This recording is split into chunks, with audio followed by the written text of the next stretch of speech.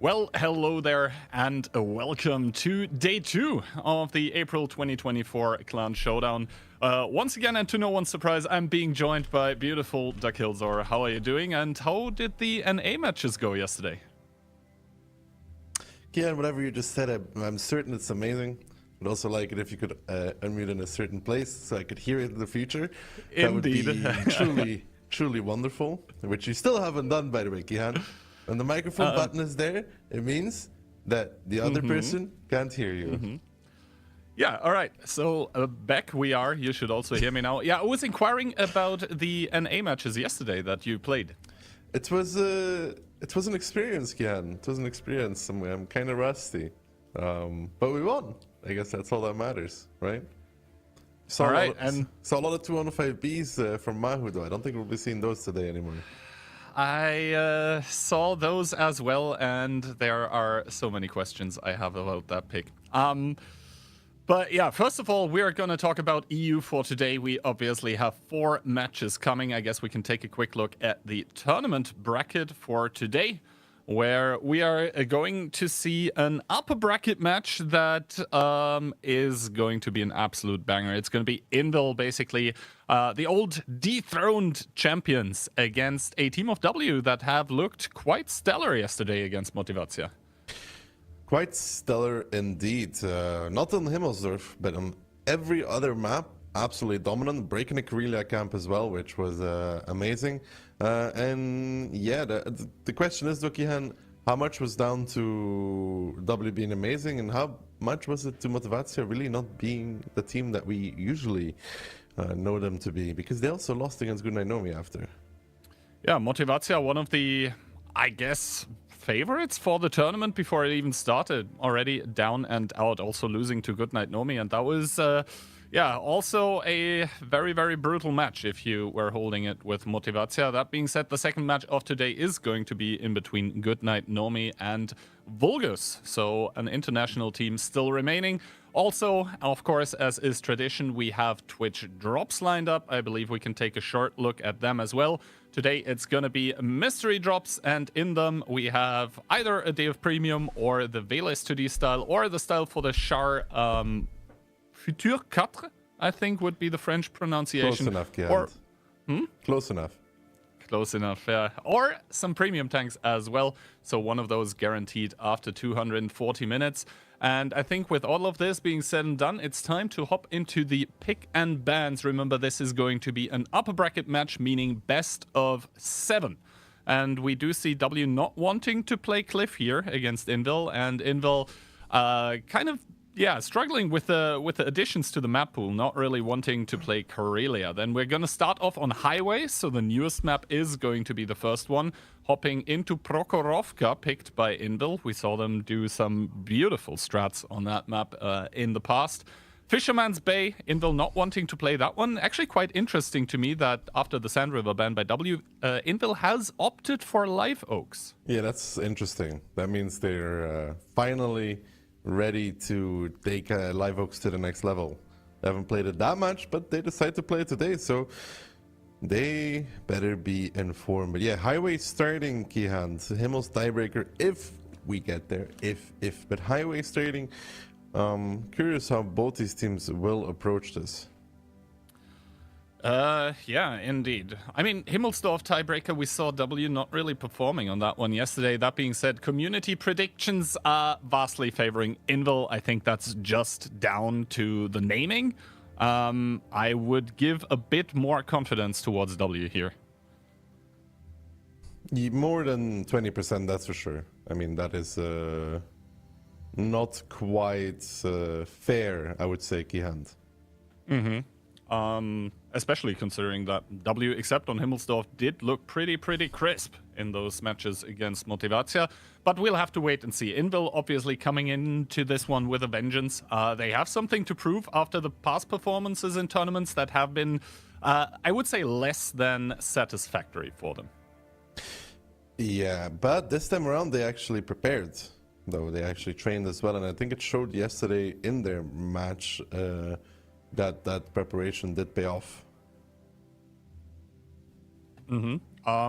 yeah, we'll have to wait and see. I think we're just about getting ready to hop into the first match, and I think that's the first time ever that we are seeing the map video here for Highway.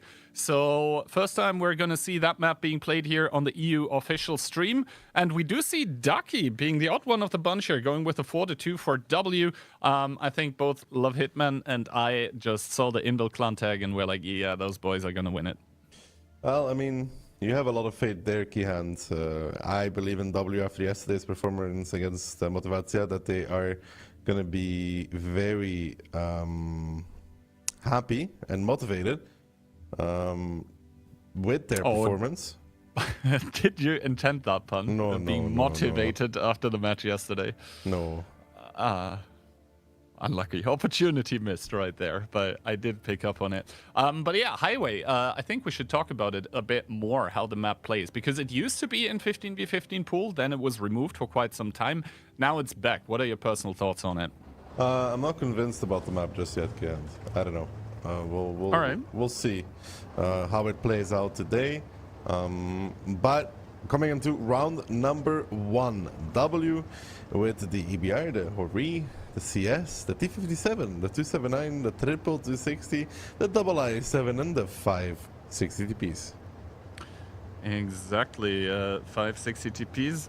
And for Indel, we have 4 of those. We have one IS7, one mouse. We have triple 260, one 279. We have some 705As in the mix as well, together with 2 EBRs. The 705As, obviously, absolute monsters when you can get them into a side scraping and hold down position. We'll have to wait and see. First of all, interestingly enough, the 260 pushing the T57 down the slope here so they can get to the city quicker. Mentos with a good spotting run is going to get some initial information, and that is that W is opting to go towards the city. Yeah, opting to go towards the city, but sending double IS7 straight through the field. Frugo and Itox there just hammering down that part of the map to go under Invil and wanting to put up a pretty strong chokehold against them as well. Yeah, the double IS7 here is going to get pushed up to get some spots. They're also going to get covered by the Hori. That's actually the tank that can counter the side-scraping 705As if it comes to it. And Piotr in that IS7 getting caught out here. I think Got You Baby got a full clip off in that T57. Yeah, Piotr very far advanced in that singular IS7 and even in trouble here from Frugo and Itox. And Invil are trying to react to this, pushing up in the city aggressively. But this 260 flank, I don't think W expected this though. Retaking the field with WBR and triple 260. Frugo and Itox are now realizing the kind of danger there in White Rock is really the only one able to support this. This is a quick rotation from Invil, but now W has to react yet again to what is happening. Exactly, and W is reacting by sending more forces towards the city here. Monster and Piotr, two crucial members of the team, starting to get pounced upon. Gotcha Baby still the full clip remaining. He doesn't dare peeking yet. Dutch Bar taking 2 big ones to the face, immediately down towards half HP. This is neck and neck, and Indel, they need to make it happen on the field, and I believe they are. Yeah, I do believe they are making it happen on the field. White Rock getting pressured away in that CS63 by an EBR, even because Never is in quick support. Ali and YOLO coming back to the base, so they'll be okay there to hold that part of the map. The I7's readjusting, trying to do what they can. And now you can see the issue here for W. They want to push out this city, but it's costing so much to get Piotr, to get Monster out of this game. Baby getting face hugged by an I7. That's not what you want. An Ignite from T-Sec coming out as well. Monster will fall now, but not before he does one more shot of damage. So W and Invil trading it out here in the city area. So far, neither team really coming out just ahead, but Invil starting to get that HP lead in their favor and also starting to take the base of W. Yeah, that is going to be a problem moving forward for the team in the baby blue. Ali in that Hori doesn't really have any opportunities to deal with double EBR as the fight in the city continues. But it seems to me like Invil is on the losing end there. They just have less numbers, but triple tank in the cap and only the Hori and an EBR close to defend. but they're not going to live forever. Now the city's starting to get cleaned up by the side of W here. The HP is still neck and neck, though. Barkis and Chucky still remaining, but they're going to get collapsed upon. Yeah, they will get collapsed upon, but can W hold their base in the meantime? Because Ali is getting rammed even, I think, by a 260, and that leaves just YOLO as the sole resetter tank, and he can get one reset, maybe, if he doesn't get cleared, which I think is happening right now. And then who is there for W to stop this base pressure? Nobody. Well, no one really. YOLO now taking a bit one, retaliating on towards Ketsai, but I believe that one has the reload advantage. Now, one more 260 getting picked up by the side of W, who do still have a lot more tanks. Now, Ketsai, he cannot low roll with that HE. One more shot coming out from YOLO. Not sure what Ketsai is doing right now. He probably needs the support from YOLO in that 260. That's double YOLO here fighting for the base, but I think W with the cleanup in the set, he's sort of have done it. Yes, Conrad still remaining in crossfire, but he's not going to be able to stay alive forever. The fact that YOLO is winning against Ketsai, actually got his number dialed down, means that they can't cap. It took so long to kill YOLO. They would have had double cap pressure for a while already. And, you know, driving a 60 TP up that slope, keyhand back into the base, it takes a long time to achieve that. So they probably would have capped out by now. Look at the timer. There's 50 seconds left, or about 50% capped, and the 60 TP isn't even close yet. 60 TP isn't close, and we can see YOLO, he has intuitioned over towards Heat, and he's trying to kill the brother from another mother, I guess, with the same kind of name. We can see that the 260 armor is always going to hold up against the Heat. I think he just intuition to APCR because he sees the side, and Splati is going to be there with that 60 TP to lock in a furious first round for the team of W. Both teams there, I mean, I think Invil kind of made the better rotation with their 260s, but then failed just a tad at clearing the base quickly enough. Ketsai not killing YOLO. I mean, YOLO was an HE one-shot. That would have been a lot of time that Ketsai could have spent on that cap, and like I said, there is the building on the cap you can sit behind. It's almost impossible to reset. 60p driving back up. Don't know where Mentos died either. That's another question I have. The city fight should always have gone W's way because of just the amount of extra tanks they have, right? Because WBR, triple 260 and a mouse out of the fight compared to basically everybody there for the side of W. But I feel like Invil could have capped, should have capped even. Yeah, also I feel like the Hori actually took a very long time to die. Like, he was one of those tanks that were close to the base, and I don't think that the team of Invil actually expected for the EBR to be in the corner still. I mean, where else would he be realistically? But they just didn't think about that, didn't start clearing it out, and that's essentially what won W, not only the cap race, but also having the permanent information onto where all the tanks are was, I think, crucial.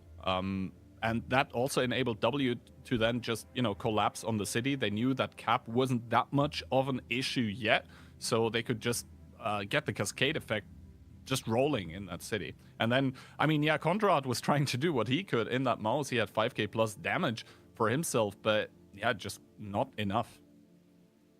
No, I think the whole play from Invil there is to cap. Yeah.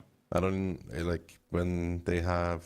What was in the base for W? It was a Hori, a CS, and an EBR. It was 3 tanks. They had 5. So the fact that somehow there's only 1 to 60 left on the cap as a one-shot, and Ketsai 1v1ing YOLO, something went horribly wrong there for Invil at the end of the day.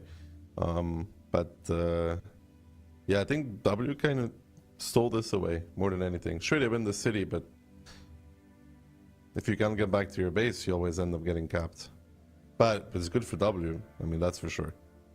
It is definitely good for W. Now the sides are going to be switched, and Invil are gonna get their shot from that same base that we didn't see captured last round.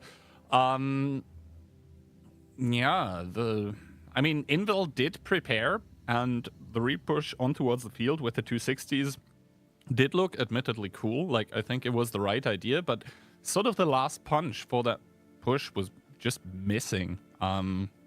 We'll have to wait if they can fix those kind of mistakes, because there wasn't a lot that was like missing to get them the point on the board, but in the end W sort of stealing it away here. Now, round number 2, let's hope Invil isn't tilted yet. They're coming into this match with double EBR once again. So Ketzai getting another shot at it, together with 4 279s. We have 4 260s as well, a singular IS-7 and quadruple 60 TP as well. W on the other hand though, double Hori, CS, EBR, double 260, triple 279 and the rest IS-7s. This is a kind of lineup that can do both options. They can go city with it, although it's a bit light for the city, and you may think IS-7 is not that light. Well, in the grand scheme of things, if you compare it to like a 60 TP for example, it is. Now W doing their homework, destroying a lot of the buildings near their own cap. Invil starting to do the same thing. And now we see triple 260 lined up to fire at whatever might be on the field, but YOLO in that EBR not going to be in range. He does spot out Ketzai here. Some shots whizzing past him. Does not opt to go for the immediate 1v1. He cannot risk it right now. He doesn't know how many tanks are behind Ketzai. We know that it's not very many, but of course he doesn't. No, he doesn't, and Invil's just taking a slower approach to this game, holding G1, holding the K-line, getting ready to rotate wherever is needed, and with only 260 IS-7 of Frugo and Bart on the 2 line, you may wonder, if this repush does come out, that they won't just find 2 tanks for free, because it does look like they will just find 2 tanks for free. I mean, they obviously don't know how deeply W is committed into the city, if at all. Invil does have a very, very well-positioned EBR there. I mean, F7-8, if he does get cleared out by an active spotting run, that might be problematic, but they are getting so much info by Monster in that bush currently. Here we see him. He does even spot out YOLO, so that one should know that somewhere close is an EBR. Yeah, he does another spotting round, another spotting check. And he's probably going to tell his team, oops, not only did I get spotted here by some EBR that must be on the field, I also took shots from the city, boys. But this is a trap from W. This is baiting on 1-2 line, hoping that they push up in the city to then fully repush with everybody the city. Leave Frugo, the Polish Diamond, to get plucked from the mud and added to Invil's treasury, to then lose all of their gems in return in the city. Yeah, we'll have to wait and see here. Now Invil starting the rotation. I think they're going to move those 60 TPs to the city and then probably start pushing there, and then we just have to wait and see if W has enough tanks. They're not falling for this bait. No, they're not falling for it. No? Okay. No? Okay. So no long rotation here. I mean, they still would have time for it. Now, Frugo is getting spotted out, but doesn't see the 60 TPs yet. This might be problematic. Ali in that Hori 3 in the back can only do so much. Dutchbart starting to bail, though. Maybe they're sniffing something. I think Dutchbart just got spotted by that singular EBR, and now the 279s, the 260s and 60 TPs on the field by Invil do get spotted out. This is what's prompting the repush by W in the city. It's what they call a disaster, Keyhand. This is what they actually call a disaster. Invil not falling for the trap. They are pressuring 1-2. They realize for reversing out. Bart is dead as well.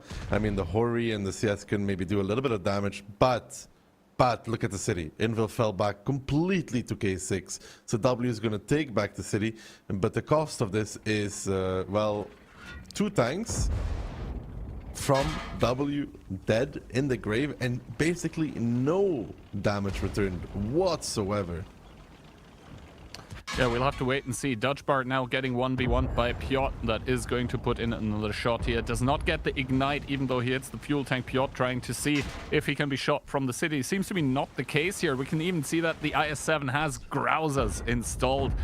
So equipment enjoyers rejoice, I guess, as Dutchbart bites the dust. That is just 2 very, very quick and easy kills for the team of Invil that are now starting to reshuffle on towards the city. I mean, W is still defending, but this is the start is less than optimal here for W. And they don't have great tanks to hold the city either, Keyhand. I talked about it in the beginning of the game, that they're kind of light overall, against this. And when you get pressured by 4 279s and by die 7s with low APCR pen, and then you add 4 60 DPs in the mix, these tanks are not great holding tanks whatsoever. Yeah, no, the problem is that the IS-7s, all of them have basically kind of lowish pen, and even though the 279 did receive a bit of a bonk, the armor remains unchanged. So with that 311 APCR, you will have a lot of trouble going through that 279 frontal armor. We can see currently W is still holding a lot of angles in the city, but I think as soon as the 60 TPs are there, then Invil is just going to press W key and roll over that team. Yeah, and W is kind of gambling one more time, like the last gamble, you want to call it that way.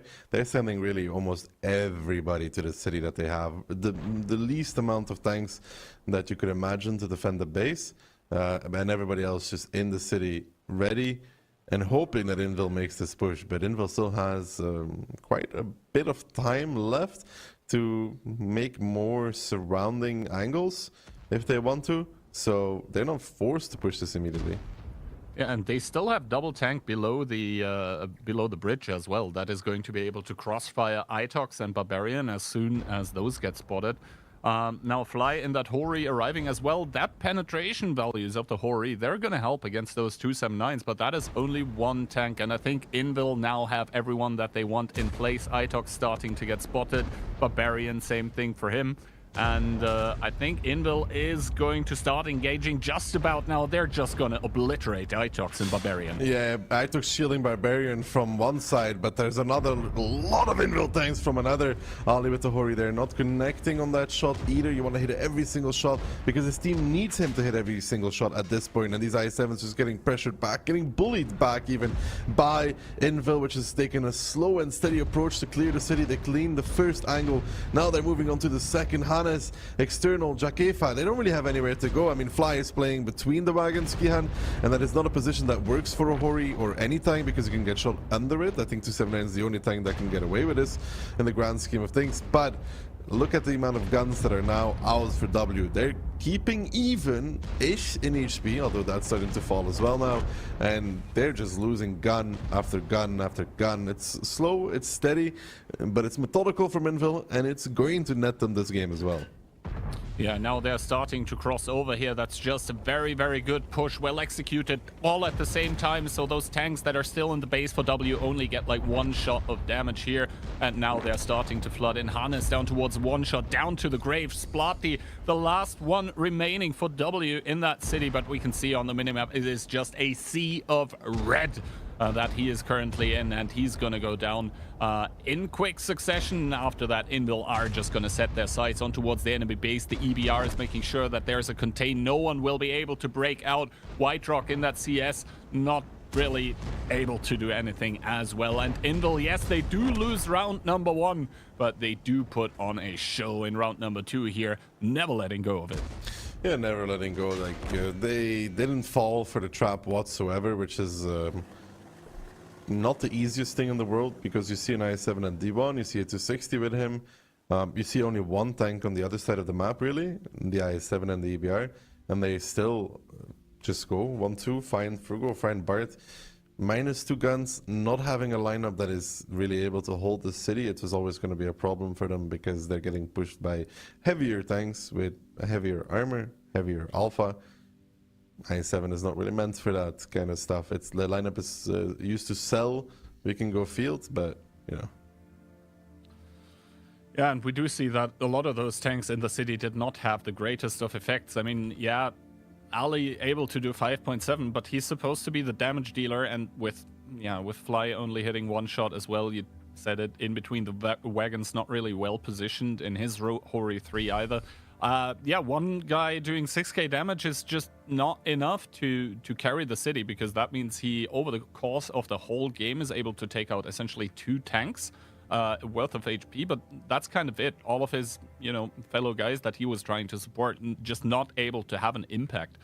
And yeah, good stuff from Invil here. Damage across the board, very evenly spread. That just means that they were pushing together, dealing the damage together. And that means that Highway does get split 1-1. meaning we're gonna have our next map on the board, and we're gonna go to Invil's map pick now, Prokhorovka. Prokhorovka, but both these teams should be very well prepared for it. If you remember yesterday, W hammered down on Motivacja with timings and plays that were unexpected. Invil, not usually the team to fall for that kind of stuff. So W will have to be on top form, but it's going to be an interesting clash of styles here. W can play more control, Invil can play hyper aggressive to the max and take super many positions across the map and make you never be able to repush. So we're going to see how that plays out against one another. Yeah, indeed. I'm mostly looking forward to Invil's defense, actually, because they have not really parked the bus in a long time on Prokhorovka. We saw yesterday that since they have been training, they're able to switch it up, completely switch their playstyle. They used to be, for example, on Sand River, an absolutely south-focused team. And yesterday on their defense, they just went north all of a sudden. So far, Invil on Prokhorovka defense, they have been extremely proactive, I think is the best way to say it. As in, they just pick 15 tanks and roll over the enemy. That was always a sight to behold, but whether they are going to continue with that remains to be seen for this one as well. Now, since W's map pick was split 1-1, and we are now heading to Invil's one, do you think that one's going to be a 2-0 for Invil, or do you think W can hold their own? I don't think we could see a split on this map 1-1. I think it's realistic. I don't think Invil is like that much better on Prokhorovka that they're just going to wipe W away from the face of the earth. But it also depends on the style that they're playing. Like if W plays like yesterday, which is a bit unpredictable, like on defense, making a quick push on defense can also end in a quick death, depending on what your opponent does, right? I think one thing is safe to say, and that is that we're not going to be seeing any Type 71s, so no Motivacja special. We'll have to wait and see. I am still not entirely convinced about that pick. Same for the 215B, actually. But yeah, I think those questions are going to be answered rather soon-ish. And then we will see about those lineups. Yesterday, we saw a surprising amount of mouses, actually, on Prokhorovka. We'll see if that trend continues. And one more thing to mention is I think that the Super Conk has fallen almost completely out of fashion now. I mean, it was kind of out of fashion before it got nerfed for these kind of games, though. At least I would say so. Well, the questions are going to be answered as a W is coming into this one with 4 60 TPs. We have 4 IS-7s as well, a singular 260, 1 E5, triple 9-0, and WBR. And a double EBR to round it up against Invil's double mouse, double EBR, double E5, an STRV, and the rest being IS-7. So the mouse trend, a bit continuing, Kihant, yeah. I mean, I kind of get behind like one mouse on attack, where essentially you're trying to bait a lot of shots before you push somewhere else. That always made a lot of sense to me, but we saw already yesterday that if you use like more than one mouse, then you kind of split your team, and that can be problematic. But for now, W starting with a quick 1-2 line push here, double 907, 260 behind them, and an E5 to back it up. Ketsa is going to a rather passive scouting bush, and that is a lot of tanks by Invil getting committed in towards the 1-2 as well. That is indeed a lot of tanks from Invil getting committed into the 1-2 in the beginning of the game. Probably a little bit of a counter-acting of what W liked to do yesterday, which was a quick 1-2 push. But no such pushes in the beginning of this game. In return, though, it seems like Invil has decided that they're just going to run it down. Exactly. Now, it would be very interesting to see what equipment exactly the 907 has, but as the tanks are already spotted, I guess we can conclude there must be some CVS/optics action going on. All of those IS-7 spotted already. We'll have to wait and see if the W stronghold in that 1-2 line is enough. They're just diverting double IS-7 as well in towards the A2-3 position. They have a lot of 60 TPs.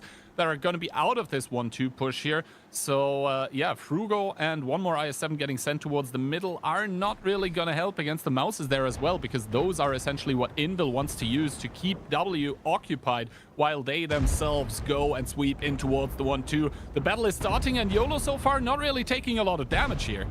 Not taking a lot of damage, but there's a lot of W tanks here, and the SRV can't go to E1. YOLO is the first one to fall. Profuse Bark is never Rexer. They're just trying this, but they don't have the numbers for it right now, Kian.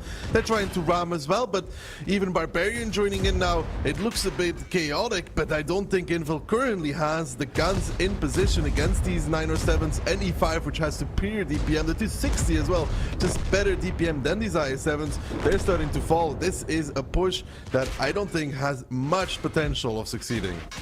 We'll have to wait and see. Guns going down on either side. Barbarian down towards one shot. Fly is a two shot as well.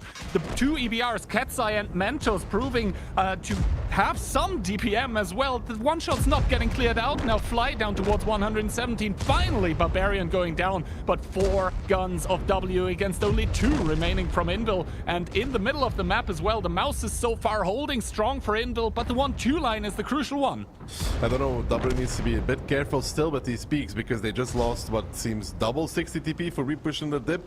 Luckily, they've already generated such an HP lead that I don't think it matters, but that was unnecessary. When you're running A2, you don't have to push middle, but for them, all is still good at this moment in time, as they're cleaning up the remainder of this 1-2 push and now have complete map control on defense. Yeah, exactly. Invil now cornered here. They still have Mentos with the singular EBR, but he's playing against Hannes and YOLO, who both are not one-shots as of yet, at least for Mentos, who is on 313. Now Piotr, 754. That's a possible one-shot for Jakifa here. That needs to be careful, though, is Amarak himself. And now Marcel in that STRV trying to do what he can. He's profiting from the spots that Mentos is providing currently. But obviously Mentos needs to be very careful on that STRV. We can see he's already starting to eye and towards the other tanks. Good shot into YOLO, though. Yeah, good flick there from Marcel onto YOLO. He's trying to get it again. He will not find the second one. But at least Mentos currently outplaying the DBR a little bit. Gives this STRV a little bit of room to work with. Gives him an opportunity to actually do something, because Invil in the meantime repushing the eastern side of the map, and now Marcel is going to be running away, which is really good timing from Invil. They spot Lip going forward, Mentos is going to readjust, Hannes is falling on the east, the 907 there seems to be in a little bit of trouble as well against the E5 of DJ.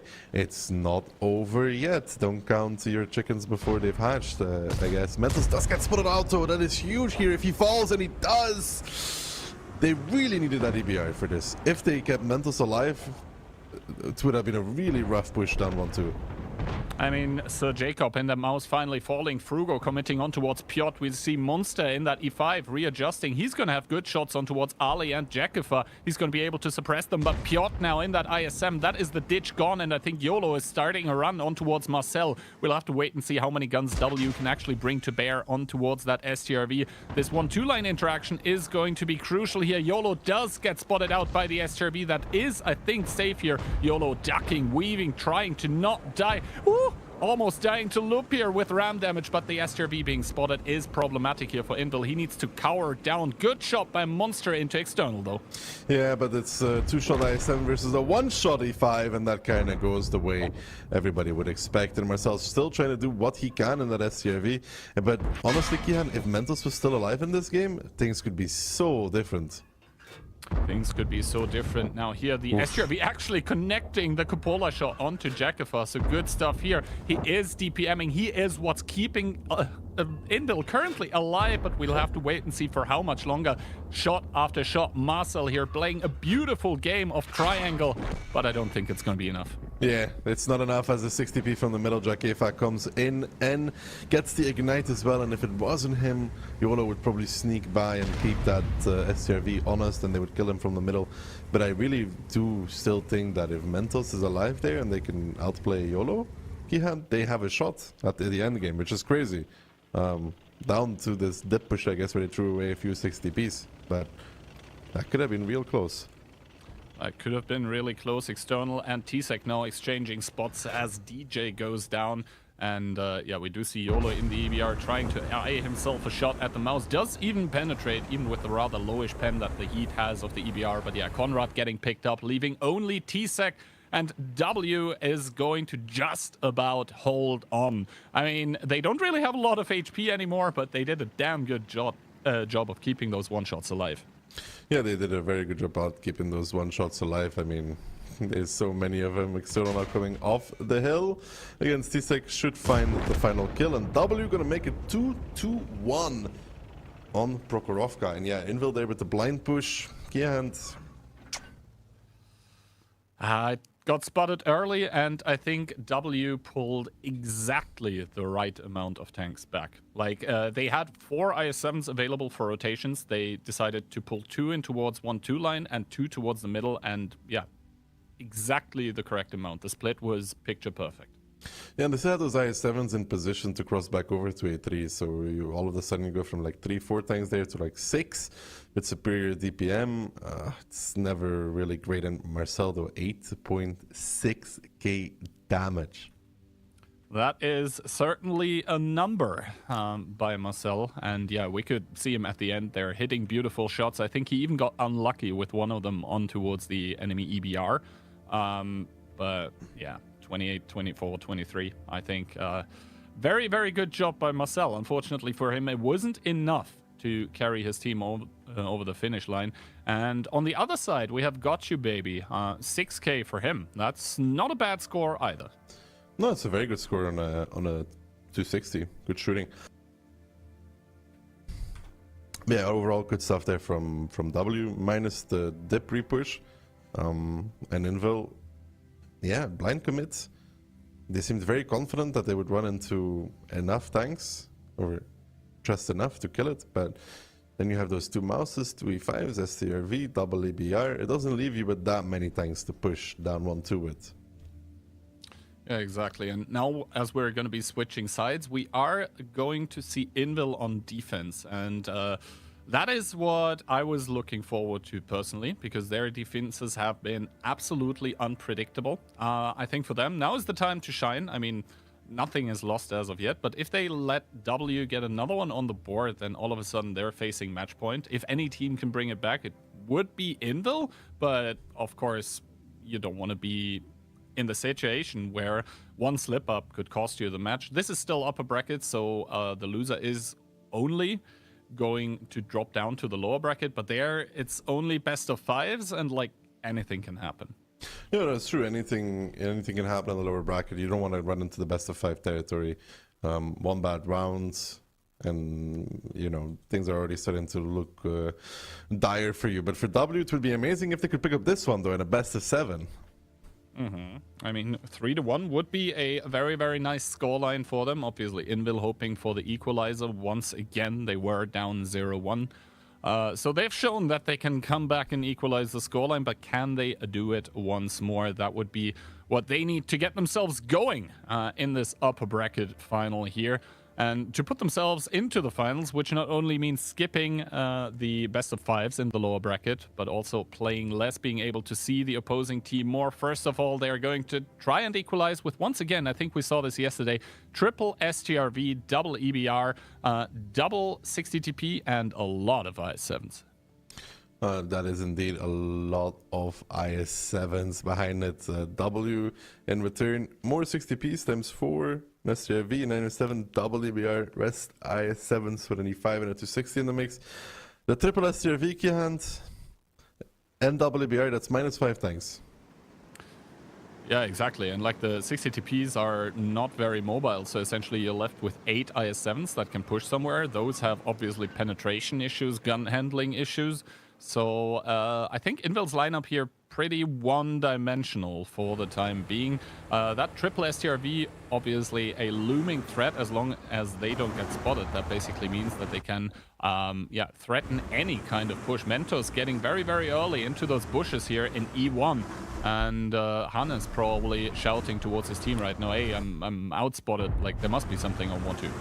Yeah, it's a good play by Mentos to get that deep, that early. Side taking one though, 536 in his EB. He's dead. Yep. in and out quickly for Ketsai here, and that must have been an absolute stunner by the 60 TP. That was like maybe 400-500 meters. Good job by him, getting a good roll as well, and that's going to set back Invil by quite a lot. An EBR is just such a valuable asset to have, and yeah, crucial to lose. Yeah, that reminds me of Hannes actually in his EBR, if you remember that ever, against Goldfish, which made them lose potentially the qualifier to the previous tournament. That's pretty bad. It's pretty bad. Yeah, we'll have to wait and see. Invil obviously down 1 EBR. They want to make something happen here. They don't want to give the advantage or the initiative towards the side of W. We could see the IS-7s forming up now. However, they're starting to move back. I think they were posturing and thinking about putting the STRV on towards the hill and then just pushing down with the IS-7s. This looks like a mid-transition that will leave Piotr in a pickle. Mental's getting outspotted by Hannes now as well on 1-2 line. Invil is going to plow down the middle of the map. They feel like they have no more choices at this moment in time. They're going to go for up, over, into 1-2, Kihan. It's a long way to winning this game for Invil. 5,000 HP down. The rotation has started. But oh my, it's a long run. It's a really long rotation. It's a long rotation, and we can see the 60 TPs, well, up and over, not into 1-2, but actually straight in towards the empty fields of Prokhorovka. Driving down is Invil, but they're all bleeding so much. There's E5s, there's STRVs in the backline. The 60 TPs are getting good shots. Toxic getting caught on the rotation here, though. Taking one, has to use the rep kit to repair the Amarak, but he's going to make it over safely. There's still the K1 IS-7 as well of W, and now the 60 TPs starting to arrive here, starting to trade the 260s. The IS-7 just gonna go run up and over, gonna blow up the IS-7. Barkis is no more, and that triple IS-7 of T-Sec, Chucky, and YOLO, they're just gonna get torn apart. They will get torn apart, but how much can Invil do in return for this? That's the question. Can they actually find something? Because the HP is not that terrible for them whatsoever, but they haven't found a single kill just yet outside of Alex. Baby still running around on a one-shot in between them. Now Chucky is the next one, then Jacob is going to be on the chopping block, and I gotta be honest, Kihan, it ain't looking good for the boys from Invil. They're going to be facing match point because triple STRV carries all the HP. Triple STRV with all the HP. That's a lot of firepower that W still has to clean up with Sir Jacob now on the 1-2 line, essentially being caught out in the open. That's another 2,000. That's essentially going to melt now. Never is going to get collapsed by Barbarian and Frugo, who's currently double tracked. But yeah, down towards a one-shot he goes. DJ and that STRV getting lit. And now Piotr getting, yeah, this is not safe for work almost. Yeah, Whitey there in the 5, not struggling against that IS-7. He should find the kill relatively soon as well. There's an STRV even pushing up on the eastern side, but Invil has half the HP left. They have 4 guns, of which is 3 STRVs and an EBR. It's all over for them.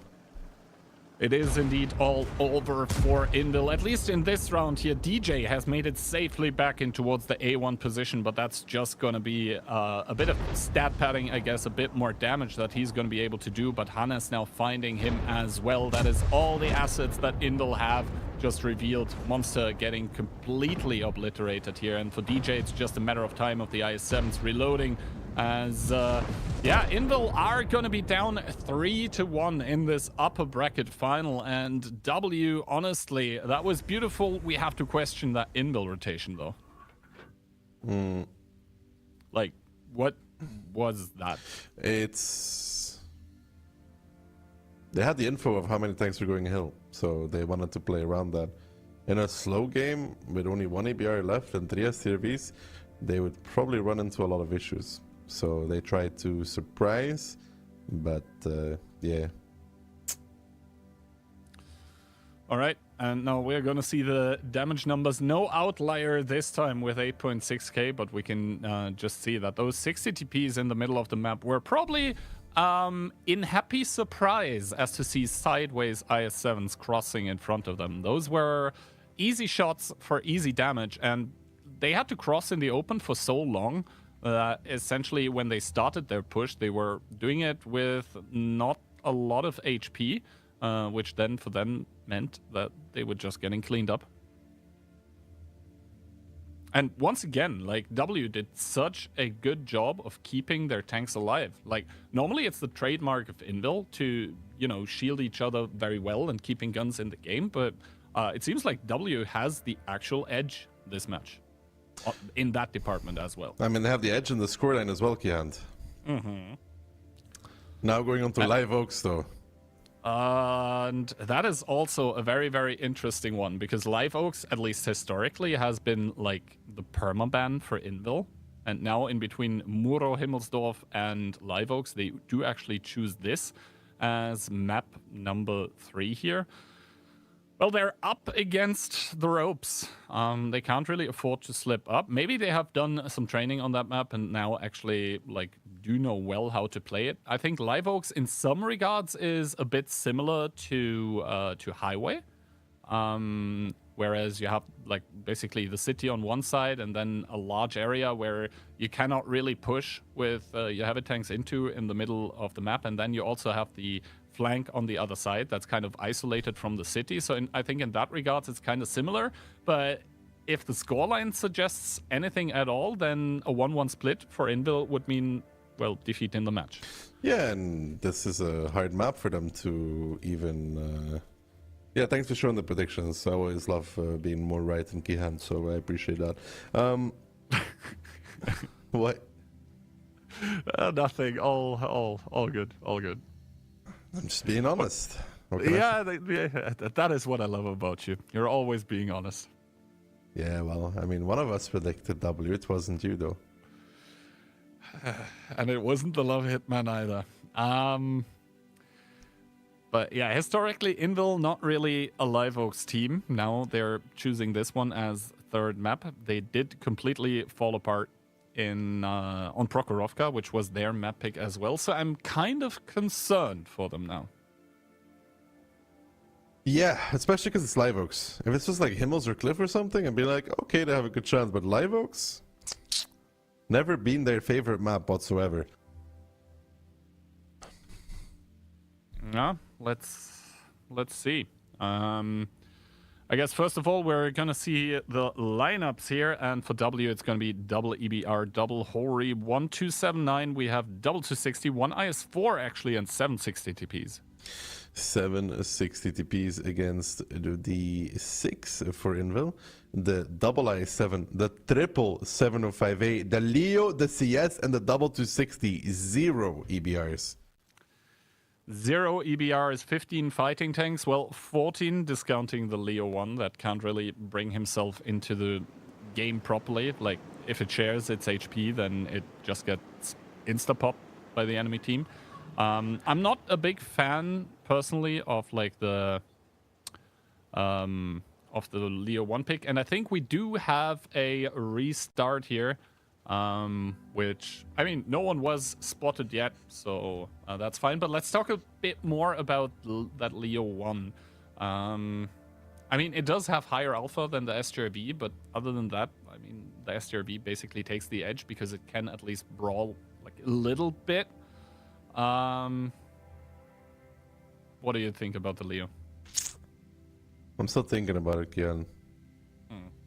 I just don't know how you play.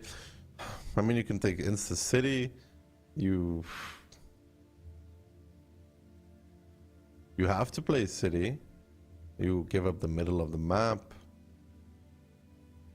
I mean, you do probably force W to play a more cautious game, because getting pushed by the lineup of Invil is going to be hard for them, because they have the EBRs, they have the Horis. I don't know. I think this really depends if Invil can find a good push for them. If they can find a good push straight, the Leo can do fine. I mean, it's not an STRV, but it also has the mobility where the STRV needs to get out of siege mode. Those 2 seconds can make a lot of difference to get away from a position and live, or just to die. All right, so once again, we do see the lineups here. Obviously, those did not change, and yeah, the Leo as the surprising pick. But I do agree with you, it can work fine if it gets good shots, like from behind its own push. But obviously, In such a sniper tank, you prefer to have like the enemy team push to be out in the open than the enemy being in entrenched positions and getting collapsed upon. We'll have to wait and see. I think the biggest problem for W here would be if they actually get caught out somewhere and like 3 to 4 tanks die immediately, because they just don't have the sustain. They don't have enough fighting tanks to recover from such a loss. Now, Hanna is driving down the middle with the EBR. One of the advantages that W have is this double EBR here that is going to get a lot of information, and by the team of Invil we do have a split going on. The same thing for W. So Invil does commit towards the city with a lot of tanks, but not everything. Not everything, which is also kind of what you need. You can't just send every tank to the city can. They're using Piotr in the middle of the map with the I-7. Curious what equipment he's using. He's still using HP, but the rest. And yeah, they're trying to keep control over the map here, at the very least. And you can see already that W has become a lot more passive than they probably intended to in the beginning, because of the fact that they're facing this amount of tanks, this amount of guns that could pressure them straight. And Invil's doing a good job at currently enclosing the map, surrounding these guns from W, and they're going to push through as well. We've seen this push before, but it's a three-way attack, man. It's in the middle with an IS-7, it's under, it's through the 3-line. It's literal all-out aggression against this team of W, and it's a 4v4 on the JK line, so there's no guarantee that W is going to win that either.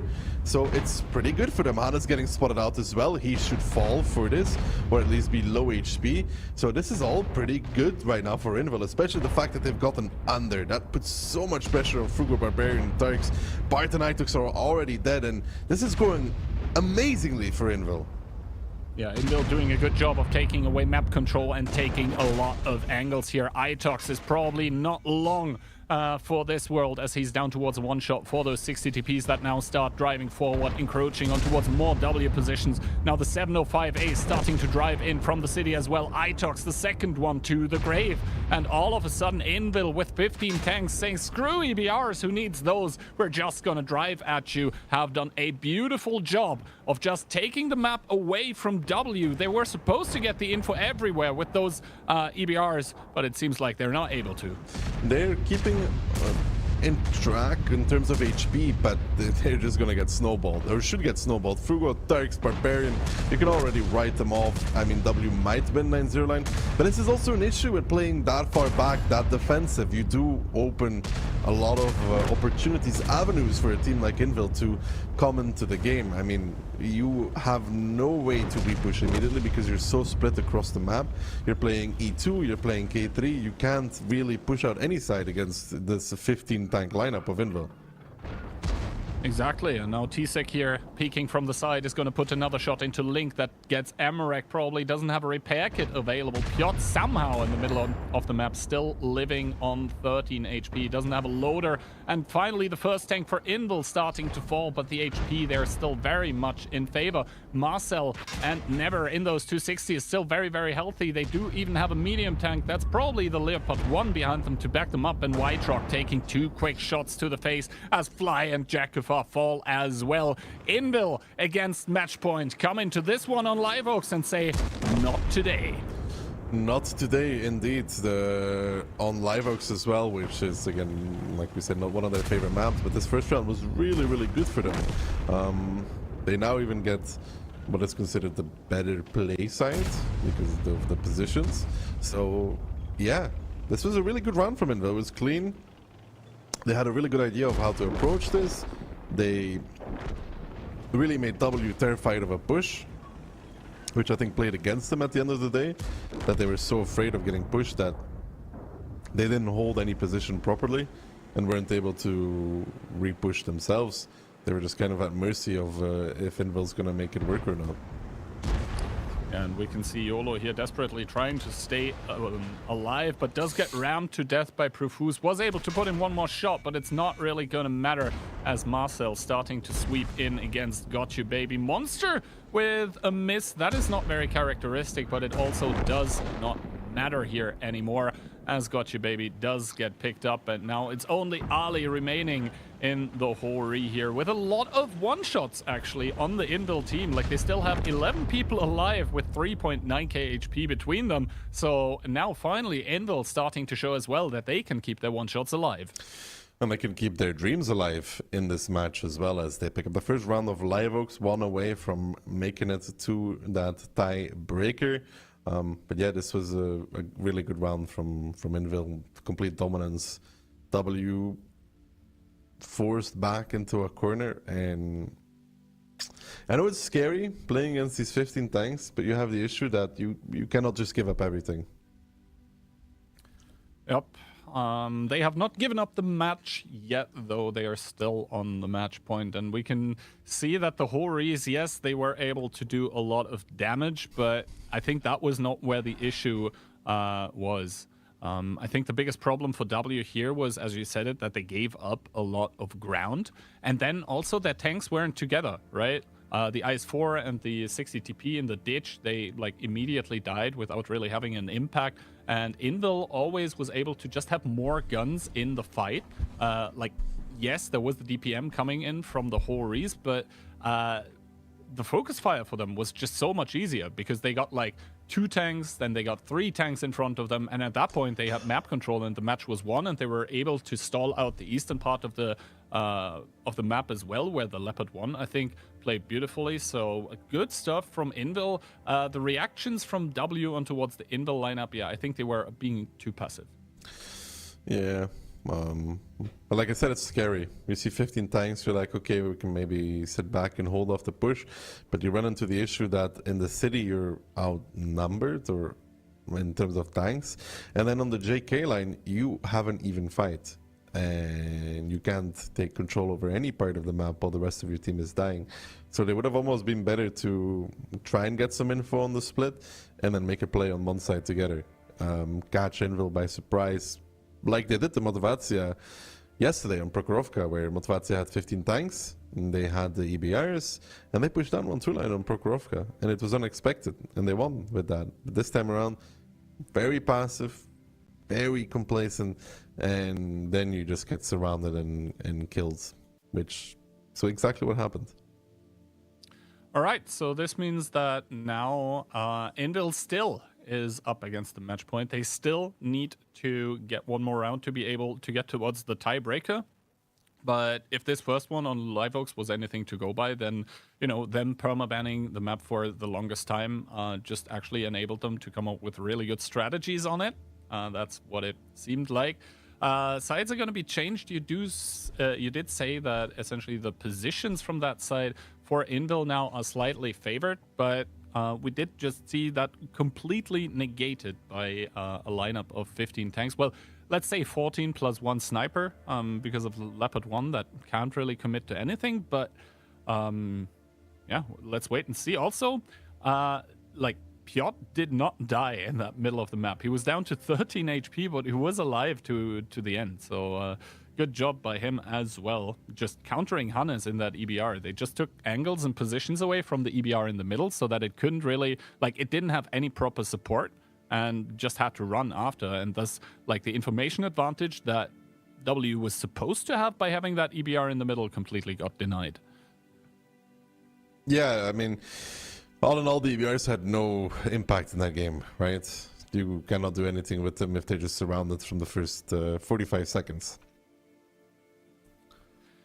Now, though, let's see about the lineups for either team, as Invil bringing 2 light tanks, actually, this time. Double EBR for them, quadruple 705A. We have double 279, double 261 I7, double E100, and double 60 TP. It's an interesting lineup against W's double Hori again, the CS63, the 279, the double 260, the singular EBR, the double IS7, and the rest 60 TPs. Invil really like those 705As and E100, huh? I mean, they are good tanks in a side-scraping scenario, and especially with a small gun on the E100, you can just start pumping out that DPM, and you're healthy enough to basically take some punishment because your armor isn't the greatest. Also, against the 60 TPs, you You can play like a little game against them where, you know, Ketsai taking one shot by YOLO here, who does not take anything in return. So Ketsai down some HP here at the start of the game. We'll have to wait and see if that costs them. Good blind shot in towards that CS63 though. Yeah, good blind shots from those guns. Now the W gets the info, and they're again sitting back quite heavily, Kihan. Invil does have the WBR themselves this time, but they're not really wanting to make any plays. I mean, Itox and the other i7 buddy will still have to back out from there as well, because Barbarian and his 60 TP friend are backing off. So Lip and Itox need to get out of there quickly. Their time is ticking. Their death timer is coming closer. They're gonna pressure JK line in return, but this is again kind of chasing the facts, Kian.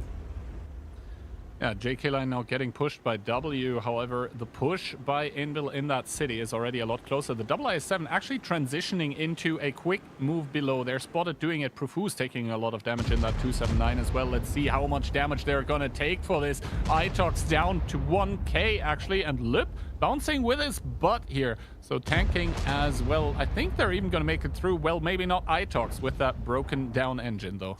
Yeah, that broken down engine, but he gets despotted though. Yeah, never mind. Mentos picks it up. Lip respotted himself now as well. He might take some more damage before he gets there. Bart is just pushing across the bridge even. W scrambling here to take some control over the map in return. Tisek is in a lot of trouble in that i7. He will be not too long for this role, and I will say W with that quick pressure on this JK line has taken back quite a large percentile of this map. But they're still kind of split across the place though.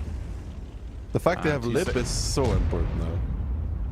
Yep, Lip is a lot. Like, he's a big asset there with that IS-7. T-Sec now down towards 90 HP. He's probably gonna die soon as Dutch Bard does commit in. Same for Tarksik here. That is a lot of blue tanks focused on taking out T-Sec. White Rock, I think taking that shot was unnecessary. And now finally the IS-7 goes down. We see YOLO here in the middle of the map. Loop getting spotted, taking 1,000 immediately. If Indel could remove that tank from the enemy lineup, that would be very, very good for them. We do see the EBR with the pickup, but Loop in turn does fall. So the IS-7 is gone. So Jacob, though, out in the open. That's problematic.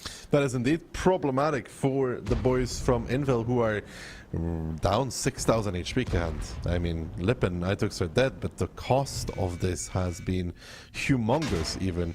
I mean, yeah, Frug was down towards a one-shot himself, but Invil's going to have to do a remarkable performance to get back in this. JK line is a bit isolated here for W. I mean, there is some support, but if an overpush were to happen and they were able to generate a few kills and keep their one-shots alive in return, then who knows what could happen off of that.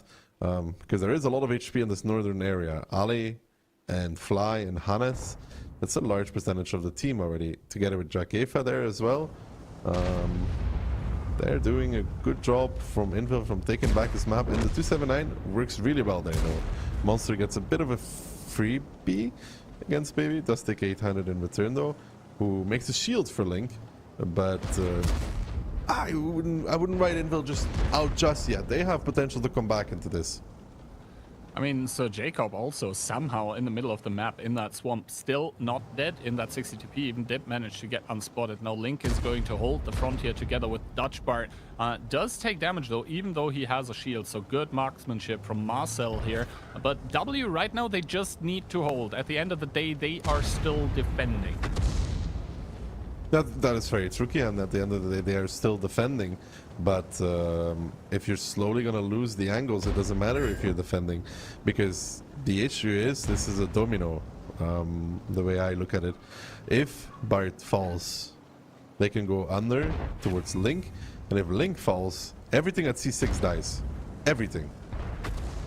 We'll have to wait and see. Mentos now getting sent in that EBR. Does put a shot into Dutch Bard, who currently seems to not be reloaded. He is able to get the repair kit off to heal his Emmerich, and now Profuse and Monster starting to push on towards Link. We can see Dutchbart threatening from the side, but taking more shots from the middle of the map. Now has to unangle his turret against Piotr, is able to put in one more, but I think he is going to fall soonish here as Ali and Hannes starting to push out the city by themselves. So this large portion of HP by W that we were speaking about starting to get invested in towards that northern area, as in the south Link falls in the 260. The counter push by Invil on the J&K line is in full effect. YOLO getting spotted out by Ketside though. If they can remove that last EBR for the side of W would be pretty huge. YOLO finds it actually, 4k HP, and look at the guns, Kihan. The guns is always a very important factor on Live Oaks. And yeah, W did start pushing out the city because they had to key. If they sat there and they lost K-line, C6 would be in complete crossfire. And now you have an issue though, and it's called Hori's having to move around the map, having to make those plays. I mean, Ali is coming. Hannes really struggling there against that 705A. We talked about it, lowish heat pen on the 60p. 705A is a great tank against that.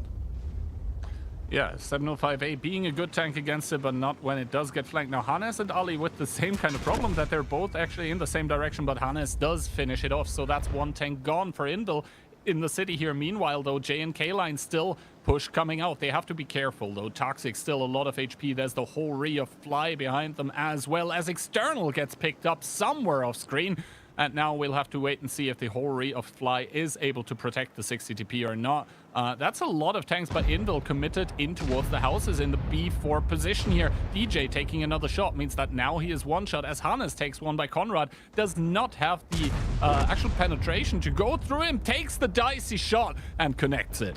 An important connection, but White Rock in the meantime getting spotted out by the double EBR from Invil, and that is going to be an issue for them. A good shot there on towards Perfuse from one of the 60 DPs. Whitey now forced back, but look at it, Kihan. You have two isolated groups of W tanks. You have the 2 in the city, you have the 3 on the JK line, and I mean, Invil is not the kind of team usually to let this sort of game slip out of their hands. They have so many guns. Ali and Hannes are trying to make a difference here by pushing across the map, but you can already see that HP lead that they had, it's completely gone because those extra guns that Invil has are coming into effect. Barbarian and Turks realize this now, that they have to make a play, they have to do something to get their team back into this. They're gonna pick up Marcel, but in the meantime you see Fly getting swarmed by these little pesky EBRs, and what W had, they're now about to lose. That match point is about to go to tiebreaker all the way key, because I don't really see how Barbarian, Turks, Fly, Ali and Hannes will bring this back. Yeah, we'll have to wait and see. Another kill coming through as Profuse bites the dust, but we can see Toxic. He is Amarek. That is a big problem. He does only hit the gun. Good blocking coming out from YOLO before he kills Toxic, sends him to the grave, and both of those EBRs still alive and kicking, starting to style on the opponents. Mentos, even with the ram here against Barbarian, reduces him to 603, and YOLO to pick it up. So the J and K line push still alive for Invil, that now have 2000 HP remaining on 6 tanks against the 753 of Hannes. Almost all tanks on the enemy team are a one-shot, but Invil, they still have 90 seconds to clear this one out, as Hannes is taking aim against Monster, and yeah, he does get killed. So Invil is going to equalize the scoreline here, and they are gonna be going to tiebreaker. They're indeed going to be going to tiebreaker on Live Oaks. They won Live Oaks 2-0, man. If you're W, that's like, huh? How did this come to be?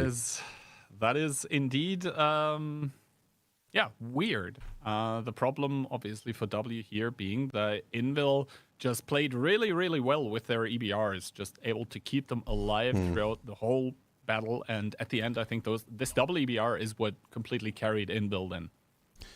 I mean, you also have the issue of, how do I say it? Horis are great tanks. They're just not really great endgame tanks. Like a tank without a turret, it's always going to be a bit annoying.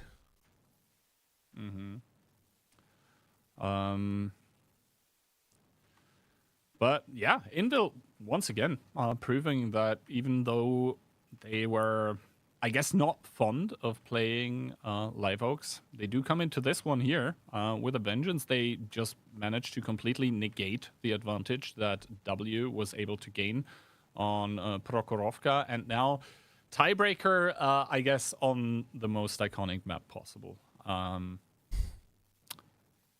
And once again, we are set with this age-old question on Himmelsdorf: attack or defense? What would you pick if you Who's were picking? to pick?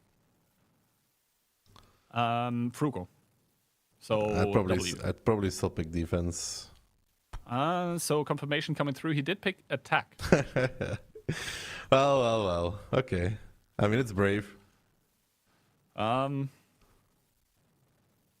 So, we'll have to wait and see. I don't think Invil is going to park the bus here on their defense.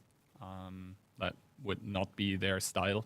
Instead, I think we're going to see very, very aggressive lineups by both teams. We have seen in the past that especially Invil just excels at throwing essentially 15 tanks in towards the face of the opponent within the first 30 or 45 seconds of the game. And then they just, overwhelm the opposing team with realistically too many targets to shoot at, right? But W also has been very good at just stopping Invil dead in their tracks, especially Prokhorovka. So as none of our predictions are going to come through... Whoa, chill. I can still predict the right team as the only one, okay? Let's don't get ahead of ourselves. Well, we'll have to wait and see if it's going to be W or Invil. I mean, I was very, very doubtful after Prokhorovka as to what Invil was doing, but I mean, they have proven on Live Oaks that, they are definitely a force to be reckoned with. True. They are a force to be reckoned with, and it's crazy that they won Live Oaks 2-0. And the last one was close, but I think they did a really good job at slowly picking away at this defense, step by step, and keeping tanks alive again. And then you run into the issue that you're re-pushing with Horis. Then at some point you had two fronts, the northern front, then the southern front, and neither of the two were able to support each other, and the BRs were just somewhere in between, being annoying. I think, obviously it's not the same map, but we saw the controlled aggression coming out from Invil, very, very methodical, just like they did in the highway game that they won. I think especially the second Live Oaks game was the same thing. They were like, all right, everyone stop. We now do this and that in exactly this order, and this is how we're going to win the match. We have more than enough time. And that is a skill that sets apart good and great teams, and Invil have shown that time management, they're absolutely impeccable. They still had 90 seconds to go at the end, which is realistically the safety buffer that you want to have. They are a great team. It's just a bit sad for W that, getting on match point, letting it slip, and they could slide fully out of position here, and that would be probably not that great for their mental state. Losing from match point is never a nice thing. And losing to Invil is not something they are unfamiliar with either. On the other side, that probably just adds more motivation here in a game number 7 of this best of 7. One thing's for certain, we're going to have a winner of the upper bracket final after this round. Although I think at the end of the day, 50-50. Is Invil going to stumble over themselves again like they did on Prokhorovka? Or is W just not going to be able to handle all the Invil aggression that is very, very likely to come out, even on their defense of Himmelsdorf? Okay, Kian, final predictions. You want to stick with Invil? Yes. Invil going to come into this one with a triple 50B. We've seen that one from them before. Triple 705A as well, 1 IS7, 1 CS63, and 7 60TPs. And a 7 60Ps to run it off against the W7 60Ps as well, Kihan. And E100 a CS, double T57, double E5, and the triple E100. I guess what Motivatia did to them yesterday with those 57s, it kind of lingered in their head.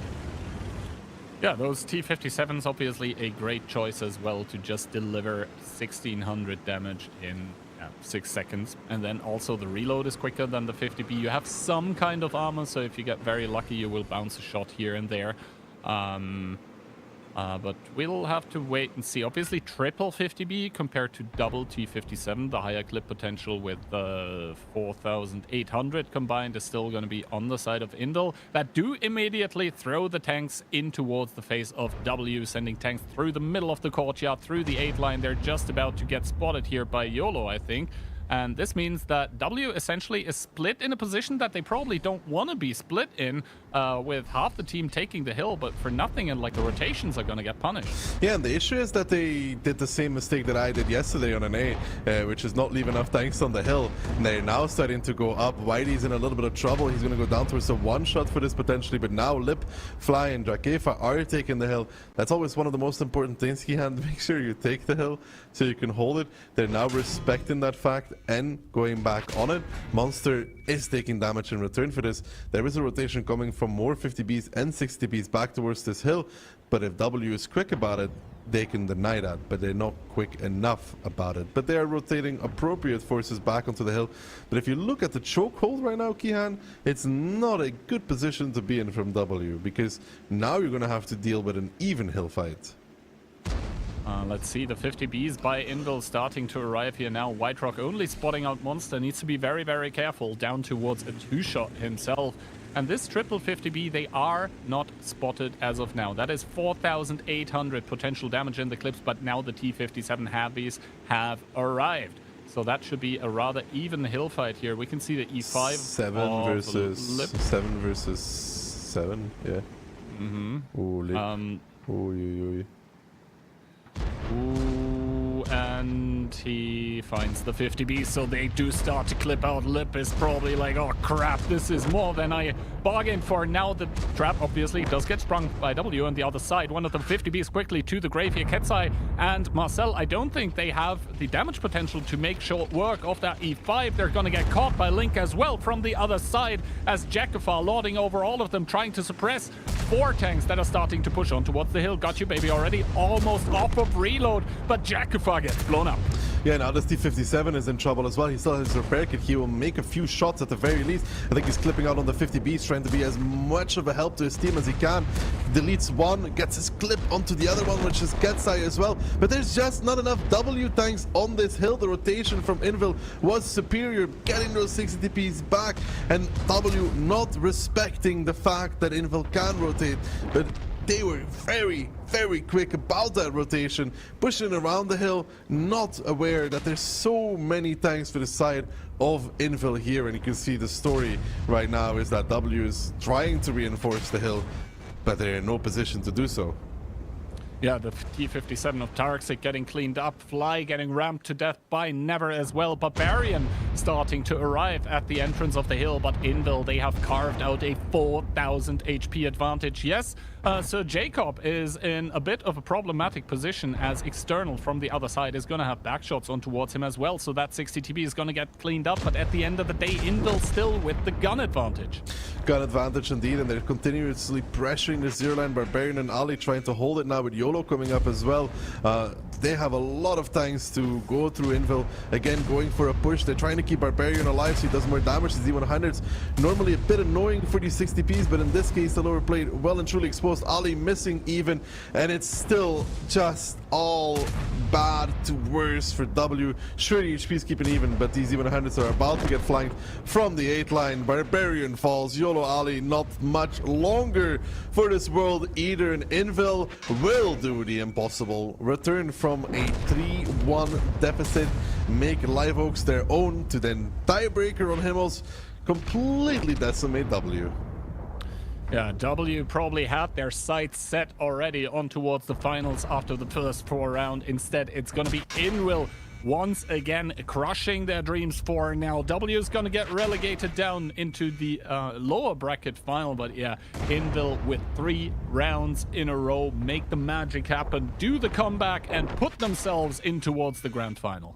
They will put themselves into the grand final, and it's been an amazing showing from them in the last 3 rounds. W probably gonna be kicking themselves with how it all fell to pieces on Live Oaks.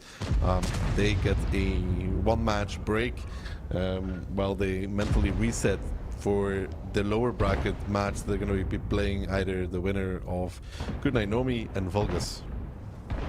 Yeah, and W once again losing a match in tiebreaker. That must feel absolutely horrible if you're on their team. On the other side, Invil, I think the training paid off for them. They are finally, at least from their point of view, again in the grand final of a Clan Showdown. The past performances a bit lackluster, but here they are back in action, back in fashion. I mean, Prokhorovka didn't look too good, but everything else was, just what we are used to seeing from them. Yeah, and on this Himmels, they were very quick on rotating to the hill. Very, very quick, getting like 6 extra tanks there. And W really didn't respect that 6 ATPs can also just drive on the hill, and that Invil could rotate. And yeah, as a result of that, they got surprised twice on the hill. First with White Rock, and then second time with Lip and company. Yep. And E5 completely getting clipped out there. Also, Chakefa and Baby should never push across. Ever. Never. Well, yeah, they did, and they paid the ultimate price for it. I mean, they were trying to hold back like 4 or 5 tanks, but with a 60 TP and a T57 that's on reload, you're never going to be able to achieve this. I mean, especially Gotcha Baby and the T50B, my goodness, T57 heavy. He was trying to do what he can. He was focusing the right targets. He just wasn't in the correct position to do so. And yeah, this means that Invil are going to be pretty happy with themselves, at least with the final result. I mean, not how they probably got there, especially on Proko, but yeah, good stuff from Invil. I mean, I would hope they're pretty happy. They just did a pretty sick remontada. Well deserved also for them. And they did it on Livebox. Of all maps, yeah. I'm still waiting to see them play on Karelia, but I don't think they'll do so today, because that is the one advantage that Invil now gets from this, is that in the best of 9 of the grand final, obviously, they can first ban, they can first pick, and judging by what they've been doing, it's going to be the Karelia ban, and then, what are they going to pick, actually? Probably not Prokhorovka? Cliff, maybe. Yeah. Depending on who they play, maybe Cliff. But yeah, happy for, I guess, all the Invil fanboys that are here. They didn't have a lot to smile about the past few tournaments. Now, right now, the Invil Eagle is back. Yeah. So that training paid off for them, and they deserve to be there. It was really good by them. Like, the last few rounds were really, really good. Now, with the updated tournament bracket, obviously, we see Invil waiting here in the grand finals. W also waiting in the lower bracket finals. That is basically the setup for match number 6 in between Vulgus and Goodnight Nomi. What are your thoughts about this one? Because Goodnight Nomi yesterday, I have to say, positively surprised me. Yeah, but I think there was also down to Motivatia disappointing. I think Vulgus can be a really good team, but in a best of 5, I don't know. It depends on how good their executes are today and their time management. I'm not sure. I think in my predictions, I also have essentially this one going to tiebreaker.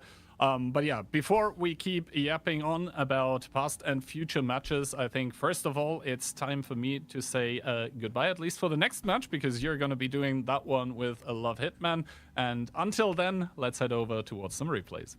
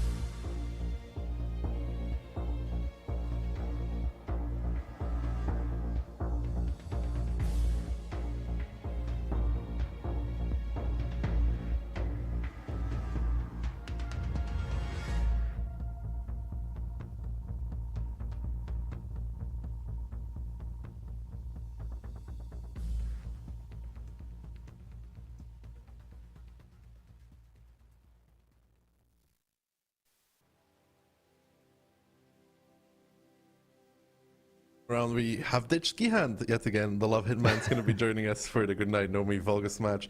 How are you doing today? I am doing pretty good. How are you doing? Amazing. Outside of the fact that W lost, I would have liked them to win, but you know.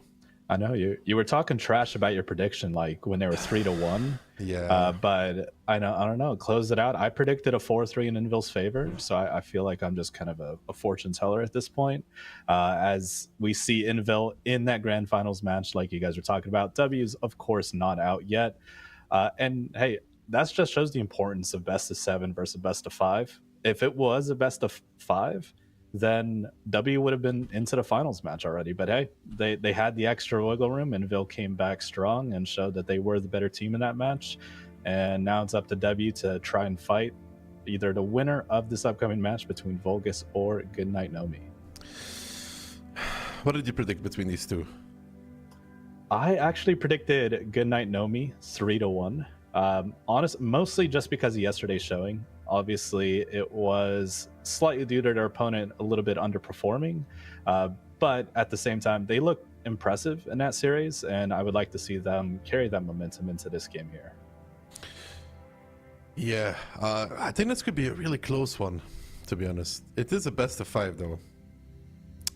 That is very true, and it's really just a couple of little mistakes could spell the end of your tournament run. So, and I'll be honest, I was close to predicting a 3-2, but I believe somebody else had already done that. Yeah, Keyhand already predicted 3-2 in favor of Goodnight Nomi, so I was like, I don't want to, copy him. We see community predictions are slightly in favor of Goodnight Nomi, but, we saw an 80-20 split for the last matchup, and it turned out to be extremely close, so. Yeah, community predictions are not always the most accurate. Sorry, guys in chat, you're not that great at it half the time, but it's okay. Map pick and ban. So this is the interesting one. So Cliff gone, Live Oak's gone, Fisherman's Bay gone, Himmel's gone, Highway again as first map into Sun River. Definitely an exciting map choice. Highway produced some awesome games in that last series. Those were super exciting back and forth. Sand River as well. I mean, we've seen some mixed bag results from multiple teams. Vulgus did improve heavily yesterday on their Sand River after the match with Inville. So I'd like to see them kind of continue that. I think it's a smart map pick. As we do see the overview of Highway. Honestly, the overview makes the map look like much more impressive in my opinion. This far out shot here. Yeah, the tornado in the back as well. Many people don't notice it. I went with Vulgus. I don't know why. Just a gut feeling. Going against the tide today. Not working out so far though. Maybe this one will. I don't know. It really depends what kind of style we're gonna see on Highway. We saw W try to make that trap, but that didn't work. They're probably not too happy about the fact that they did it at the end of the day, because it's kind of like a throwaway run. It's 50-50. It either works and it's amazing, or it's either a disaster. In their case, it was a disaster. Yeah, I never like those kinds of strategies, because if you're confident in your own ability, you should just kind of play normally. You shouldn't have to kind of set up a trap, because like you mentioned, they did not play into it. They kind of carefully played the game, kind of figured out where W was and just adjusted accordingly. So we have to see if those teams take a similar route of trying to just kind of sit back a little bit maybe on their defense, or if they can play. Starting out though from Vulgus, pretty heavy lineup from both these teams. I mean, there's still the 260s for Goodnight Nomi, but Vulgus just in the beginning chilling, not going too aggressive. And Goodnight Nomi, you can clearly see that they have intentions of taking the city no matter what happens. Yes, sending every single tank down that city. Not even an EBR north to spot. They're just bringing everything down here, knowing the game is going to be won or lost here. Of course, for the defending team, it's a little bit easier for them to get back to base than the attacking team. Don't have to go up an entire hill, so kind of trying to use that, it seems like, to their advantage. Also, it's at least I believe it's a little bit easier to defend that cap, especially I believe they destroyed all the buildings, which, in your pubs it might be frustrating, but in competitive, it's basically expected. Yeah, I mean, it's 100% the case that that is to be true. But the question is, how does Vulgus approach this now? They have John Gem in a bit of a rough position with that IS-7. He can fall back. But Gunnainomi is progressed pretty deep, and John, in that IS-7, he's getting peaked, and there's not much support right now for him in that IS-7. He's just going to fall, and that's great for Gunnainomi. I mean, just picking up a free gun. They have 60 TPs in the back, but even with the heat shell, it's a low penetrating shot against a 279E. And he's just completely taken out. And what did they trade back? A single shot of damage? That's a fantastic start if you're Gunnainomi here. No, it's an amazing start. You know, you just pick up one gun for free. You're already coming into this match like, okay, thank you.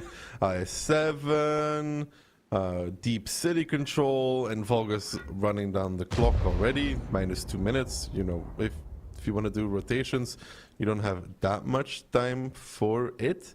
So Gunnainomi is very happy. Very, very happy right now. Yeah, absolutely. And if they're able to prevent kind of the up and under in that kind of E8 area here, and they have the EBR just passive scouting right now, as long as they're able to kind of punish to the best of their ability when that EBR is doing runs. Vulgus, I feel like it's just kind of hard for them to get into it. They're very heavy, with a lot of 60 TPs, a lot of 279Es, and they're going to have to close a lot of ground. And I mean, right now they're still just kind of chilling, and it's of course still 7 minutes left. But with how much or how big of a map highway is and how slow their tanks are, I would fully expect them to do something here shortly. I mean, they kind of have to. If they want to go back towards the city, they got to start getting ready for that. If they want to get in position for the AB line push, they need to start getting ready for that as well. The issue with the city is that Gunnainomi is so far progressed that they're able to punish every lane of approach, that bullying yourself back into the city will be very, very hard. That blind shot coming up just a little bit short. And yeah, it's very different than what we saw from Invil. Invil leaving 4 279Es, I believe, to just hold corners, fend it out. That way they don't lose complete control of the city. And Vulgus essentially just forgot it entirely, and they are making a play north, so we'll have to see if they do decide to push across AB. Maybe they try to play up and under a little bit with a few tanks and see if they're able to dig out Gunnainomi. Gunnainomi, of course, is going to have to rotate at least a couple more tanks back here shortly. Either that, or maybe they decide to just push through the south. They're going to do the AB line push, and this is a decent option. The way it works is normally you push D line and A line at the same time, so you can get to like D8, force the overpeak from the guys that are sitting at D9. If they try to repush, you have your Hori farming from those back lines together with the SRV. But this looks way more A line than that. Yeah. Well, of course, right as you're saying that, there are a couple 60 TPs heading to that D8 square, just kind of provide that side angle. So, I mean, this is going to be the play. They don't have time to do anything else at this point. So if Gunnainomi gets some decent vision here. Right now, they just have the EBRs sitting passive, so they more than likely will spot this a bit late. But at the same time, and they're still pretty set up for it. They brought another tank back from the city. They got, 4 or 5 tanks sitting under the bridge, just ready to punish across if it comes. If it does happen.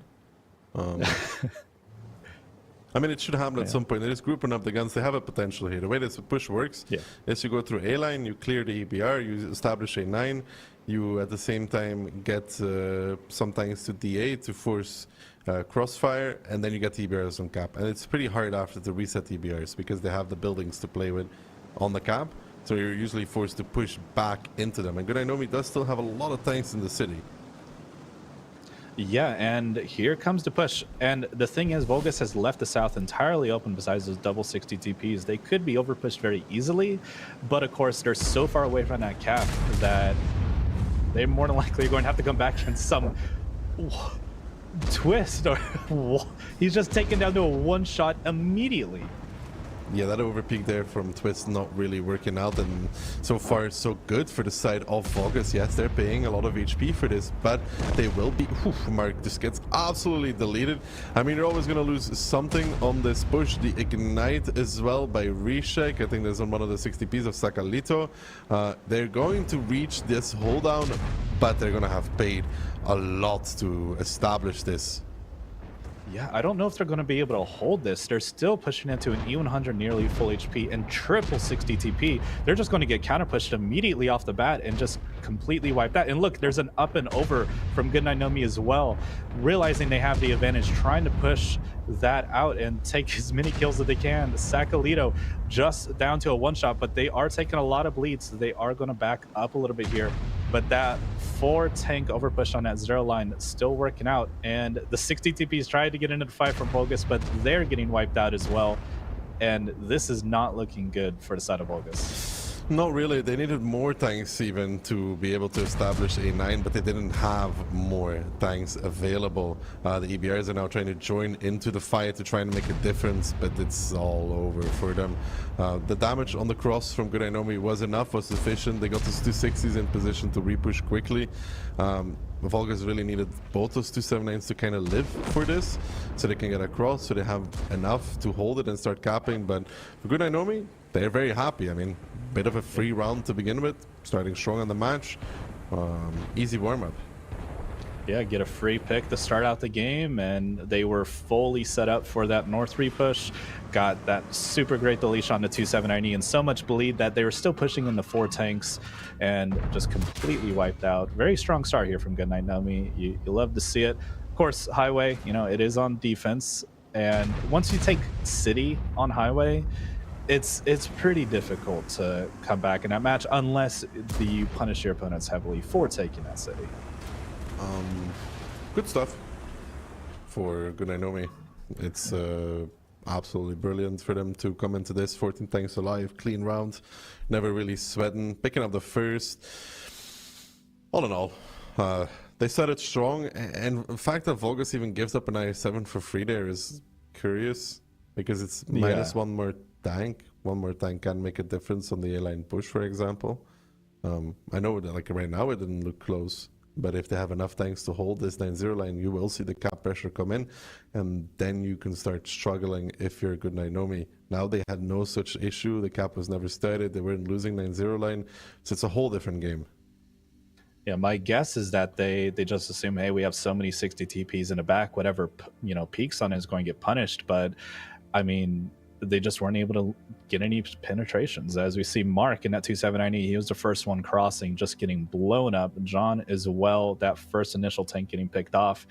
And the damage numbers just across the board are very anemic. I mean, of course, that's kind of what's going to happen with the push. You have to kind of claw that HP back, sacrifice a little bit, but they just weren't able to make anything happen with it. As a Vulgus even doing a team, or that STRV of Patras also hitting a teammate as well at some point in the game.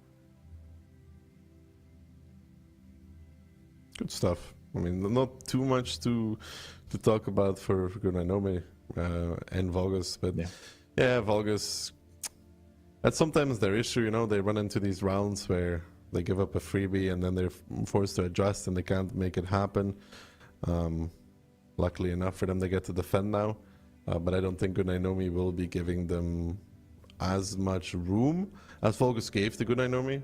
Allowing the city to be pushed till the very end without anything contesting is hard. And I doubt I'll give them an I7 for free as well. I mean, you hope so. Yeah. If you're Vulgus, you just shake it off. You're like, hey, we messed up. That was not a good strategy. But, it's the first game. It's a best of 5. So every single game matters that much more. But at the same time, hey, if you win the next game, it's tied up. It's totally fine. But that does also, in the reverse, if you do lose this game going down 0-2, putting yourself at match point already, forcing yourself to win 3 out of the 3 next games, it's always a stressful feeling at the very least. Stressful feeling, and also the biggest issue is that it's best of 5, right? You lose the next round, match point looking against you.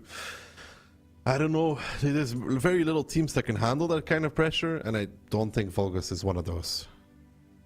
Yeah, and it's just one cheese strat away from being knocked out at a tournament. You know, I don't expect to see that from Goodnight Nomi. They seem like a very solid team so far this tournament. They've really come in excellent form. I mean, right now they're looking like they're challenging, you know, W and Inville potentially. Of course, the competition they face so far isn't as great, but at the same time, I mean, if they're playing like how they are right now, I think they can beat any team. The lineups will just show. It will show what kind of defense we're going to get from Vulgus. We haven't seen it yet, but there is ways to defend from 1-2 line. We have not seen it just yet. Nobody has opted for it. Would be interesting to see if somebody would want to try it at some point, but City is just a bit easier, you know. Strife, thanks to the City. It's not that hard to set up positions. Can you play from then? But it's also not that hard to attack it. For good, I know we saw Invil do it against W. You can clear position by position. It's costly, but you always keep the tanks alive. Yeah, and I honestly am expecting for both teams to meet in a city. As much as I would want to see a 1-2 line play, I feel like Vulgus after that first game, I mean, I fully expect them to go city. It's just one of the safer plays. But having said that, looks like I'm eating my words because they are kind of doing the opposite and going field with the vast majority of their tanks. Double STRV though for Vulgus. It's some sort of a split defense. It will be hard. They have I7s going field, STRVs for recovering, sometimes going city. I mean, it's a different approach to this defense. MV and Kono not really trading out. Oof, nice shot from Kono though. Gives MV1. MV still has 5 seconds. Not sure if he's going to be able to get a shot in return here onto his Kono. He might actually be able to do it. He misses that one too. That gives Kono another one. Makes MV a 1-shot. That's a good trade for Kono. And the thing is, this is Vulgus' only EBR. That Goodnight Nomi has 2 EBRs, and now there's just a singular EBR that is a 1-shot for the side of Vulgus. Those trades, I understand you shot like 2 seconds earlier. If you're going to go for a second shot, you have to be in a position that the Kono is not able to even get a second shot off. He just stopped in the open, took his time, missed, and just gave an easy return fire for Kono. And I mean, already just in the first minute, that's already a fantastic start here from Goodnight Nomi. But Miku potentially in danger if Vulgus can hit their shots here. If they can hit their shots on him, but he goes D-spotted. They're actually going to send Hero forward as well into the dip, and he might find Kono with a bit of luck out in the open as well. He's not spotted, and the dip is a nasty place to try and repush in, so the fact that they're taking that is pretty good for them. Kono is not spotted out though. Hero will make it into this area. It's kind of annoying to repush this because it's always very costly. For some more active defense, MV getting spotted out by Kono in return though, he has to be so careful on his HP. Yeah, and it looks like that, yes, they are going to be repushing this I7 of Hero. Right now, there's nothing supporting him. There's just nothing. He's just going to get taken out here basically for free. They're going to get a little bit low ground here, take out Hero, and that's another IS7 donation. He's at least going to get some damage in, compared to last time, but... Well, normally you're ready to repush this yourself and punish. In this case, they weren't ready to repush it themselves and punish, so Hero is going to fall for this. He's going to try and make a ram even to get some extra damage out. Not the dumbest play I've ever seen, because he does get another shot. He gets the ram as well. He does make Gursky a 1-shot. So, even-ish trade. Yeah, and a lot of missed shots there from Goodnight Nomi. I mean, they bounced, 2-3. That 260 should have still been half HP. But hey, they still get a free tank. Those tanks, those 260s are going to be a little bit stuck there, especially with that IS7 of Vulgus coming up, trying to get vision if they are leaving. But Kono right now, they have an idea where he's at. They do have an idea where he's at, but I mean, they're being pressured back the whole way. Oof, big non-connection there towards Kono. But still, though, Goodnight Nomi has every possibility now to do whatever they want. They can push full city, they can push full 1-2. It kind of depends what they want to do, what their thought process is. I'd say 1-2 is the easiest for them, but it's also the risk that if you repush 1-2 with the time that they have left, that there is not a single tank there for Vulgus, and you're pushing into nothing. And then you have little time to make rotations. Yeah, and 6 minutes seems like a lot of time, but on highway, wherever you push, you're going to have to climb a hill to get to the enemy base. You know, whether that's at K7, which it looks like that's what they're doing, going to be pushing south, or whether it was the north. But I do like the city play. I think it's going to work out for them. The tanks of Vulgus are going to have a hard time rotating. However, they're actually preemptively going to bring everything out and into the city. So this could potentially work out here for Vulgus. It could, but you're leaving those double IS-7s to die though, which is exactly the same thing that W ran into, is that you have those 2 tanks that if the 1-2 repush would happen, they're dead. There you also have those 2 tanks that if they push the city, well, they're not going to get back to it. But the rotation from Vulgus is spot on right now. If they can make a layered defense, they might be able to get away with it.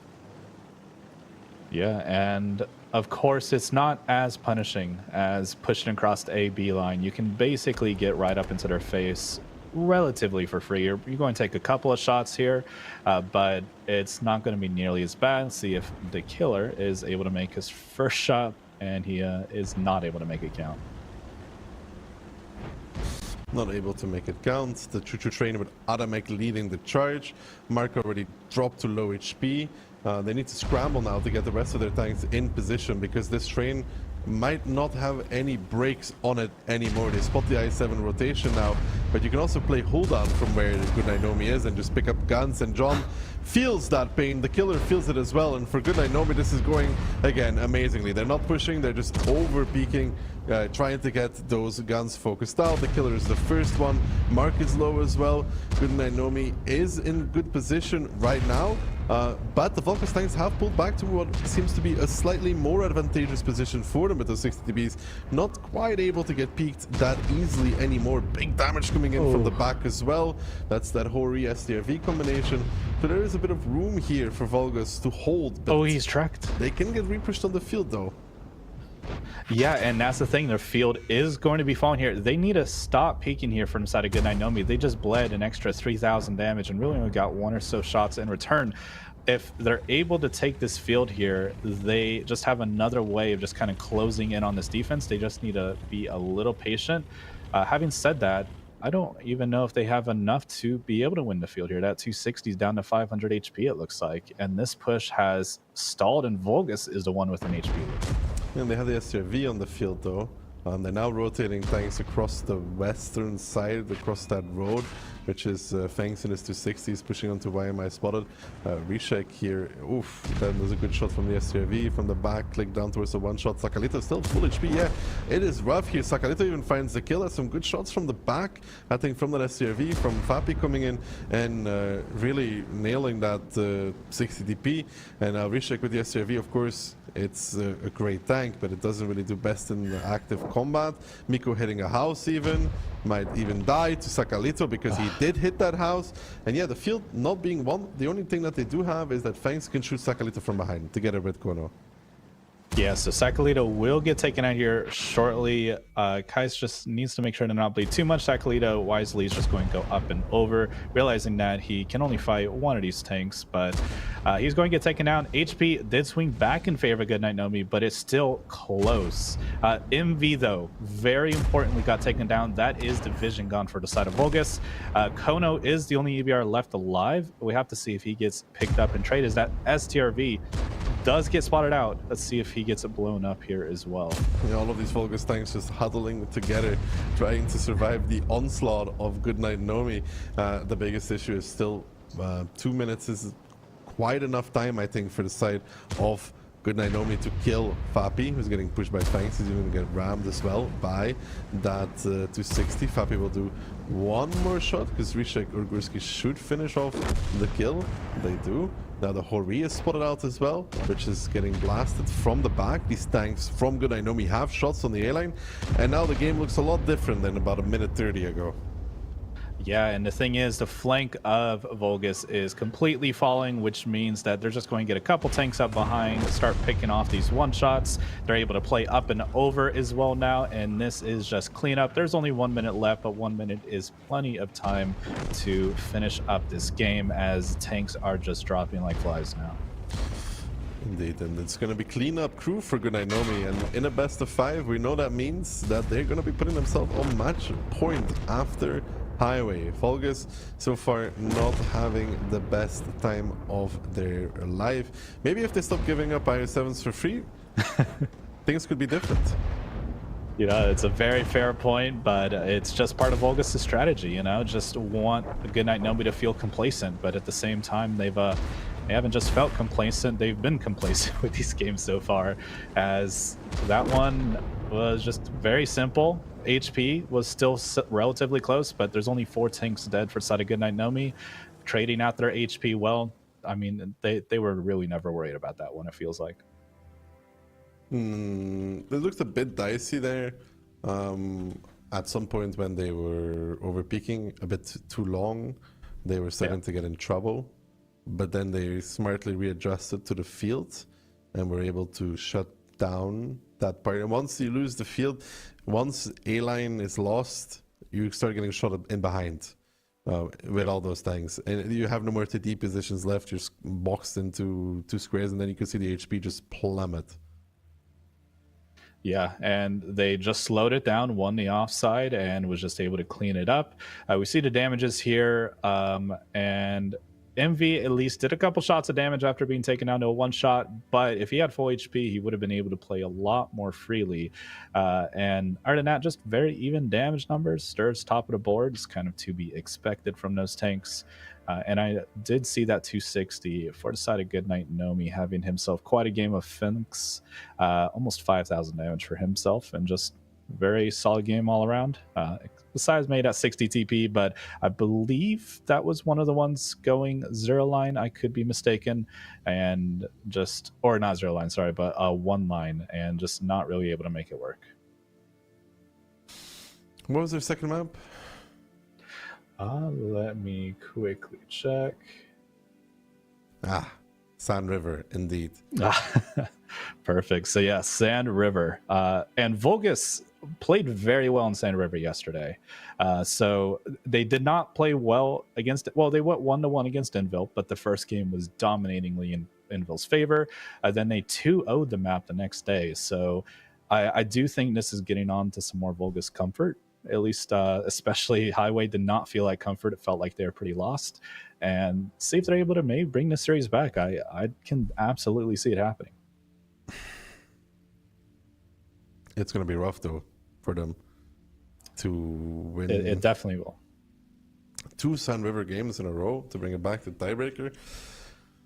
I have a feeling we might see a 3-0. I don't know why. It's starting to doom on me. Yeah, well, hey, if in order for my prediction, I just at least have to have this map split 1-1. So let's hope that Vulgus has it in them to give us a little bit of a series, but I don't know. I mean, like you mentioned, they just did not look great, and trying to win this 2-0 and then heading on to Proc, where they would have to win that as well. It's definitely a tall task. So see if Vulgus is up for it. If they're up for it, the big question. But they better hope that for them they're able to do it, or it's going to be a quick day 2. I mean, at least it means they can still go out for dinner if they want to. Yeah, that is absolutely fair. Of course, you know, winning this game, I believe it gets you into 3rd place, which I need to double check the pricing. Isn't that one of the first cash prizes that you can earn? It's 1st and 2nd for cash prizes. Okay, 1st and 2nd. So 1st and 2nd. So, but at the same time, hey, you get into 3rd place, you have to just beat W, who, I mean, they've been looking very strong. So it's going to be a tough match for either of these opponents. But either way, hey, just try and get into that cash prize. It is 3,000 euros for 2nd place, 6,000 euros for 1st. You know, it is split across a fair amount of people, but I mean, for a 2-day tournament, I don't think you would ever be able to complain. No, I don't think they can complain at all. But Sun River, Vulgus on the attack, Goodnight Nomi on the defense. And Goodnight Nomi doing this northern approach we've seen from a few teams now. Yeah, and yeah, we believe saw it from Invil, and then I know that the team that Vulgus beat did the exact same, and it looks like almost the exact same strat Vulgus did yesterday. Essentially, they're just copy pasting it, running again today. It's CS poking mid, the I-7 going north, few tanks at base, and then just taking us south with the rest. So let's see if Goodnight Nomi did their research and kind of identify that it's the same strategy, and see if they're maybe brought a counter to it, or at least just know what to do with it. Because the let me see, I'm trying to remember who actually played them yesterday. In Team G did not know how to deal with it, and they got completely destroyed. Yeah, they did get completely destroyed, and Goodnight Nomi is just going to establish those forward positions. We saw Vulgus really deal with that northern approach, though. The first time around, no. But the second time around, yes, they really knew what to do. So they have some experience playing against this by now. Yeah, so... and that's why I don't mind Vulgus's position, but however, Goodnight Nomi does look like they're going to switch it up. Like you mentioned, they are taking out northern positioning, but they're backing out of it with the excess tanks now, and I fully am expecting a one-line push just from the way they're rotating currently. Yeah, they're going back to base with almost everything. They could try to do a repush out of F1 when they see Vulgus push up on F1. They repush themselves, but Vulgus, in return, is just taking back North control. They realize that nothing has happened, and they're like, we're not going to push up into F1. We're just going to take back C7. If they do get C7, that is a lot of rotations that are going to be spotted out by this I7. Yeah, and a fantastic position that he's in, spotting out the CS coming up, the IS-7, along with those 60 TPs as well, it looks like. So now they're kind of flexing back, and it looks like they just can't make up their mind, because they turned around, started heading north, then they turned around again and are now heading south. And Vulgus is somewhat open for a south push. Currently, I would expect him to bring some of those tanks back south, maybe a K9 to be able to support, because currently they have nothing in the back, just everything up front. Yeah, they're just rotating back towards 1-2, and they're almost going to be forced to push out of 1-2 the way this is happening right now. But Vulgus should be well and truly aware of what is happening and be setting up for receiving this K-line push. But they don't really have the numbers right now to hold it just yet. A lot of things away from the positions. Yeah, they are getting a stirve, it looks like, in the back. However, saying that, he's going through the low ground. So right now, they do have 6 tanks. Of course, that's not the easiest thing to push into, but there's nothing really backing him up. And this IF-7, I mean, they're just going to push on him, it looks like. I'm assuming he's just going to go up and over, but he needs to be able to do this quickly before taking 1,500. He actually escapes without taking any damage so far. Why am I spotted? Might be wondering why he's spotted, but he's actually getting out of this position. And now Goodnight Nomi is pushing into what seems a 5-man hit squad of Vulgus, where they're going to be receiving this. But is Vulgus going to be actually capable of holding it is another question. Solos comes over first, takes all the damage. Now the rest of the team needs to follow up. But does Goodnight Nomi have the appropriate amount of guns here to make this work? The first kill onto Fapi, it's a good one, it's a clean one as well. They're doing good at spreading the damage between them. And like I said, Vulgus was currently out of position still to receive this push. The STRV not even covering from the K-line. And if Goodnight Nomi is able to clean up this part of the map, they're going to be able to reset into a pretty defensive structure on their defense. And Vulgus, again, not having the answers to what Goodnight Nomi is throwing at them. Yeah, and I don't understand why that stirve was going to H8 to begin with. I felt like the play was obviously going to be south with that rotate north. Immensive just trying to do what he can, but Goodnight Nomi, the HP is relatively close, so the guns are still tied up. They have to kill this flank quickly because Disturb is now in position, and the double IS-7s are finally here to support. So we see Kais just moving back in. Click more than likely going to get taken out. You have to make sure to be able to kill Immensive before getting taken down. But that Amarak, it shouldn't be the deciding factor. Should be able to still get this kill. But This game is still close, but Goodnight Nomi is definitely in a favorable position, especially being on defense.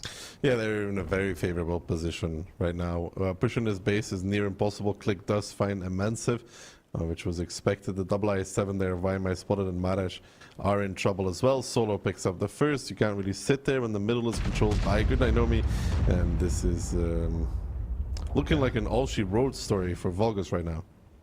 Yeah, I don't see how Vulgus can come back in this game. They've lost the South. They have no way of really getting out of the northern position here. They're just all pinned down. And sure, they have a couple tanks in the middle, which is great. But yeah, they're just rotating out, leaving an IS-7 there. And just saying, hey, Vulgus, what are you going to do now? You can't repush south, can't repush north.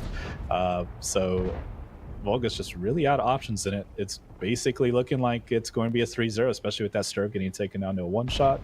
See if he's able to get picked up shortly here. I mean, Goodnight Nomi just has to sit at this point. There's no real way back in. Good shot from Adamek onto Strela. There's no real way back in for Vulgus. Pushing the base area is always almost impossible. Lucky coming in with a good repush as well. Picks up that IS-7. It's not getting any better for Vulgus. It is indeed not. As you know, Vulgus, they did 3-0 no timing yesterday, but Goodnight Nomi is just in a different form for this tournament, and coming out and 3-0ing Vulgus. Maybe I apologize if I get the pronunciation wrong. Motivacija, maybe, or Motivacija, maybe they were not just throwing that match. Maybe it's just Goodnight Nomi was just simply the better team. Yeah, it does seem to be that way, because they are now demolishing Vulgus, marching onto their match against W. I mean, it's kind of cleanup crew for Goodnight Nomi. They're not even going to wait out the time. They want to make some kills. They want to make some plays because, well, they can simply do that. It's up to them to decide how this match ends, and Vulgus is just a spectator. They can only receive the punish from Goodnight Nomi. I mean, the HP is pretty close, but it's all about the guns and the positions. It's impossible to come back. Yeah, there's just no options. Maybe if Vulgus was on defense, it looks a little bit better. But even then, I mean, HP, I mean, it is closing up. Gun lead, though, is still, I believe, 3 tanks in favor of Goodnight Nomi. And the thing is, the clock is in favor of Goodnight Nomi as well, down to 2 minutes. They have to, essentially cover all the tanks south. Right now, they only have a one-shot Sturb and an 800 IS-7 to kill 4 tanks, which that alone is not going to happen. I mean, I believe my spotter just has to do a few Cupola snipes, pick up 1 or 2, MV comes in, picks up another 1 or 2, then somehow the rest of Goodnight Nomi all manages to die in a minute and 45 seconds. I mean, I believe.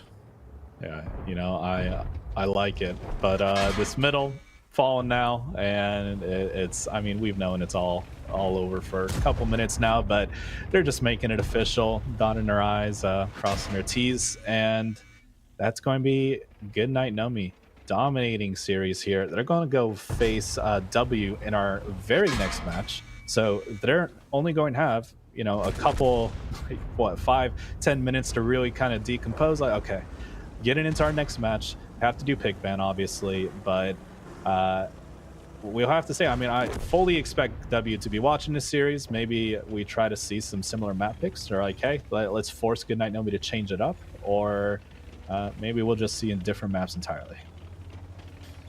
I mean, yeah, I don't know, they have to go straight into pick and ban. The good thing for them is it was a very quick match, right? They didn't really have to play for too long. They're going to be kind of warm, but not like exhausted from having to play 5 super long rounds for 10 minutes, digging out cams or whatever. So it's not really an issue for them. It was quick and it was convincing. So they're going to be pretty happy moving into the lower bracket finals against W. Stellar performance from Goodnight Nomi, 3-0. Not really what I think anybody expected, but they deserve it. Yeah, no, played very well. And the question really comes in, at least in terms of just tiredness or exhaustion, is if Goodnight Nomi beats W, they're going from a best of 5 to a best of 5 straight into a best of 9, just back to back to back. So that's the thing about getting knocked down into these lower brackets. It's not only do you have to play more series, it's just a series after series after series. So we'll have to see. Obviously, I believe we're going to take a look at the post-game stats. I mean, 60 TP of Francesca, fantastic game for him, but just was not enough. Not enough. I mean, good damage by him, but yeah, they had a lot of info, but they did not use this information to their advantage, and that's the weird aspect for me. Like, they had the info that there was really nobody Nord. They even saw A7s rotate, and they still were not set up to receive a K-lane push. Yeah, I'm still confused by that Sturf. It's nobody was back at K9. I mentioned it much earlier. I was like, I fully expect them to get a couple tanks back just to get ready to receive a push. But then the Sturf just goes through the low ground, was like, nope, I'm just going to sit in the middle without shots on anything. So, I mean, it's just that. I mean, there was 4 tanks. There are a bunch of one-shots there at the south at that end of the game. If they had a Sturf farming that entire time, they could have gotten an extra 2,000 damage easily into that push and maybe have helped the south. So just little mistakes like that add up, and that's we're seeing Vulgus's early exit. I guess not early. They did beat in Team G, but early for today, and we're going to see Goodnight Nomi taking on W for our next matchup here. Yeah, and this should be a pretty good match, to be honest. Especially because Goodnight Nomi had such a convincing win, and W had such a crushing defeat. Yeah, so W, they have looked very strong in this tournament so far, but Goodnight Nomi, I mean, like I mentioned, they destroyed in their first match against Motivacija, then just took apart Vulgus. So I honestly think this is going to be pretty close. I don't fully know. I still want to favor W a little bit, but with how hard they fell apart against Denville and how much Goodnight Nomi has been punishing mistakes here, I don't know. I really do see this series going either way. I also got to remember that it's again a best of 5, right? So the maps that are being played are hyper important for both these teams, and that you cannot really afford mistakes like W made yesterday when they lost 2-0 on Himmels against Motivacija. They did end up winning 4-2, but in a best of 5, going straight down to match point, it usually adds a layer of pressure that teams cannot get through. But yeah, Hitman, I think that was enough yapping from us, from the two of us. For now, when we get back though, it will be Keyhand and Hitman taking you into the lower bracket finals between W and Goodnight Nomi. It's going to be a banger. Stay tuned. Right after the replays, we'll be back.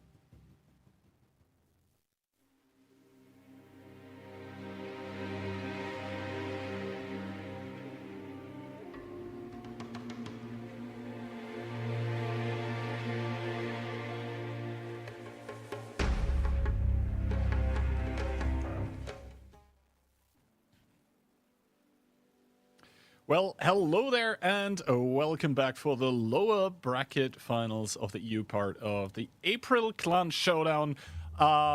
We got an upcoming best of 5. Let's hope it's not going to be as short as our intermezzo yesterday. I think we were casting for around about 25 minutes, and then Hitman got to do replays for the grand finals.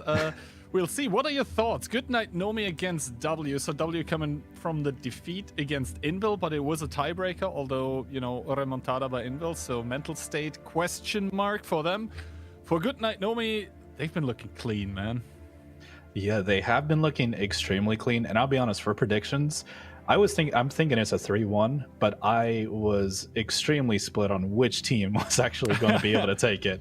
I don't see it going to overtime. I really think the momentum's going to carry one of these teams.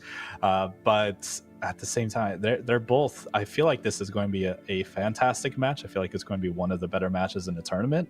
Of course, it's going to be hard to top Invil and W. Invil's comeback after being down 3-1. But it just goes to show how important a best of 7 is, because if this was a lower finals right here, W would have taken that match and been in the grand finals. So every game just means that much more. And I can't wait to see what these teams have for us today. Yeah, so map pick and bans live and fresh off the production line for you. They were just finished about like a minute ago, because obviously neither of those teams knew that they were going to play against each other before the last 2 matches happened. Sand River being taken out by W. They just saw it played by Goodnight Nomi, and fairly convincingly so. Live Oaks not wanted by Goodnight Nomi. They also take out Fisherman's Bay. So that map, I don't think we've really seen it yet. Himmelsdorf then being taken out by W as well, because Goodnight Nomi did look kind of clean on that one. Now we're going to start on Prokhorovka, and we're headed into Cliff afterwards, with Prokhorovka being the possible tiebreaker. What are your thoughts? I was saying at the end of the last game, I was curious if we were going to see just entirely new maps for these teams, because of course Goodnight Nomi just came off of playing a entire series, so W was able to sit down, kind of watch what they were doing. But it's not going to really matter, because Prokhorovka, we saw it on the day 1, same thing with Cliff. And it's going to be a little bit different. Cliff, very highly mechanical map, of course. I believe it was Vulgus that picked it against Invil yesterday and then just got decimated on it. So we'll have to see how W approaches the map. I think they are a much more formidable team. But at the same time, Goodnight Nomi, I mean, they have been looking in excellent form.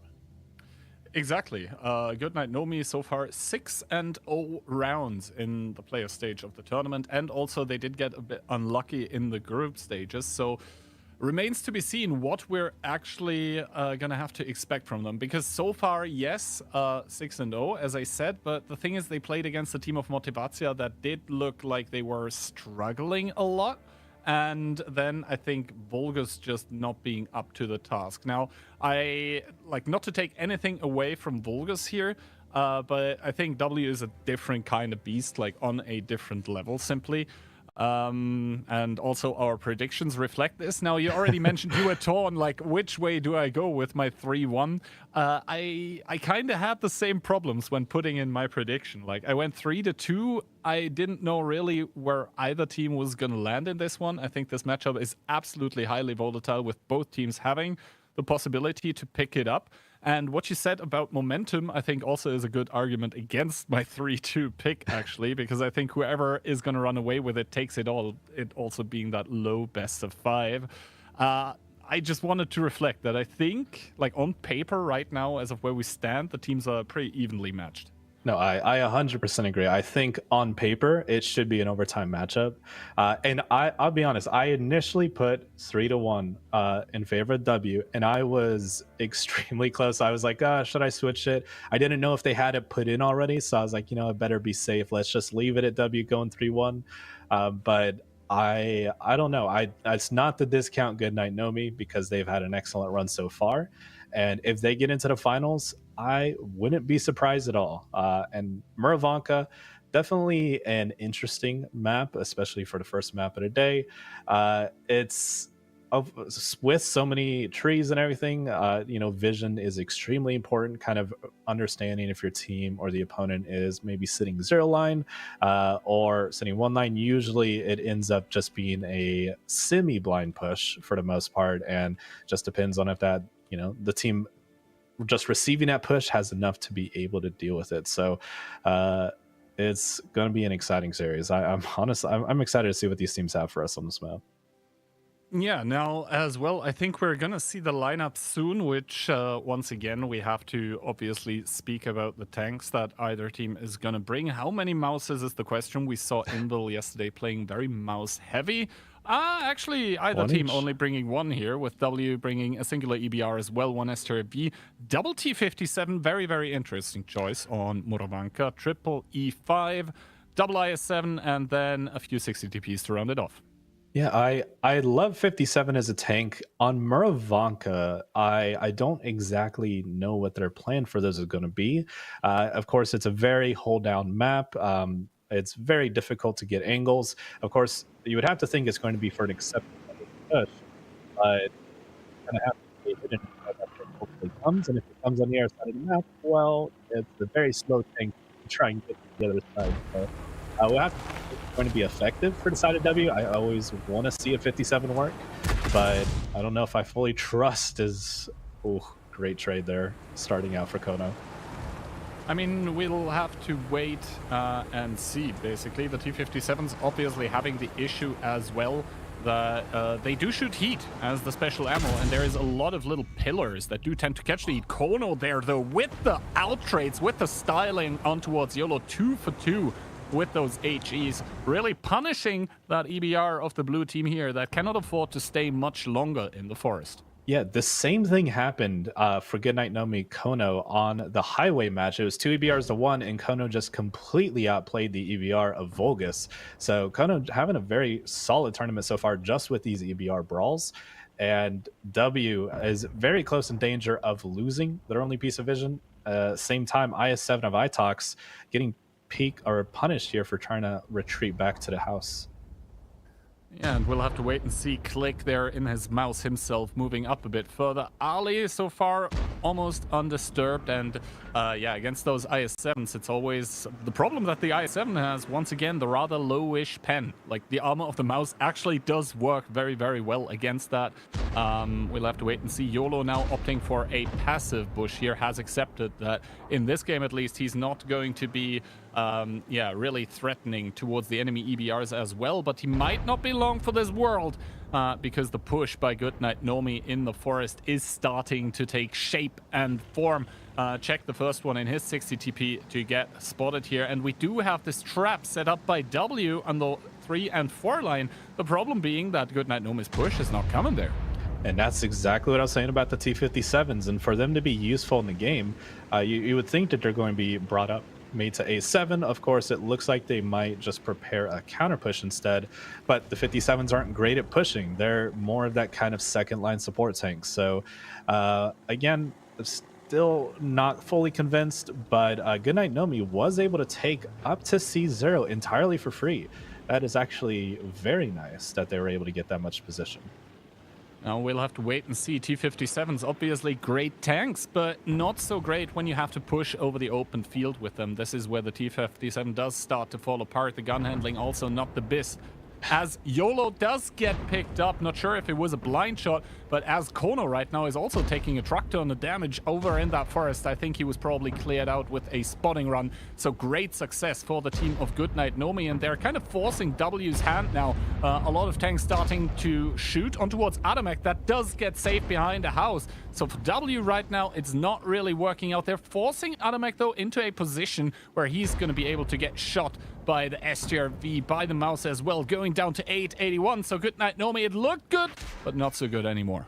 Yeah, 279E just getting completely taken down. And yeah, Kono did do a run, got away with his life. I did think that EBR positioning was a little bit of aggressive for a spotting bush. I would have liked to see maybe go into, a bush back at like B5, B6, kind of a little bit more traditional, just try to survive a little bit longer, because now W has no vision. They're down 2,000 HP. The guns are tied, but they're just going to be able to control the middle here, kind of force W out of this E2-3 position. And these T57s, they're not going to be able to get safe. I mean, for Goodnight Nomi right now, the world's their oyster. They're up in HP, and they still have the double EBR alive against the 0 of W. That means just extreme spotting advantage. We can see the back rotations of W. Those communication lines essentially being cut off here. Any and every rotation that W does, Goodnight Nomi will know about it just about when it starts happening. We can see Jackifa here with a futile attempt at a blind shot in towards some of the trees here, but obviously that one doesn't connect. They're leaving 160 TP on B0 just to try and sell a fake that they still have more tanks here. I mean, Hannes there is going to get overrun at some point, but I think W, they're preparing for an all-out, for an all-in push here. Yeah, but at the same time, Goodnight Nomi, yeah, they're bringing everything back already in preparation for W's play. They're kind of realizing, hey, W's only play is to push 1-2. If they sit in this middle area, Goodnight Nomi's going to slowly win middle and just get punished, and then at 60 TP, 57, and other 60 TP of Barbarian. And I mean, they just don't have too many options. They're down only 2,000 HP. But here comes Gursky actually kind of just playing up a little bit, trying to get just some more vision as Goodnight Nomi is just continuously wrestling away more and more map control away from W. And we'll have to wait and see the outside push coming by Goodnight Nomi through the middle of the map. They can do this because most of the tanks of W are currently in the 1 and 2 line. Lip there in the T57 taking more shots in his T57 heavy. That's never a good sign if you're taking damage in your autoloaders before this push even happens. Now W readjusting against this push, and Pabu taking the brunt of the damage here, followed by Alex as well. They just missed every single shot, and the 57s are finally getting taken out, but they were able to get the clips out, importantly, as we have a little bit of issue. But hey, we have Barbarian getting taken down to 790, but this trade is not working out very well for Goodnight Nomi. They did not have too many tanks to be able to take this. They are going to still be able to win it, but they have bled a lot of HP. HP is back to even. Splatty is going to be the next tank of focus. Where's the repush? Here comes the repush finally for W, as they're going to try to take down Twist, try and get rid of this crossfire angle, but they're losing the rest of the map. In the middle of the map, Ali completely getting overrun here. Lucky just driving by here as Splatty does get another pickup onto Phoenix. So the battle in the 1-2 line is still ongoing. The HP are neck and neck, even same for the gun here. So it's just about the focus fire. Currently no T57s remaining to just start blasting. Zavi still trying to make his way out here, but Dutchbot and External with double kills for W as Goodnight Nomi in that 1-2 line currently faltering. They need the tanks from around the map to come in as Click kills Splatty. Yeah, but they're slow, and the 60 TP mouse are trying to get into the game, but they're just getting completely eviscerated so far. The guns are in favor of W. The HP is now in favor of W. We got Olo here about to get taken down if Dutch doesn't miss his shot, but Gotcha Baby has got him, and now W is in great positions, and there's only 5 tanks left. The one issue, well, I guess if W was on attack, the issue would be hunting down these EBRs. But since they're on defense, I mean, this is going to be W taking the first game. Goodnight Nomi's positions, you can't recover from this. We'll have to wait and see. White Rock, they're still very healthy in that E5 as Hannes is getting, I guess, attacked by the EBR, who struggles with the penetration, obviously. Tries and take a swing to put the 60 TP on towards a one-shot. That one's not going to connect. So Kono there, yes, he can stare menacingly at that 60 TP, but that's just going to be about it. That's going to be all she wrote in round number 1 here, as White Rock with another kill is probably going to bring down Lucky and his second, make that Jackifa to pick it up. And now Czech is going to get overrun. That will only leave the double EBR alive and kick him for Goodnight Nomi, but not for much longer. It's going to be 1 minute and 43 seconds at the max. Czech here getting double teamed by External, and got you, baby. So W, they do drop from the upper bracket finals, but they do storm into this lower bracket final here as well.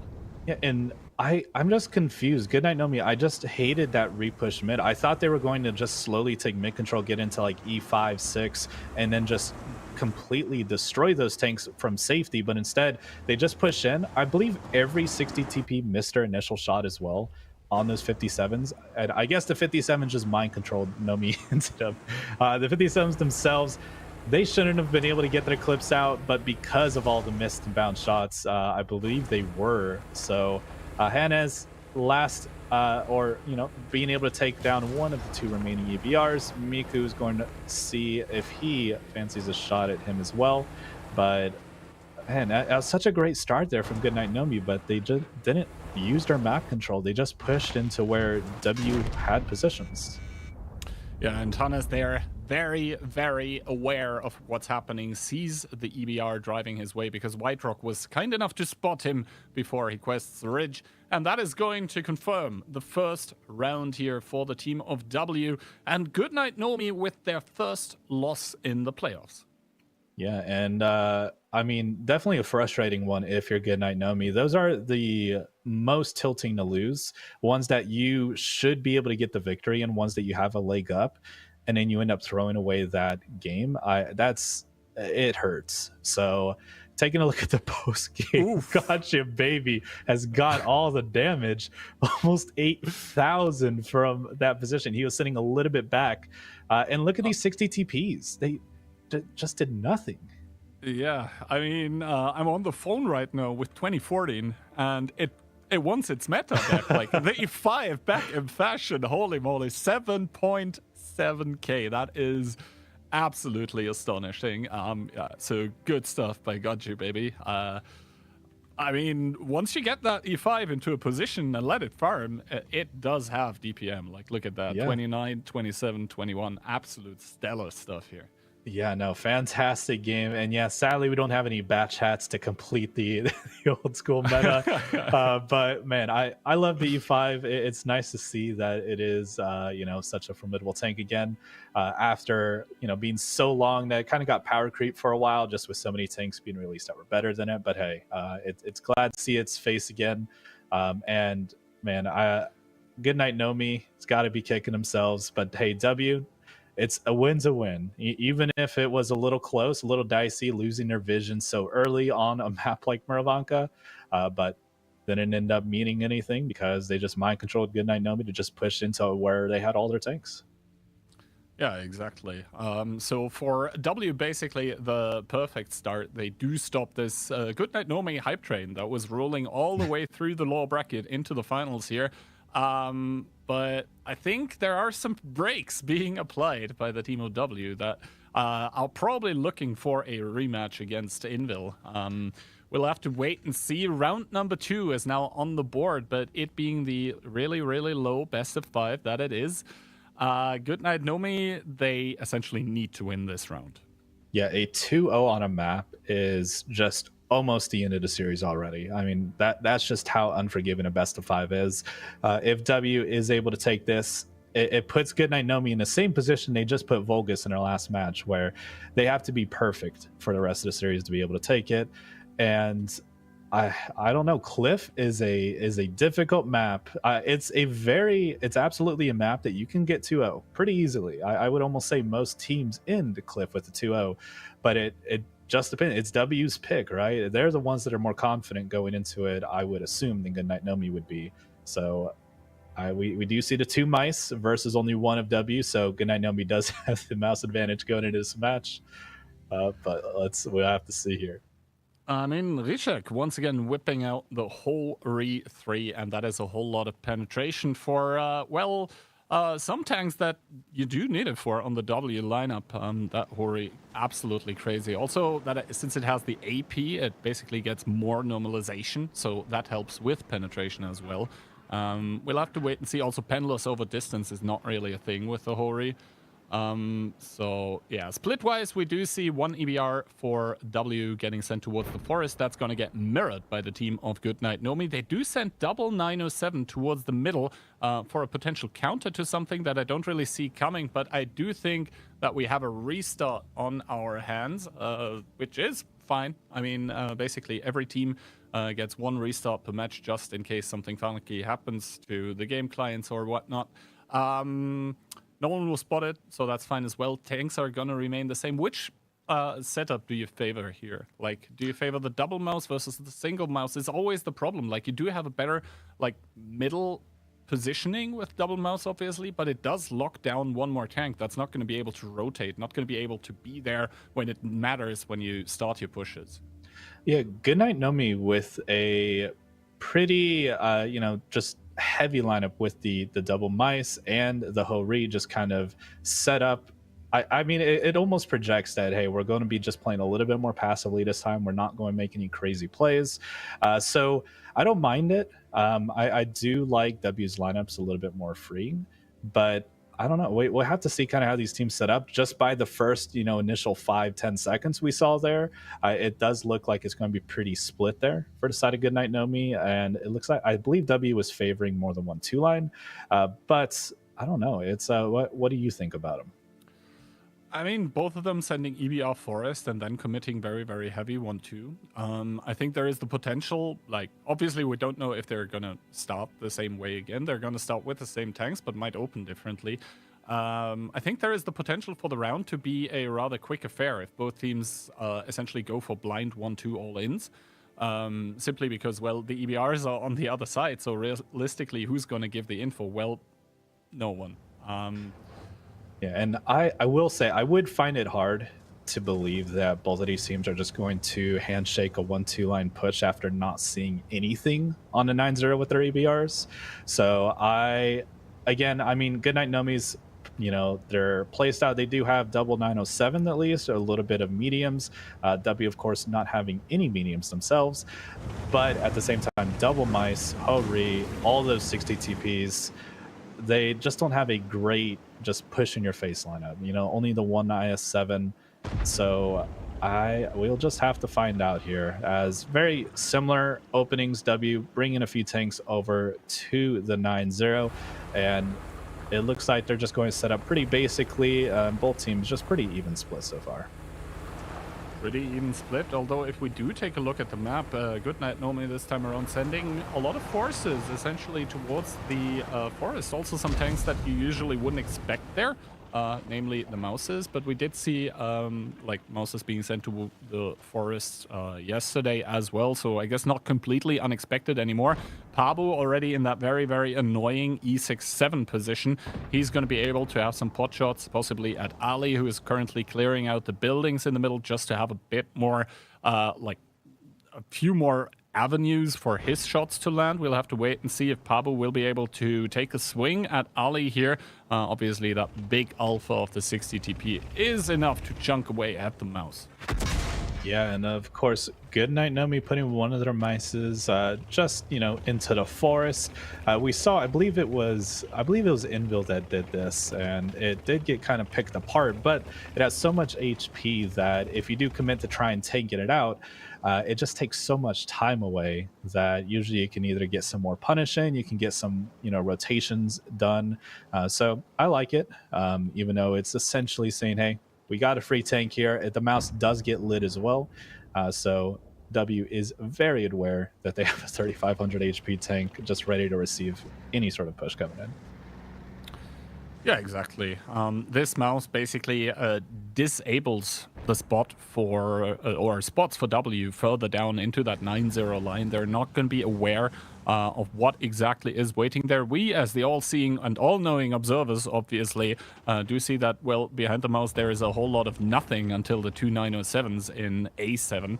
As Pabu takes a swing, I believe, by Ali in the middle of the map. I mean, he is in very, very strong position, but it is also very easy to get overzealous, get over-eager there, and just take shots for free. Now, however, W, I think, is kind of calling the bluff from Click. I think they're getting ready to start pushing here in the forest. We also see that STRV to be able to lay cover fire from the back, but I think as soon as they realize that anything that's coming to support the mouse is essentially just a bit of fire from the 907s, then they're just gonna take the free kill and say thank you very much. Yeah, and not only is the mouse still up in this position, as 60 TP is playing very aggressively as well, and he doesn't really have any avenues to get safe. He has to get all the way to that house at D7, and here comes the push, and there's only two 907s to support this currently. Exactly. Only the double 9-0 is going to be able to rain down fire on towards the 60 TPs. We see Click already getting Amarak, taking absolute truck tons of damage from those frontal 60 TPs, trying to tank it out here as well. But obviously with the Amarak, he's not going to be able to do a whole lot more. 20 seconds reload in that mouse. And from the sidelines, also the EBR being pesky. Click down to 984, trying to do what he can to stay alive as long as possible, to enable more shots from those 907s to land. But yeah, that was a freebie.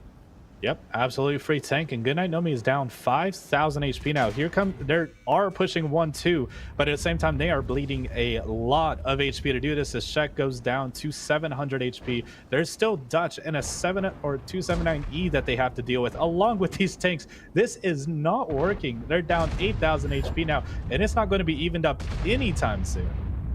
Exactly. You can also see Alex taking 2,000 to the face. Zavistar not faring much better. This push is going to get stopped before it really starts here. Also, K2 double 60 TP still remaining for W in hold down positions. The punishment on that cross, absolutely monumental. Crystal biting the dust as well. And the situation going from bad to worse for the tanks in purple. Barbarian and White Rock there are gonna just finish off Zavistar and Alex and W. Yes, they didn't look good in the last games against Invil, but they're having hell of a showing here against Goodnight Nomi.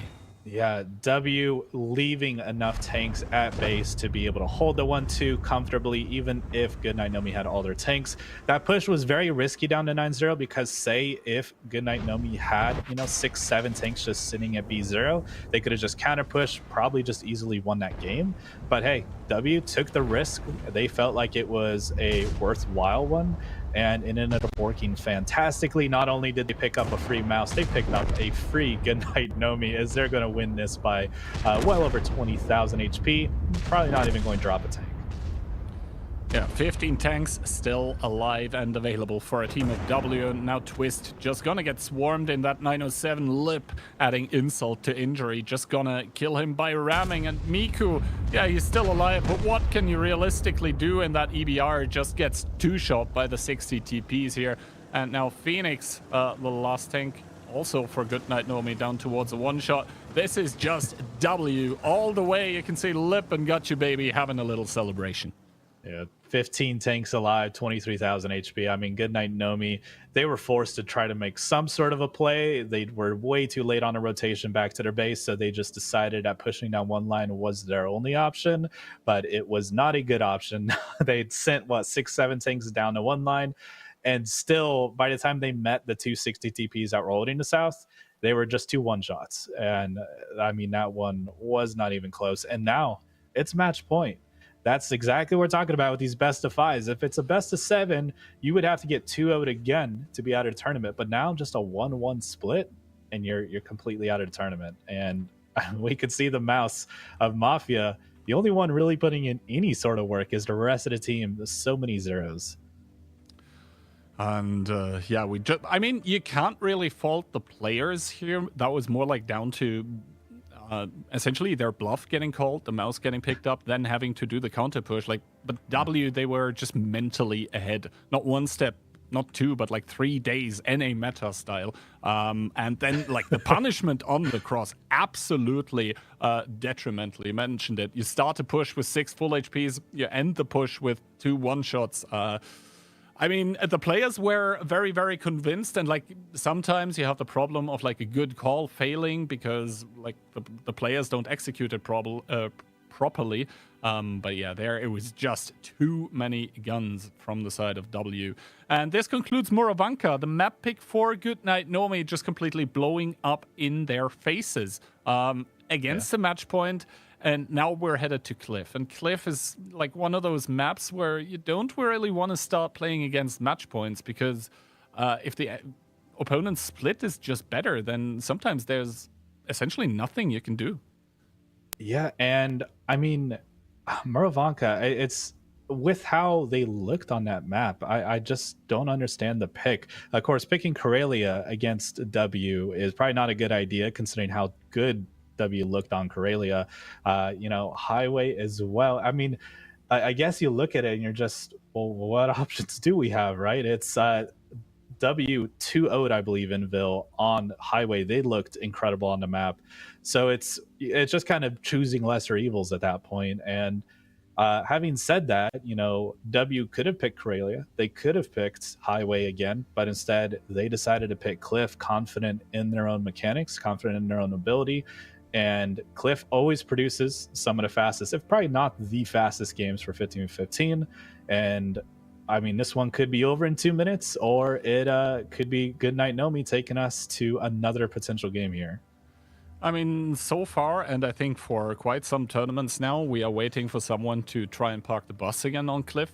Because essentially what people are trying to do when they park the bus is like you're gambling that the opponent's lineup is so light because they want to get to initial positions faster that you're just going to win out by just having monumental brawling tanks just on the lower side everywhere. A lot of those camps still do get broken, but I think why it's fallen all out of fashion as well is the arrival and the dawn of the era of the BZ. Right? Like those kind of tanks, they do bring alpha, they do bring armor, but they are also fast. Like we don't talk about the gun handling, but that can help a lot. Now, we're gonna see what exactly both teams are bringing, and for Goodnight Nomi, fighting for tournament survival here in the lower bracket finals. We have double 907, double CS, and we have a whole host of IS-7s, triple BZ, and a 50B. Yeah, W on the other hand, only bringing 2 BZs themselves, several IS-7s as well, triple CS, and triple 907. So I don't think we're going to see any parking here. I don't think we're going to see any slow play. These teams bringing very aggressive lineups. I expect to see very aggressive strategies. And yeah, the BZs, definitely a switch up for Cliff. We don't see them too often on other maps, but on a map that you need to get to the fight as soon as possible with as much HP as you can, BZ is a excellent and really a very unique choice that you can bring to Cliff. Now we'll see in that 1-2 line Dutch bot getting spotted out immediately, taking 2 shots by the 907s, but that's going to be the punishment from the upper side. Kono possibly there to counter Dutch bot as the tanks start clashing, and Lip taking the brunt of the punishment. Down he goes immediately, and it seems to me like Goodnight Nomi, they do currently have more tanks in the fight. W, those tanks from the donut not arrived yet, but they're going to come in like a steel hammer. Yeah, they're coming in at the top, but so far Goodnight Nomi's focus has been a little bit better. Zavi should be the next one out along with Finks, but here comes Goodnight Nomi's reinforcements. They're coming at the top. Whoever wins the top of this donut is more than likely going to take the match. Fly is getting taken out. He's down to 800. Idtox is down to 400 as well. One more shot and Fly picks him up. He falls along with the CS, and so far they're winning the high ground here. They're up 4,000 HP. They're up guns as well. This is looking incredible for Goodnight Nomi.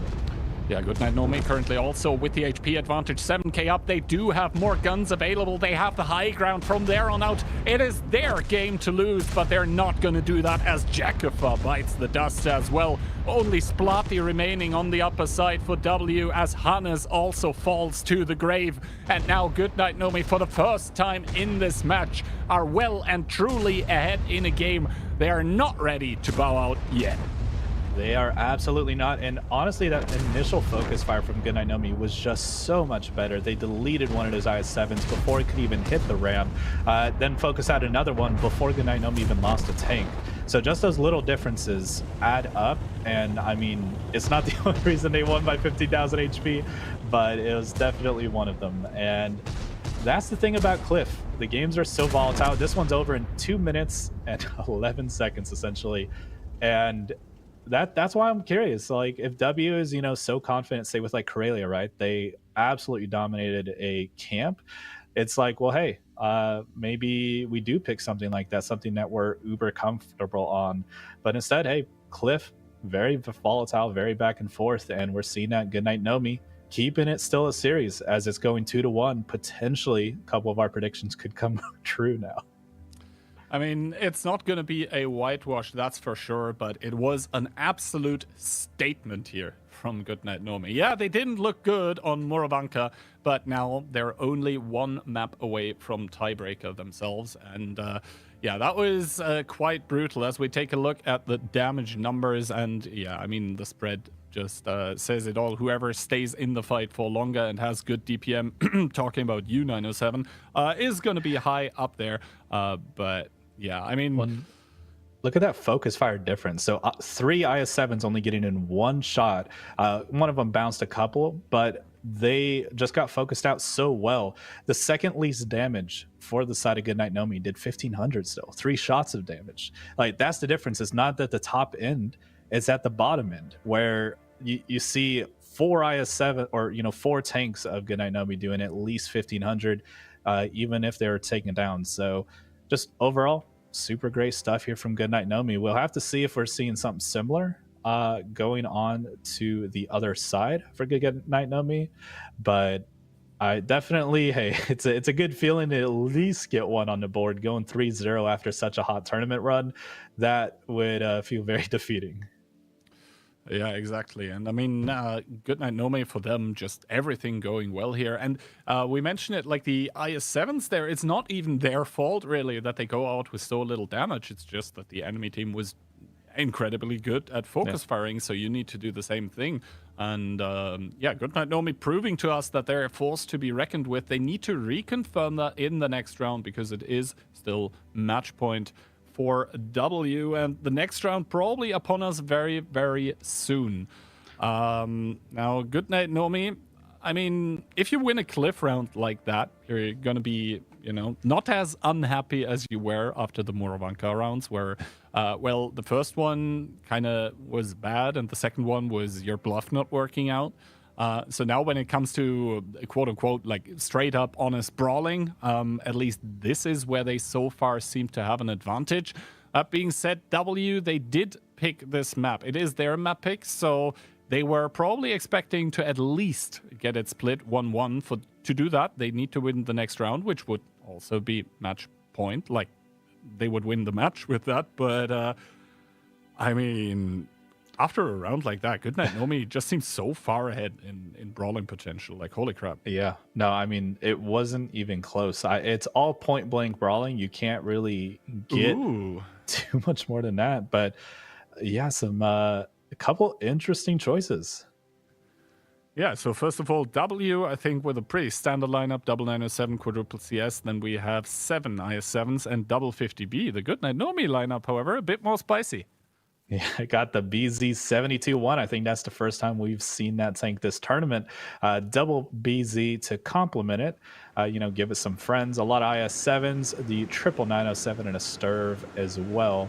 And I mean, we'll have to see how they decide to use that BZ here. I mean, you got to assume it's probably similar to the other BZs, but it's definitely an interesting choice. I mean, lower alpha, essentially. This is what you're trading off, like 560, I think, with AP and heat. But yeah, first of all, Goodnight Nomi driving in towards this 1 and 2 line here. And we do see that the CSs proxy spot each other. White Rock and Dutchbot driving through. Twist deciding not to commit up. The punishment, honestly, not really that great on towards the CSs that are driving up. Now the IS-7's trying from the 1-2 line to get some additional fire in towards the CSs. Dutchbot taking 2 into the back of his tank, but that's going to be it. W Gursky securing the hill for themselves, and Gursky all by himself trying to drive toward the middle. That is not something that you should ever attempt. Kids, do not try this at home. Yeah, there was some sort of disconnect. Obviously, they're trying to do a middle repush, but it was supposed to be on the other side of the hill. As so far, the HP is still even, but W is up a free gun, and they get another gun as well. This is looking fantastic so far for W. Exactly. Now Adamek is going to drive up towards the hill to challenge the CSs on top, but now the double 50B has arrived, and they're doing exactly what they're good at, just completely removing the IS-7 of Czech from the game. And now they do still have a couple shots, apparently, that they are trying to put into the middle. W trying to hold on in the middle of the map, trying to hold on to their HP advantage as well. Those are the crucial moments for Goodnight Nomi, where good teams and great teams are made, but do they still have the assets to do so? My answer, probably not. It does not look like it. They are down 4 guns now and almost 10,000 HP. This is falling apart for Goodnight Nomi. They had the disconnect at the start of it, and I mean, W, they got up hill for free. They've won hill for free, and they had the double 50Bs come around the back, and this is a dominating round for the side of W, and that's going to be the series. W is going to face off against a rematch against Denville here in the finals, and man, this was a great series, and hey, I'm just saying I am the prophet at this point. 3-1. Same as Docky, I believe we both guessed 3-1 in favor of W. But man, what a great series. What a series indeed, and with the better end for W, doing the victory lap here, Jackafa with the last shots on towards Kono is going to lock in a match. Victory is going to eliminate Goodnight Nomi from the tournament, and for the upper bracket final and for the grand final, basically, we will have a rematch, W against Invil. The first match was pretty close already. Let's hope that the second one is going to be the same, but I do think we have the best two teams in the final. Yeah, I do think so as well, especially with how everyone's played so far this tournament. I think W and Invil have been ahead above everyone else. W, and the thing is, if Goodnight Nomi didn't throw away that first Muravanka game, we could absolutely be heading to a tiebreaker. But of course, it's always the ifs. It's always the, what ifs. But in this case, it was W just being the better team, able to win these brawls. They did look a little scared that one fight, that first Cliff game, but just did not matter, as that one was one of the more dominating wins so far in just this series. And now, unfortunately, for the BZ72-1, it is going to be a 0% playoff win rate so far. I think he also, on the hill, he ended up getting set on double fire, actually, like one after the other. I think Dutchbart just waited. Fuel tanks. Yeah, I think Dutchbart there, he was waiting for the one fire to extinguish, then he fired and immediately second fire, and then the BZ72-1 died. But yeah, once again, the damage number is not the biggest surprise. I think if you stay alive in the game for longer and you have higher DPM, that translates into higher damage as well. Now, as I believe we're looking or going to look on towards the tournament bracket, we do see that essentially the grand finals, they are going to be a rematch of the upper bracket final, with the slight caveat that it's not best of 7 anymore. Instead, it is going to be the good old best of 9. What are your thoughts? I don't know. I think W, I want to say that they're going to take it just to upset. They were a stronger team in the first few games. Interestingly, it is a best of 9. It is not a double elimination for Invil. However, I do believe they get an advantage with the map pick ban phase. At least I know that's how it's worked in the past. So yes. Invil, if they do lose, they are out. They don't get a reset. But hey, I believe they get a pick before there is a ban. Correct me if I'm incorrect. So that is very, very powerful. Well, the funny, or the I guess not funny, the comical thing there being that, yes, obviously the going through the upper bracket and getting to the grand final this way means you get to pick first and ban first. So you're definitely playing on the map that you 100% want to, and you're definitely not playing on the map that you 100% want not to. However, and now comes the comical thing, in the past, this pick ban advantage, for some reason, has continuously, I think this is a theme over like the past 7, 8, 9 tournaments, like 80-90% of the time has completely blown up into the face of whoever came into the upper bracket, and they, like, for some reason the teams just keep losing their first pick 2-0. That's something that's been happening in the other games this tournament as well. Everyone's map pick has been getting 2-0'd. Yep. So, but no, it's been a fantastic tournament. I know it's going to be back to you and Docky for those finals, so that's going to be an exciting one. It's been a pleasure casting with you guys, and hopefully I get another opportunity here. And I believe we're good to go, so if you want to send us off. I currently don't know. I believe the replays are ready, though. So, yeah, thank you very much for casting, and have a wonderful one setting up the replays for the next one. Bye-bye. I shall.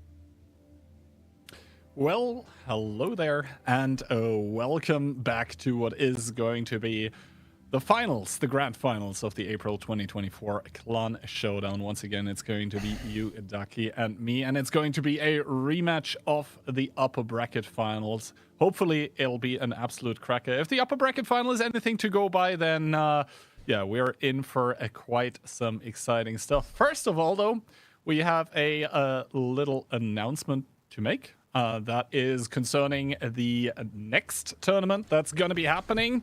And yeah, I believe the info has leaked already before that, but I'm very glad to announce the Onslaught Legends Cup #2. That's one's going to be happening May 18th, 19th.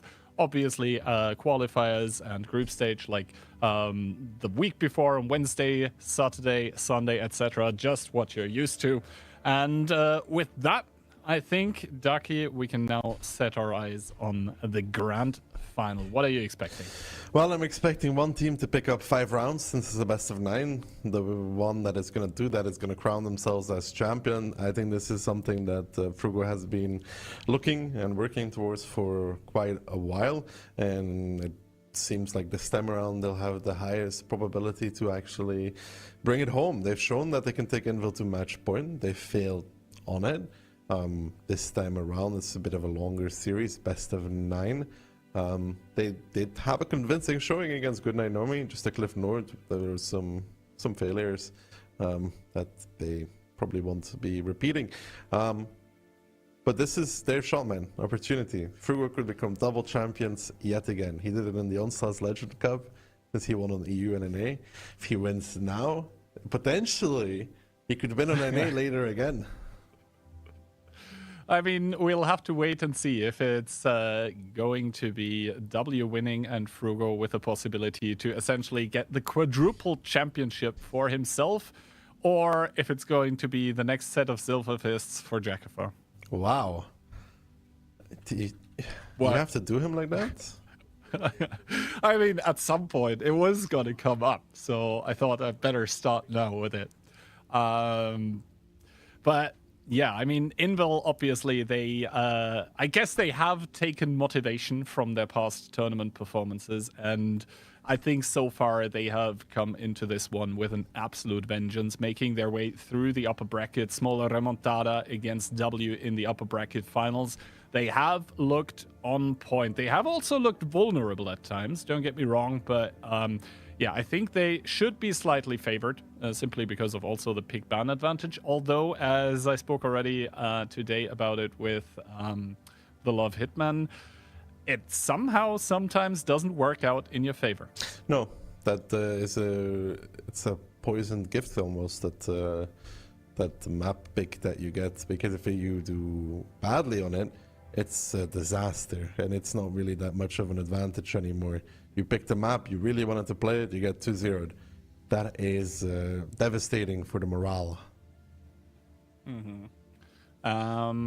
Now, the one team that is here currently, W, they have also had good showings in the past, but like their performance curve, I would say, over the past tournaments, it's going up. Like, yes, there have been some player changes, etc. throughout, but it seems like they're always improving. Now, the question being, is the improvement enough against an Invil that, yeah, we said it, they have taken motivation from essentially not, you know, even coming to the grand finals last time. And that is something that I would say 4, 5, 6 months ago would have been completely unthinkable.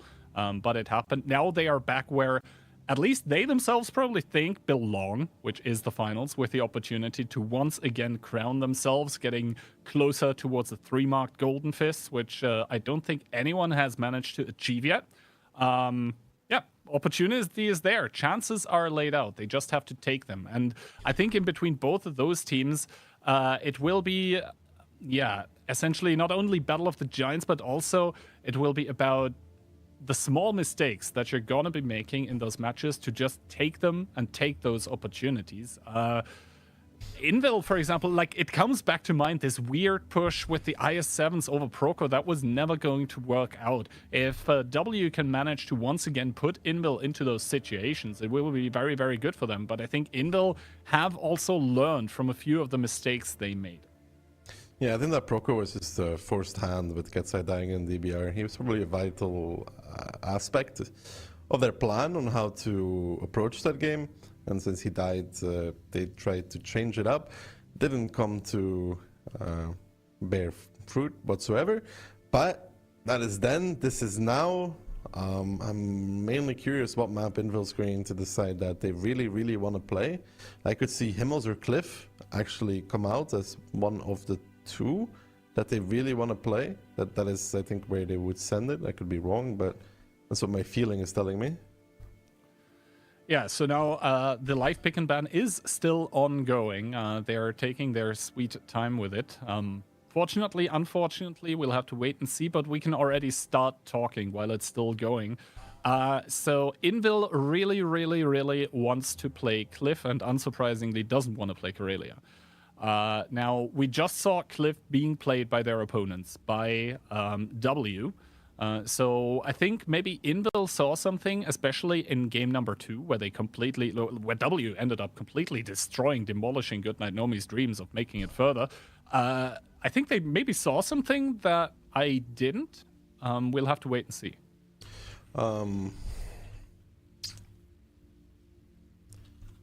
But you are spying on the live pick and ban, no? I am spying on the live pick and ban, but essentially our little cheat sheet is also up to date. It's not further than this yet. Let me see real quick, Ian, where they're at. So I think W has to do the last ban, and that confirms the tiebreaker. I was right. Unbelievable.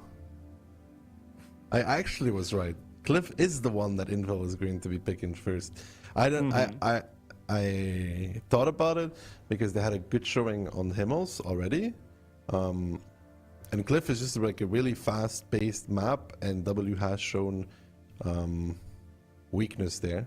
I was also thinking Himmels because of the way W got owned by Motivatia, for example. So Cliff or Himmels would be it, but they decided opted for Cliff. But it's gonna be very quick in the beginning. That much is for sure. Yep. We'll have to wait and see. I believe the pick and ban was just completed, so in a few minutes, or rather a few seconds, we should be able to take a look at the completed asset. But yeah, Cliff as a starting map, I think that's a statement from Inville. It's like, yeah, we're going to come in and we're just going to win on player skill. Now, for the other ones, let's wait and see. So we talked about it already. Cliff getting picked up by Inville, Karelia getting banned out. Then second map is going to be one that we haven't really seen on at least the EU part of the Clan Showdown here. It's going to be Fish Bay. Interesting choice. Fish Bay for W, and a pick that could be a 1-1 kind of map, but they obviously have something really ready, and they banned Live Oaks. Yeah, so not wanting to play there anymore. Understandable after what we saw earlier today. Now, Inville, I think some of the old strength about Sand River remaining, they have shown that they have basically increased their portfolio when it comes to where they want to play. It's not 100% south anymore. After that, W with the Proko peak, they, I guess, just want to repeat what happened in the upper bracket finals on Prokhorovka. Not the easiest feat to do against Inville. Those then banning out Muravanka. And then for the tiebreaker choice, W essentially, by taking out Highway, they do confirm, well, map iconic Himmelsdorf as the tiebreaker. No better map, I guess, if we get there. So, I think it is kind of scary for W, honestly. Like, Inville, for some reason, they have looked shaky on Cliff in the past, but they do also keep picking it at least as like first map in the Clan Showdown stuff. So maybe they have also improved there. We'll have to wait and see. And then Fisherman's Bay normally for me is like 1-1 split normally. Sand River, kind of the same thing, although Inville has demonstrated that they can make it a 2-0 map as well. And Prokhorovka normally 1-1 as well. So I think Cliff kind of, it's going to kick off the match, and I think big decisions are being made there already. Cliff is a brave choice, though, still. It really can go either way. It's not it's definitely a map where either team has potential to take it 2-0.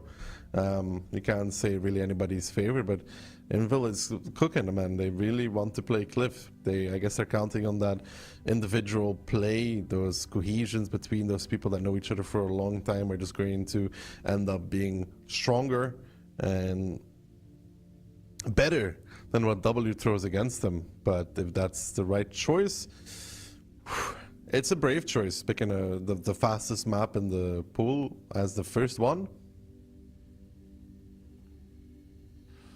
Yeah, we'll have to wait and see. First of all, predictions. Me, the only one rocking the red and white Polish Eagle. Both you and Love Hitman saying it's going to be a 5-3 for W instead. So probably very, very impressed by the games that we saw against Goodnight Nomi, because, well, those were pretty stellar. Personally, why I went with Invil is, well, they did win the upper bracket final, so they did win against W earlier today already. But honestly, I think both of those teams have shown that they are definitely able to take the W. Pun not intended. Yeah, I don't know. I was a 3-5. Love Hitman copied my homework. That's no surprise. I was really curious to see what Invil has for us on Cliff. It used to be one of their bastions until I think Motivacja was the one that really made them tremble on it. They must have something amazing, or they're just like, Cliff is a good map to start up with. Immediately warm, quick, 1-1 out of it. We're warmed up into the rest of the match. That's also a possibility. We'll have to wait and see. Also, what did you think about the BZ72-1 pick that we just saw on Cliff? Yeah.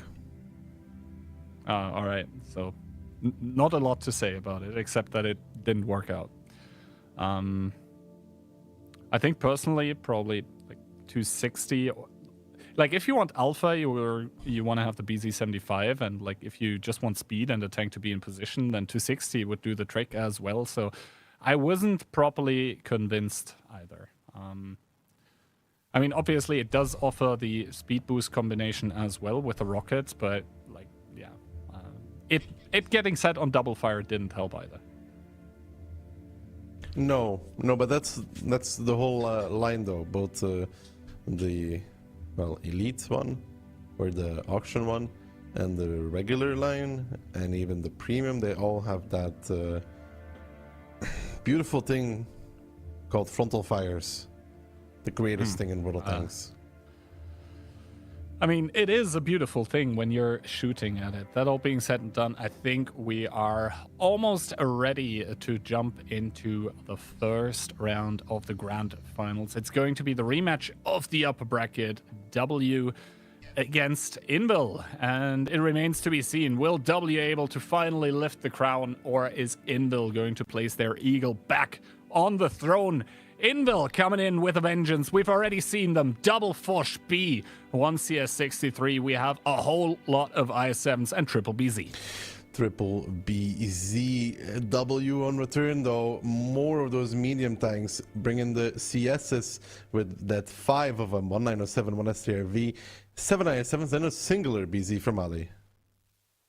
Now, we'll have to wait and see. Obviously, both Invil and W have the opportunity to boost those IS-7s with the BZs and CS tanks, respectively, as we now see the team of Invil mostly sprinting towards the middle of the map. And for W, it's going to be 14 tanks driving the Viper Centro with only the CS63 of Jakafar on the lower side. He needs to be very careful to not get caught out with the double Fosh B. Then at the same time, if he can delay them, that would be a great result for him as well. Monster and Itox exchanging spots, and now White Rock and Dutchbot. They're going to see a whole lot of tanks coming up. Monster taking one on the cross. Good shot by Ali as the battle unfolds, and Invil will most likely try to hold on in the middle because they have double Fosh B out of the game.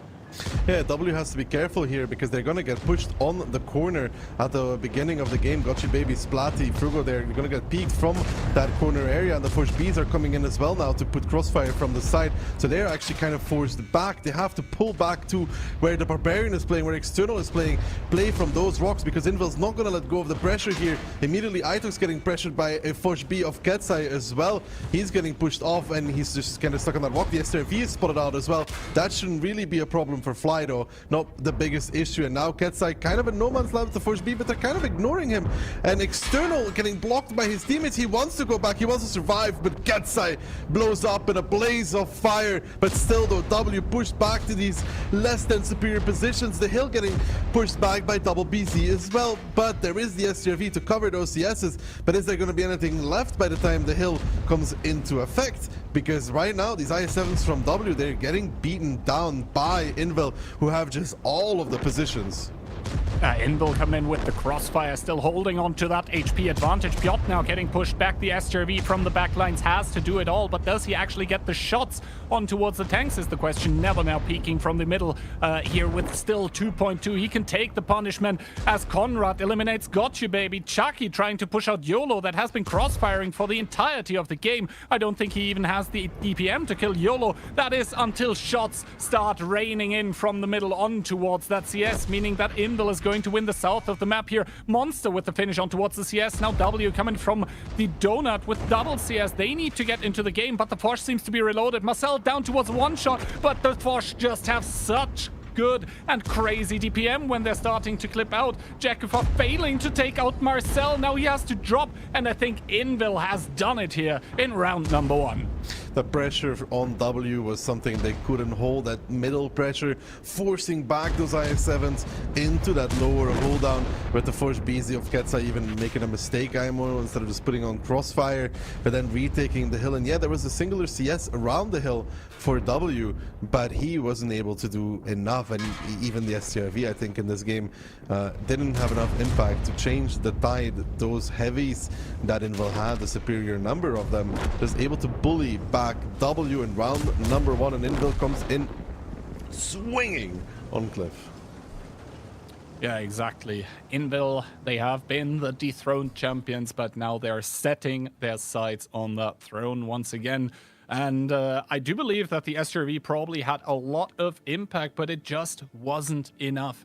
Invil, with I think even lesser numbers for some reason, were able to just take the crossfire positions in the middle, just seeming more confident. And as soon as you're essentially like bunched up like W was, it becomes so hard to to just take the W key and get out of that contain. Like, as soon as all those tanks by W were in crossfire, this is where it all started to go awry for the team of W. We can see Gotcha Baby. He had miraculous performances before, but not in this game. And yeah, the STRV had an impact, but it just wasn't enough. Yeah, Gotcha Baby, he was on fire in the last match, right, with the damages, but this time around, the big 0, it's also like a really tough position to play from though for them. They have like really nothing going for them, but they're all playing from a singular position. Yeah, we'll have to wait and see if this is already the start of the end. I mean, best of 9, it's 1 round. It's not the end of the world, but losing like this, essentially with Invil having less tanks and still getting the upper hand in the middle, is kind of concerning when you think about it, because normally you're meant, with more tanks, you're meant to get the upper hand in the brawl. Like, yes, at some point the Forces are going to come in from the side, but even before they came there, basically all the tanks by W were already pushed back. Like, the individual positioning of the Invil players just superior together as a team. Yeah, and they were able to put all their tanks as well in the positions that they wanted. They had every angle. They were able to pressure the corner further even, because the STRV can't shoot all of it. He can only shoot really between the rocks and the ramp. And for W, it was just trying to hold on and survive and hope that they win the hill, hope that the CS from behind does enough to make a difference. But with only 2 CSs on the hill, I think it was 2, you don't have a lot of potential to even peek and shoot from behind. And then you have the issue that the BZs come up. And when the BZs come up, it's a rough life. For you as a CS, you always have to aim. Even though the BZ has a lot of weak spots, you have to aim a lot more than the BZ does have to do in return, because he just kind of clicks and shoots and will pen you 9 out of 10 times. So it's not an easy fight for them, but also when the hill gets occupied, you then run into the issue that, well, they can no longer shoot down. And then you saw Chucky go push YOLO. YOLO's down, you have no positions. It's yeah. Maybe a second CS around the hill would have been amazing for them, actually, because they would have been able to progress even further and put full crossfire. I mean, I guess time for some of the viewers to cross off one of the boxes that they have in their bingo. But like you could really see when YOLO, like when the CS behind enemy lines for W was getting pushed out, you could really see once again the Polish team cohesion. Because, well, he didn't have enough DPM and HP to fight against the CS, but they were communicating so well that he said, like, yeah, I can push out the CS, and by doing that, I just completely ruined that flank for W, but I'm gonna need a few shots from some of you boys, and he did get those. The CS went down, and after that, the crossfire was just gone on that side as well. So, yeah, good sticking together here by the Indel guys on their own map pick, and I think we've kind of broken the curse here a bit. It's not going to be a 2-0 for the team that didn't pick it. That being said, though, W, they do want to equalize the scoreline here on Cliff round number 2. They're coming in with double 907. They have 4 CS63s. They have 7 IS7s and double B. And double B versus Invil's double B as well, actually, but 6 BZs on top of that, 4 CS and triple I7, so it's the I7 versus BZ kind of fight here. It's kind of interesting to me that DPM tanks seem to not play as much of a role as they used to, because both the BZs and the I7s as well are known for a lot of things, but not for DPM. Split-wise now, Invil sending 1 CS to the lower side. That's Tsek. He's going to commit a little more than Jackathol did last round. A lot of the tanks by W now getting spotted in that 1-2 line. All those IS-7s already lit. Dutchbart was going to go towards the donut, is going to turn around. This way he's not going to be able to get shot. I don't think Tsek is trying to reveal himself right now. He doesn't want to show that he's only alone. Finally, 1 shot of damage going in towards Hannes. Limited. Ooh, Bard actually getting deleted by the BZ. Peak in the middle. And look at the HP lead for Invil. It's 5,000 already. They're sending double B with double CS around the hill. There is double 907 there, though, for the side of W to try and hold this off. The Ignite coming out from YOLO as well, towards Shaki. That's beautiful. And Invil doesn't want to keep pushing around the hill. And I'd say this is pretty good actually for W. Yeah, they're down in HP, but the positions that they currently have are really not that bad. And now Profus trying to go up with Never as well, but the Bees are just sitting here having a freebie. But there needs to be so much damage on these tanks going up, because it's a choo-choo train for Invil. And now W has to react, and reacting by trying to kill Konrad, by trying to kill Piotr in these pushed up positions, because the hill, they're going to be in trouble there. The BZs will make it up. We'll have to wait and see. The IS-7s were also trying to volley down those BZs, but not a single one dropped yet, and they are going to arrive on that hill. And once again, the name of the game is going to be CSs against BZs, and they are not going to do well against those. The IS-7s now trying to do the repush in towards the middle for W. They're trying to drive over the IS-7s that are still positioned by Invil. Currently, the HP being neck and neck, and now Monster is going to get pushed out by Lup here. He's going to get put out of the game currently. He will not be able to get back up, but W, they need to support their CSs on the hill. The double 50B also currently not able to support properly. The IS-7s, though, have made the transition in towards middle, 3 of them without a driver. Yeah, now though, Lip finally pushes off Monster, but it costs his life. But look at the game in the meantime. The repush has happened for the side of W. They're gonna lose Hannes as well, though. He's trying to sit behind that corner, but I don't think he's fully safe there. The hill under control of Invil still, and now all of these W tanks with nowhere really to go. The crossfire that they're in is severe, if I may add that. They have the CS around the hill. They have now the hill on top of as well. They'll be forced to climb back on it. I mean, I don't really see what other option they have. We'll have to wait. The trump cards for W still. This double 50B here as the IS-7s are making their slow approach up on towards the hill. Obviously, the alpha of the triple BZ up there, kind of scary. Make that 4 guns now aimed, now trained at Frugo. That does lose his engine. It seems like he's reusing removed speed governor. That is something I haven't really seen before. But yeah, the IS-7s there, they need to somehow make something go against that Mentos. Obviously, with the higher alpha, decides to trade, is successful against external, puts him on a 2-shot as well. Yeah, now they have the issue that they have 3 IS-7s with dead drivers, which are using speed governors. They have Frugo with damaged engine, he can repair that, but they still don't have enough tanks to take back the top of the hill. They also don't have enough alpha to simply blast one of those BZs. Like, yeah, right now how they're sitting, it's kind of okay for them, but I think W needs to start thinking about where else on the map they can actually make rotations. I don't think they will. I think they're currently realizing an important factor, Keyhand, which They're usually defending? Yeah, that doesn't usually matter on Cliff. Like, usually this does not matter on this map. But in this scenario, it does. In this scenario, indeed it does. Now, YOLO still very, very healthy on top of the ramp. I think Toxic doesn't want to get caught in the 907 out there in the open. I think on the hill, it is right now a stalemate, also because Invil doesn't know where those 50Bs currently are. This is what's also locking down the CS tanks. They can't really repush into double 50B. That's still very, very healthy and probably fully loaded. And yeah, I think now the time is for Invil to start figuring out what exactly and how exactly they want to approach the remainder of this game. Yeah, those drivers are not coming back. And External taking another trade on the hill, but not sure he actually wants to do that. I think on the hill they're currently trying to solve the issue by brute force. The tanks of Invil, that is. External needs to be extra careful now, down towards a one-shot. And yeah, I mean, Frugo behind him was able to repair his engine now, but he's also just too short. Pay attention to B7. They have an issue that there's 2 full HP. CS is going to be in 1-2. Monster is a one-shot, yeah. But Barkus is going to join, and Barkus is full HP. The Bs don't have the alpha between them to deal with that amount of CSs. So now would be the time to get, for example, another 907 towards 1-2.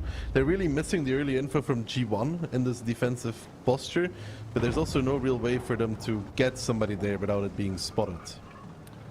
Yeah, and now we'll have to wait and see those double 50Bs. They're currently trying to essentially punish. If those BZs peek from the upper positions on towards the IS-7s, the 50Bs are needed there because there is not enough damage currently in those IS-7s to deal with the BZs. But now we can already see that at the donut, Jackifar, he takes one shot for free, confirming for him that at least one of the CS tanks is over there. And I think W is realizing that this donut area is where they're vulnerable, and indeed they're transitioning over IS-7s, but Toxic took a beating for that one. Down to 566. Actually, the BZs from the top of the hill managed to kill one. Yeah, that's the issue with trying to cross over there. You run into the problem that your tanks are getting punished. Okay, if I need to turn around and focus the tanks driving through, and Barkus might even just do the sneaky play, and it's called going all the way. And because of that, he's going to be able to shoot the tanks in the back, and W can't sit here. They cannot leave it like this. If they leave it like this, Barkus will kill everybody on the ramp.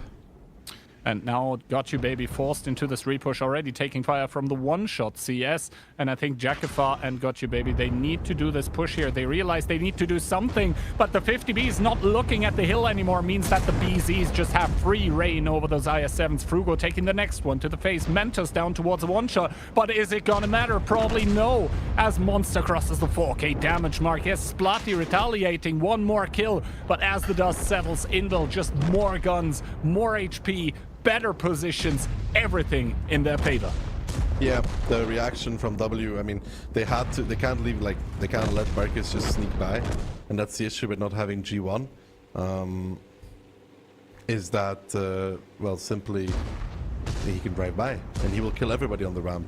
So they were forced to do something, but yeah, when the 50Bs leave, it's free reign in the middle of the map. Yeah, now we can see Tsek a bit off a bit more than he could chew, but now it's only Got You Baby remaining. Barkis and YOLO will make short work of that one as Barkis shoots and rams the last opponent, leaving 5 tanks alive for Invil, and a quick, well, not that quick actually, for Cliff, my goodness, 2-0 here. So Invil, I think for the first time in how many tournaments convert their own map pick, like 2-0? Good from Invil, really good. That choo-choo train costed them so much HP, but it was necessary, and I think W's reaction wasn't 100% correct. Lip pushing of Monster, okay, it's one thing, they do lose the position, but there is also Hannes, which was a full HP IS-7 that just dies, and then they had nobody left 1-2 outside of the 50Bs. They never cleared the CS behind the rock, which you can do with the 907s and then just hide again. So there's a lot of stuff there that wasn't ideal for W, and Bart getting blown up by the BZs in the beginning of the game is, of course, less than ideal. Yeah, not optimal for a Dutch bot here.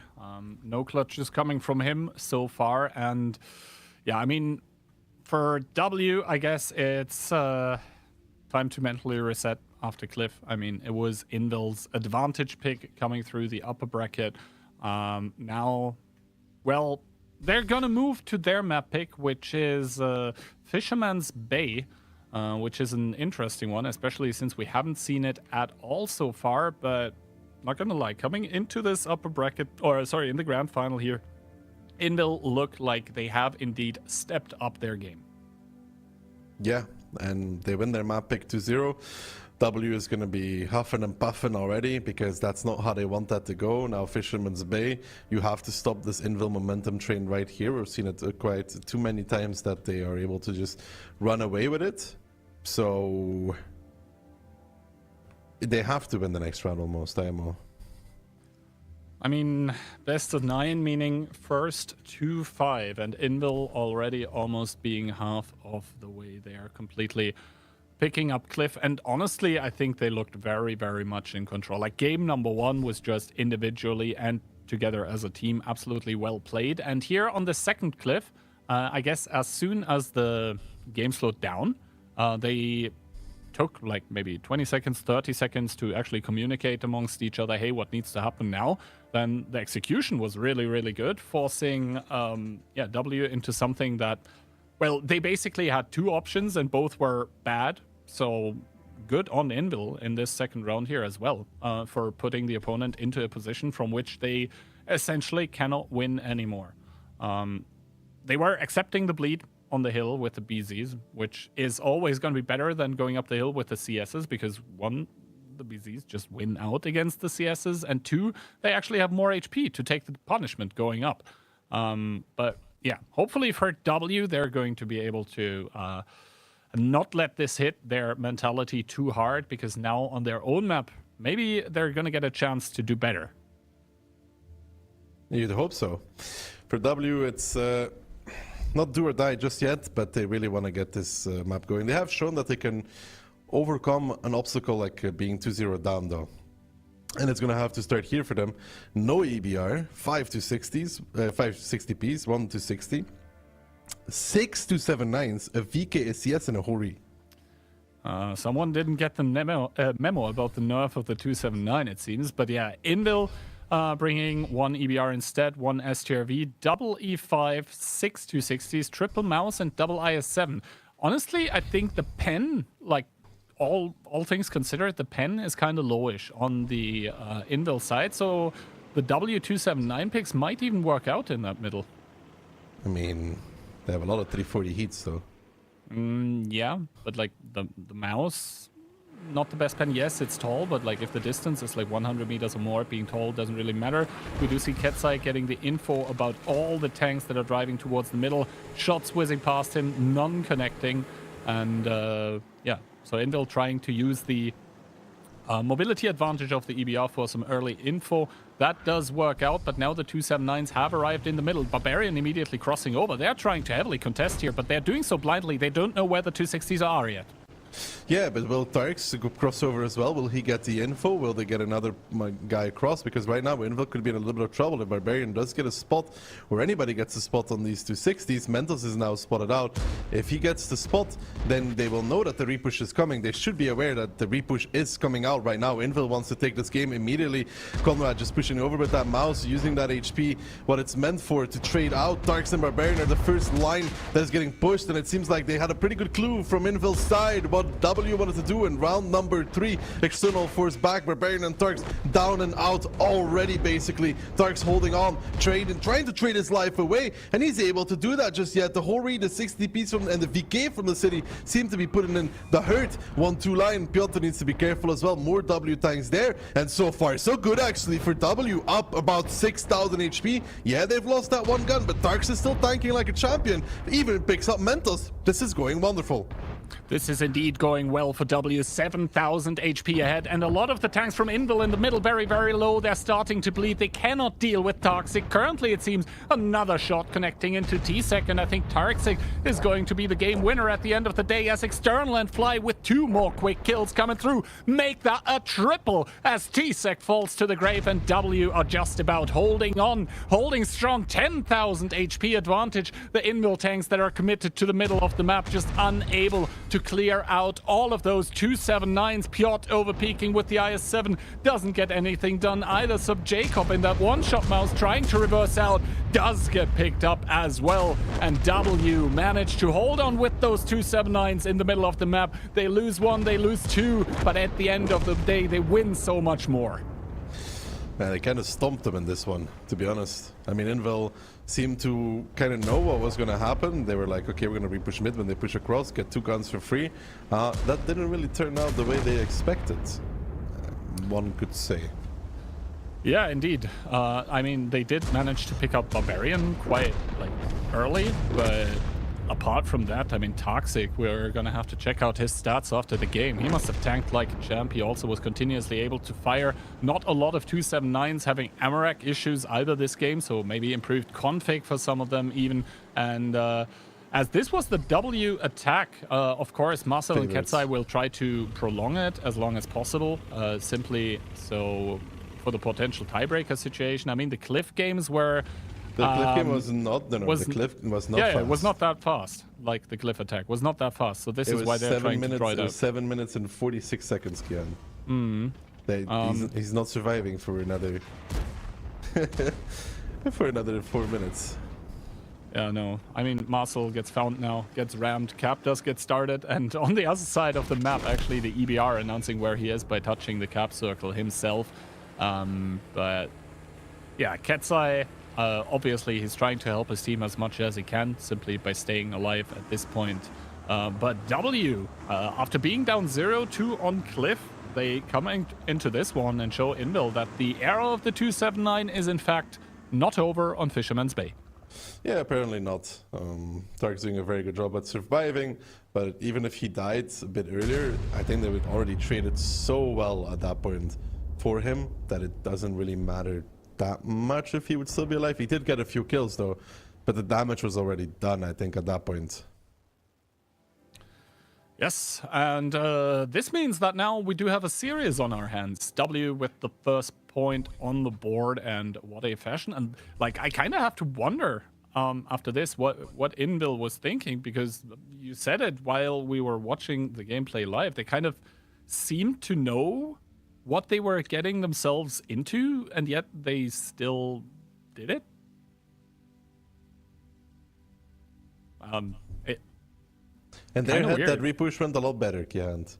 Yeah. In their head, that repush was wonderful. But I guess now we can take a look at the post-battle stats, and especially at Toxic. And actually, he did less than I expected. Let's take a look at the bounce for him as well. I mean, 2.3k, that's almost the entirety of another tank. So yeah, also he did have a lot of assistance. So essentially, those 279s staying alive in the middle of the map, not only did it mean spotting those for like the VK that was shooting from the back, but it also meant that those turrets kept getting turned against the 279s to try and take them out of the game. And this obviously opens your tanks up to a lot of damage, a lot of punishment from whatever else is scattered around the map. So yeah, I think W, they, if we think back to the upper bracket final, they're already on Live Oaks. Like, they were trying to essentially bait, Invil into a push. And there it didn't work with like stopping that team with ample amounts of firepower. Here, however, it worked out. It did. Now they switched to the worst side, though, which is funny, because a lot of teams now don't really like playing Death on Fisherman's Bay anymore. It's pretty difficult, and we've seen a lot of issues with it. But if W is able to bring this back, 2-2, forget about Cliff, man. Not important. Exactly. Now, you do mention it, that nowadays people actually consider the attack side on Fisherman's Bay to be slightly stronger. It used to be completely the other way around. But yeah, we did see W coming in and essentially using an out-of-meta strategy to bait Invil into a repush that completely fell apart. So interesting stuff going on, and I can't wait for the next round because we haven't, frankly speaking, we haven't seen a lot of Fisherman's Bay this tournament. So I'm glad to finally see the map. I'm going to be glad to see it if W manages to pick up their defense. That as well. So is W going to be able to equalize the scoreline on their own pick, or is Invil going to once again put the 2-point advantage on the board for themselves? I think those questions are all going to be answered in the coming round here. W coming into this one with double Hori, 1E5, triple 279, double 260, double I7, double BZ, triple 60 TP. Triple 60 TP against Invil's 5 60 TPs, 4 IS7s, 279, and E5 is the SLS, VN, and EBR. W again opting for no EBR. It did work out for them last round, so good on them. But obviously, in turn, this means once again that Invil is going to have the informational advantage right from the get-go. That being said, W using one of those BZs to push Barbarian in the 279 towards the middle of the map. And once again, Invil sending a lot of tanks there as well. This time the hit squad, though, consisting of 60 TPs mostly. And now Ketsai, I mean, yeah, he's just going to use his EBR's mobility to full advantage. Good shot by someone from the middle of the map in towards Ketsai, though. That does find one Hori and one 260. And immediately Piotr and Konrad pushing down 1-2, while in return you have the upper commitment from IS7s to G2. There's only 1-60 that seems to be holding this, which is Lib with a Hori behind. But there are more tanks coming. This could be the big bait from W right now. They have 60 DPs arriving, Bart, Darks, and External. And this might be a disaster for Invil if they do get repushed here by those 4 tanks immediately. Piotr is probably going to even try to jump up and over, because what else is he going to do in that IS7? Ali finds Mentals in the 279, Frugo and Itok still alive, and this pincer from W, it's great, it's perfect, it's working as well. Invil not expecting more tanks to be in 1-2 line than that 260, then that IS7 that committed, and now they're feeling the issue with this. They lose Piotr, they're going to lose Konrad as well. The middle's under full pressure. Ketsai, again, a null factor in this game in that EBR. Konrad dead already. They find Jakefa, Frugo is dead as well, but they brought so much to their team. It's 8,000 lead for the side of W with this aggressive openings on Fisherman's Bay. Something you would like to see Invil do most of the time, are just simply wiping away what happened on Cliff and showing Invil that it can be done to them. Exactly, W here not letting go of the advantage that they have. The next tank to fall to the grave for Invil. YOLO not faring much better, and his 60 TP is going to get reduced to 12, so not long for this world either. And W with an absolutely picture-perfect pincer attack make it work here. They completely negate whatever happened on Cliff. They're going to say, we are here to stay as well. And now they're going to equalize it here in the grand finals. They are going to equalize it indeed, and that is great for them. And it's even better than winning Cliff 2-0 Kihan, because momentum, yada yada, but it's also you overcome a 2-0 deficit, you play Fisherman's Bay, you play from the less favored side, and you absolutely wipe the floor with Invil. Like, not that it was close, whatever happened on Cliff got done back to them, ×2 even, and now they're got the ball rolling, and the question is, can they keep it up for the rest of this match? That is indeed the question. A lot of teams sometimes starting to run out of steam. Big HE connection even into Ketsai. So some of the tanks on the W team here starting to style onto the Invil players. We see Marcel at the red line in that SCRV getting picked up as well. And now only Monster, the team captain, remaining here, but already spotted. And the 260 of Lip is going to give chase and is going to secure the equalizer on the board. This is exactly what W wanted and what W needed after getting beaten 2-0 on Cliff. All of a sudden, it looks like W got Invil on the run. Yeah, they got them currently on the ropes, well, even though it's 2-2, because these were two very dominating rounds. And yeah, Invil thought, you know, we send the IS-7s down 1-2. Usually when this kind of play happens, it's very limited in 1-2. They'll be able to kind of just drive through it and kill Fugo and Tykes. And then Shalom, triple 60 TP, come around the corner. Indeed, that was not what those two IS-7s were hoping to find when they were coming deep and committing into that 1-2 line. I guess we can take a look at the post-battle results here. But yeah, in the end, I think it was just about, not even about the individual performances, even though got you, baby, I think making up for some of the stuff on Cliff here. Once again, top of the board, once again in that E5. Yeah, it just seems like the E5 is his tank, right? I mean, it's overall just, you know, a great gun. It's just the problem that the platform sometimes can be iffy to play. The platform is actually amazing. I disagree. It's only the cupola. The turret is strong, doesn't really get randomly bent. The hull is strong enough that the upper part of it you're not penetrating. You can kind of bait with the lower one as well. And the cupola, yeah, it is annoying. You can play around it though in a lot of positions. And against heat guns, you can quite easily shield it if you feel like raising your gun every time you shoot. I don't know. I think the E5 is a comfort tank. It's a tank that many people, when they start World of Tanks, probably don't like because, like you said, the cupola, the platform. But when you get better at it, it's a tank that you learn to appreciate. Now, Cliff going 2-0 the way of Invil, Fisherman's Bay going 2-0 the way of W. This now means that we're essentially down to a best of 5. Sand River, the next pick here, once again coming from the side of Invil, and then we are going to get at least one game on Prokhorovka. That is W's pick once again. Do you see Invil basically on their defense repeating the North strategy, or are we going to see a return back to the 15 people south and we're going to win on player skill? Hard to say. Really hard to say. It depends. Like, if they don't feel like they can play a slow defense and win, then you'll see them go all out aggressive. You saw them against Vulgus play a slower defense, but I think that was more because it was Vulgus. Against W, you might see more of that quick-paced action to try and dismantle the attack before it ever really gets set and able to execute.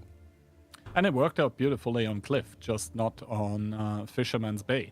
So I think now that both teams have proven that they can indeed absolutely hurt their opponents, it just remains to be seen who has the willpower, the strength of mind to keep going here. Currently, the mental advantage should be on the side of a W, but Invil, very, very experienced team. They have proven multiple times in the past that they can come back from those disadvantages. And I mean, the past match that we saw was one such an example where they were down 3-1 and then they won the upper bracket final 4-3.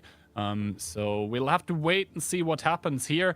Currently, this grand final still is anyone's game. Well, anyone if you're a part of Invil or W, with all the other teams being eliminated. But I guess let's take a look at the lineups here in between both of those teams. W coming into Sand River with an EBR, an E3, a Hori 3, double E5, 1-61 IS-7, and that is, I believe, 8 60 TPs.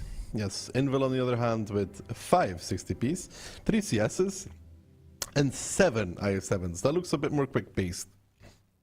We'll have to wait and see if Invil uses those CSs to push the IS-7s or if they just actively try and get map control from W, because obviously the CS being as fast as it is just able to push back the EBR of YOLO if they would like to do that. Now, CS-wise, one north, one middle, and the third one completely north, I guess. So Invil once again opting for a somewhat north-heavy split, even though some of the 60 TPs get left behind in F1G. Well, left behind is a big word, Kihans. I mean, they have enough 60 TP. Yeah, they have enough 60 TP friends to party with. Ooh, big shot in towards Mentos, though, in the middle of the map, goes down towards 1200, and that's CS. And now the 60 TP hit squad of Invil starting to fan out here in that southwestern part of the map. Now, the way that the dunes work, obviously W has an advantage coming from the eastern side, but that is a lot of meat to chew through with all those 60 TPs. Yeah, but Invil's doing a weird split here, right? Oh, well, weird. An interesting split that is really hard to execute. Because you know that the 60Ps can get pushed, and you need to like take middle in their base as a reaction to this, so you have complete crossfire. But it's not as simple as it sounds. I mean, Invil in the past, having made miraculous pushes all over the map of Sand River. Now Jekafar, the first one, getting sent into the fray here. He is supposed to probably also generate more info onto what Invil is doing. We did see also some repushes over the 1-2 line from the defending side of Invil currently. That happened basically with like 907s. Nothing like that currently on the cards for Invil, as the IS-7 with the dual-pronged attack. Frugo is going to get collapsed upon by both Konrad and Barkis here. They are going to try and ram him out of this one. Minus 1400 HP immediately, but Konrad taking a lot of punishment. Konrad indeed taking a lot of punishment. He's down towards the 2-shot, but Frugo will fall before Konrad does in return. And now they'll look at W. These 60Ps from Invil, they're on the retreat. They know that they have taken the part of the map that Invil needs, and they're now trying to back off, trying to get to safer areas of this map. Baby in the E5 forced to run away, damaged engine, and the push continuing here from W. It's brave, it's aggressive, and it may pay off as well, because you can see that YOLO and Ketsai are bailing while DJ, Profuse, and Jacob are still staying. This may generate a little bit of an overmatch for W. Tarkson in return, though, is overmatching himself by driving over the wrong dune by the looks of things. Exactly. Now Sir Jacob and Profuse here in that double 60 TP trying to hold on. Tarksik coming towards the outside, towards the middle of the map, opening himself up to punishment from those CS tanks. Is just gonna melt like ice in the sunshine. Profuse down to 913. That's a max roll for any one of the 60 TPs, as Dutchbart and Lip trying to push up against Ketsai, but I think W might have found an opening here with that repush on the 1-2 line. Well, they definitely have. F1 is the most important position now. Push away Ketsai and YOLO, who pushed up too far. And in the meantime, these IS-7s in the middle are not really finding anything for the side of Invil either.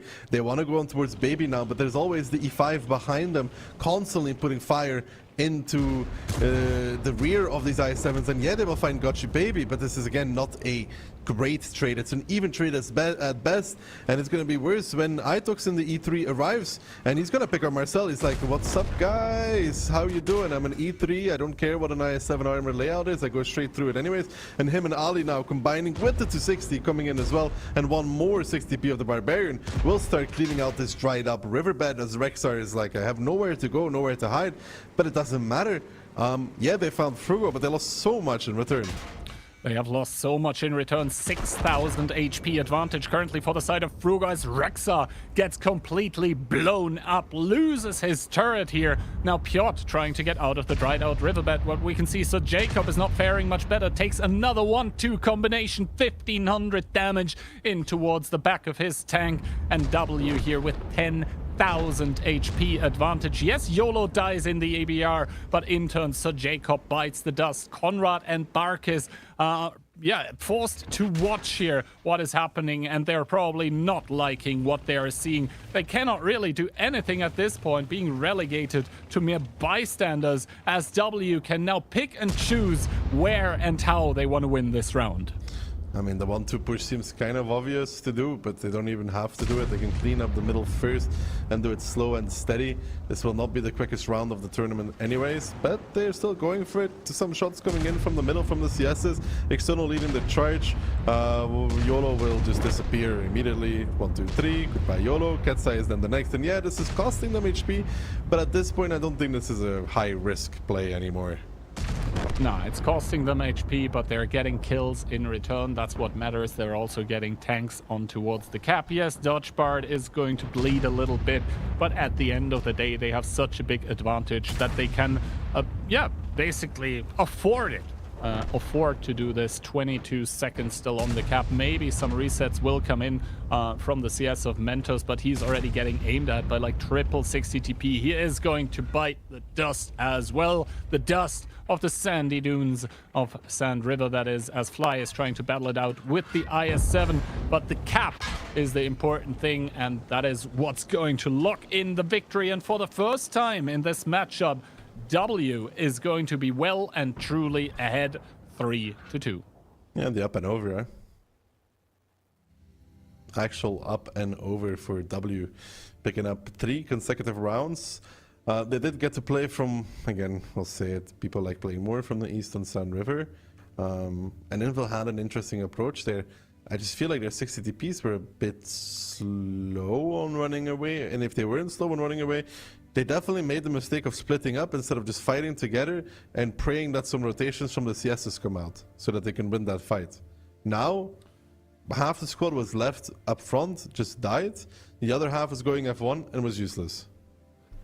Yeah, and we do see the 60 TPs from the Invil side not with the greatest kind of impact. And the IS-7s with similar problems, but I think the root or the cause of the downfall of Invil in this round was more like that. Essentially, the strategy they were trying to employ completely wasn't working. YOLO, with not a big impact, fortunately for him, it didn't really matter for him. But yeah, once again, E5, top of the board. Ali this time showing up big. Also 2 kills to his name. So the E5 as maybe a kind of a counter, soft counter towards like IS-7 60 TP meta as the damage dealer, DPM heavy tank, definitely coming in. Coming in, yeah, those E5s are having good times, and well played to W. And now we gotta start thinking now. Invil comes from 2-0 on Cliff. They, as much as I said W needs that round on Fisherman's Bay to start kicking off things again, I think Invil really needs this round to stay in this match. Prokhorovka Prokhorovka didn't seem that amazing for them. All in all, I don't think they're winning 2-0 there. The way that they've played so far, I don't see it. I mean, then again, you know, Invil being up against 2 consecutive match points to then go to tiebreaker, that is also a story against W that we had today earlier, and it ended up in quite a bit of a heartbreak for the team of W. So obviously for Invil, it's going to look really, really bad if they end up losing the second Sand River round here, and then they're up against match point. But it's not impossible for them to dig themselves out of such a scenario. No, it's definitely possible, but I don't think they're coming back from 4-2. It's like I didn't think that W would come back from a 3-0. I don't think Invil would come back from a 4-2. We'll have to wait and see. Now, obviously, Invil wanting nothing more than the equalizer here. To set up at equal scoreline for the 3rd time in this match. We'll have to wait and see if they're able to do it. Now, they are going to start on, what many think is the better side of Sand River. There are some things going to be working against them, though. The biggest one there, apart from the team of W, obviously being the clock. They do need to cap all or kill some within the 10-minute time frame. Whew. I mean, Invil's map pick here, and they already lost the first round. But they get to play from the better side, though. And they get to do it with double STRV, a Badger, a 279, double 260, an EVR, a Mouse, triple IS-7s, double BC, and double 60 TP. Everybody gets to play something, I guess. Comfort picks all around the board for Invil. Meanwhile, W coming in with 1 EBR, 1 Hori, 1 907, double CS63, double E5, double 60 TP, triple IS-7, and triple 260. My goodness, also some variety across the board here for the team in Baby Blue. Now, however, initial splits, we're going to have to wait and see. Obviously, those STRVs are going to set up in the base first of all, hoping to get some pot shots at the people that are bound to be crossing in towards the middle of the map. That's going to be White Rock and also Itox in those CS63s, respectively. Frugo with the 260 trying to get some vision from the middle of the map. Barbarian, the first one to get spotted out by, I guess, a semi-aggressive spotting run from Mentos. He does spot out the double CS as well, and Splotty taking some damage in that IS-7. Yeah, taking some damage in that IS-7, but not quite enough to really worry W just yet. And W on this defense started off very slow, just trying to gather some info. And they're now going to be adjusting. And the adjustment is, okay, we know they're playing north with quite a lot of things. We're going to go retake the K-line. And if they could split, I'm a strong believer that on San River, if the map is split and you control the middle, you have like 2 tanks instead of 1 and 2 in your base, so 6 tanks in total to hold off the base, you are no longer in danger of your base getting pushed, and the K-line is not that hard to hold. We'll have to wait and see. Sir Jacob there in the middle of the map taking some damage as of now, and the rotation by W arriving where it's meant to be. Frugo seeing double BZ and the mouse here that are starting to push up and over in the middle of the map. Obviously a lot of tanks getting invested in that southwestern area of the map means that not that many will actually be able to stop this push here. The double BZ pushing the double 60 TP, and the mouse at the front to essentially tank the damage here as Barbarian gets caught out in the open in his IS-7, gets reduced to rubble. YOLO the one to pick it up. Now, however, more forces by W arriving in the middle, starting to crossfire the tanks by Invil that probably have bitten off more than they can chew, but currently Invil's still in the lead regarding the HP. Yeah, but these tanks in the middle are in trouble, dude. They are in real trouble because W has decided that they want to push them, but you got to be careful though, because right now the base is open. It's wide open and ready for the take. And I've said a few tanks in F1, they have none of that. They have Fly and Lip, which is the only base defense, so they better make this middle cleanup work for them, because they won't have anything to go back to if they wait for too long. We'll have to wait and see as Sir Jacob taking another stunner to the face that's going to set him on a fire and send him away. Now the double E5 of Got You Baby and Ali, they need to make something happen here against Rexa and that BZ. They obviously cannot commit in currently, but we have to wait and see. In the middle of the map, I think there is a rotation back to the cap happening, and it might not be the worst thing here for W, because in the middle there are no more red tanks remaining that could control. We see External and Tarxi, they're not going to die soon either towards Piotr and Monster in that Badger, so I guess the base repush by W is the thing we have to watch out for. 7 minutes, so ample time for either team to still make moves. Yeah, but the Badger's starting to push up the K-line though, Kihan. Take a look at that as well. That might be the decider factor there for that part of the map. And now Fly and the Hori is dead. Frugo leading the troops on towards the march, on towards Barkus. They have to make this work. Never sliding down a cliff, so he's not going to be really too effective in this. They will need to kill Barkus. They don't really have a choice but to go for it. Frugo down towards a one-shot. The Ignite coming out as well. They will find Barkus. They'll find Never as well. I don't think they can deal with YOLO right now in A1 though. Hannes is going to be pushing further back. More tanks rotating to the base, but the K-line, Kihan, it's an important factor, because if the Badger and the IS-7 kill the double 260 there, then what are you left with those tanks in the middle? You can't really do much. We'll have to wait and see. W currently with the HP advantage, but obviously YOLO and Katsai are going to be putting down the crossfire. This means that the northwestern push by W for the time being has been halted, so it remains to be seen how exactly it's going to pan out in the southern edge of the map here. Isolated skirmishes going on, but Monster in that Badger really in a prime position here. He is struggling a bit with the gun depression, funnily enough, in the Badger, and is not going to connect here on towards External, while Dutch Bard and the External should have the middle here under lockdown. And now we can see the EBR and the CS63 for W getting rotated towards the south to win that one. And then it's going to be the quick no you by W saying, you want to win the K-line? Well, we don't think so.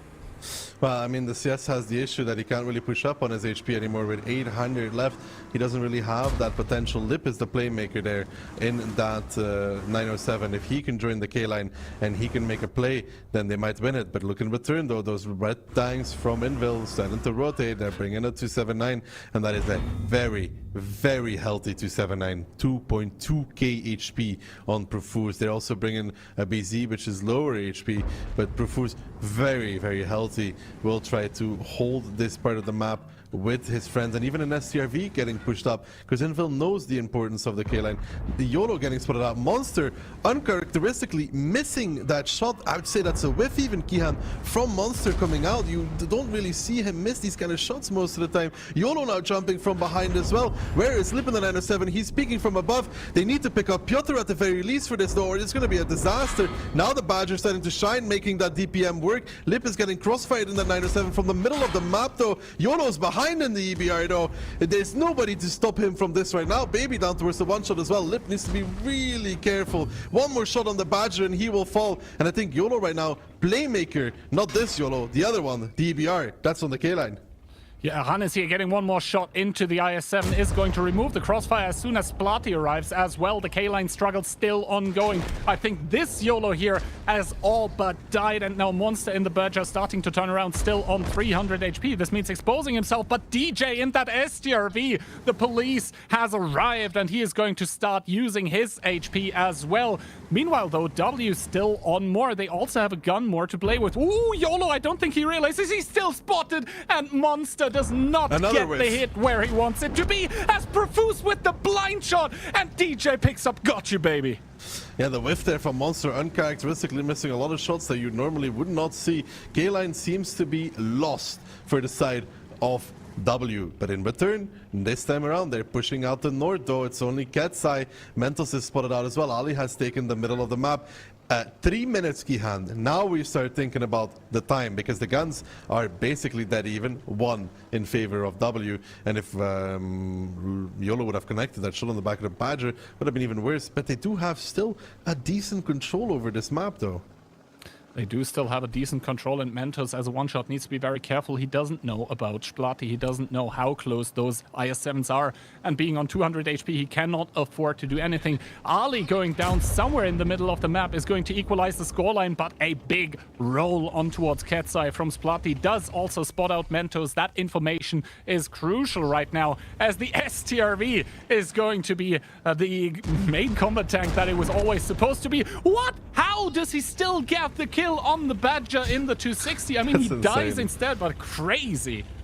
He actually goes for it and he makes it work, and he picks up that Badger, and he should never be allowed to do that.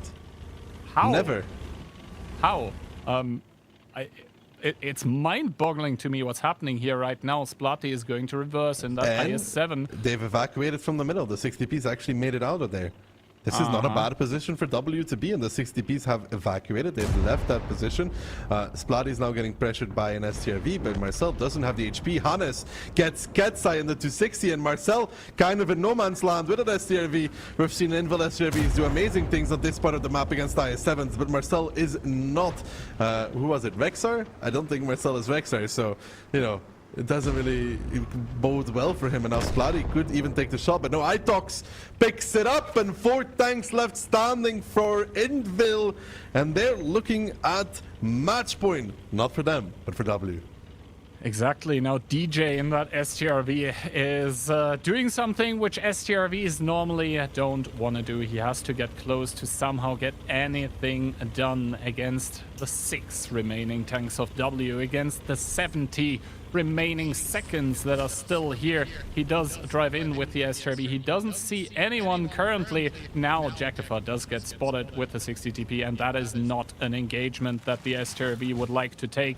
He's starting to come in. He doesn't even know that there is another 60 TP. Finally, he does spot out Dutch Bard, who fails his shot here, but Tsek somewhere else does get cleaned up, leaving only 3 tanks alive here. And Invil, they are looking at a match point by W, at a second one and possibly a third one in the tiebreaker. That might happen, but first of all, Invil needs to step it up to get there. Yeah, that's 4 consecutive rounds for W right now. 4 consecutive rounds lost for them. And again, we complained about their middle play. I think it was against Vulgus? Yeah, I think it was against Vulgus that they had a really high fixation on the middle of the map. This time around, they lost so much again for it. Exactly, and for W, they now have the possibility to do what they weren't able to in the upper bracket, they will get another few match points against Indel. And for Indel, I mean, is this comfort territory for them? Probably not, but they have shown that they can make it work with the backs against the wall.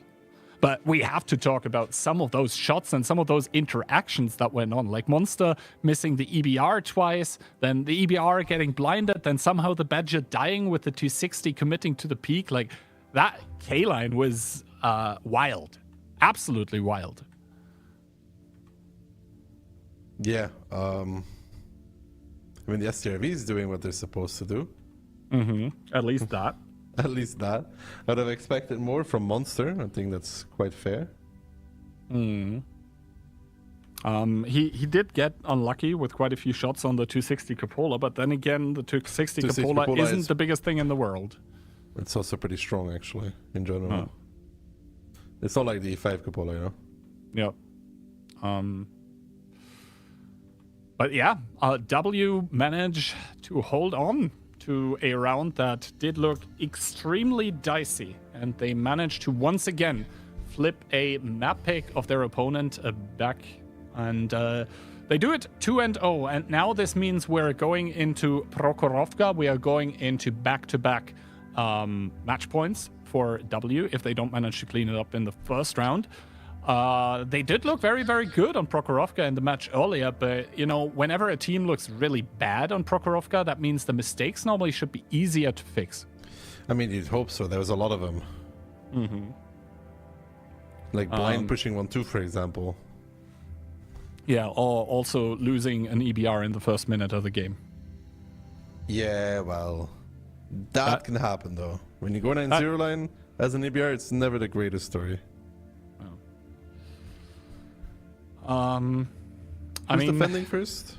Who is defending first? That is a very good question. Invil is going to be defending first. Blessing or a curse?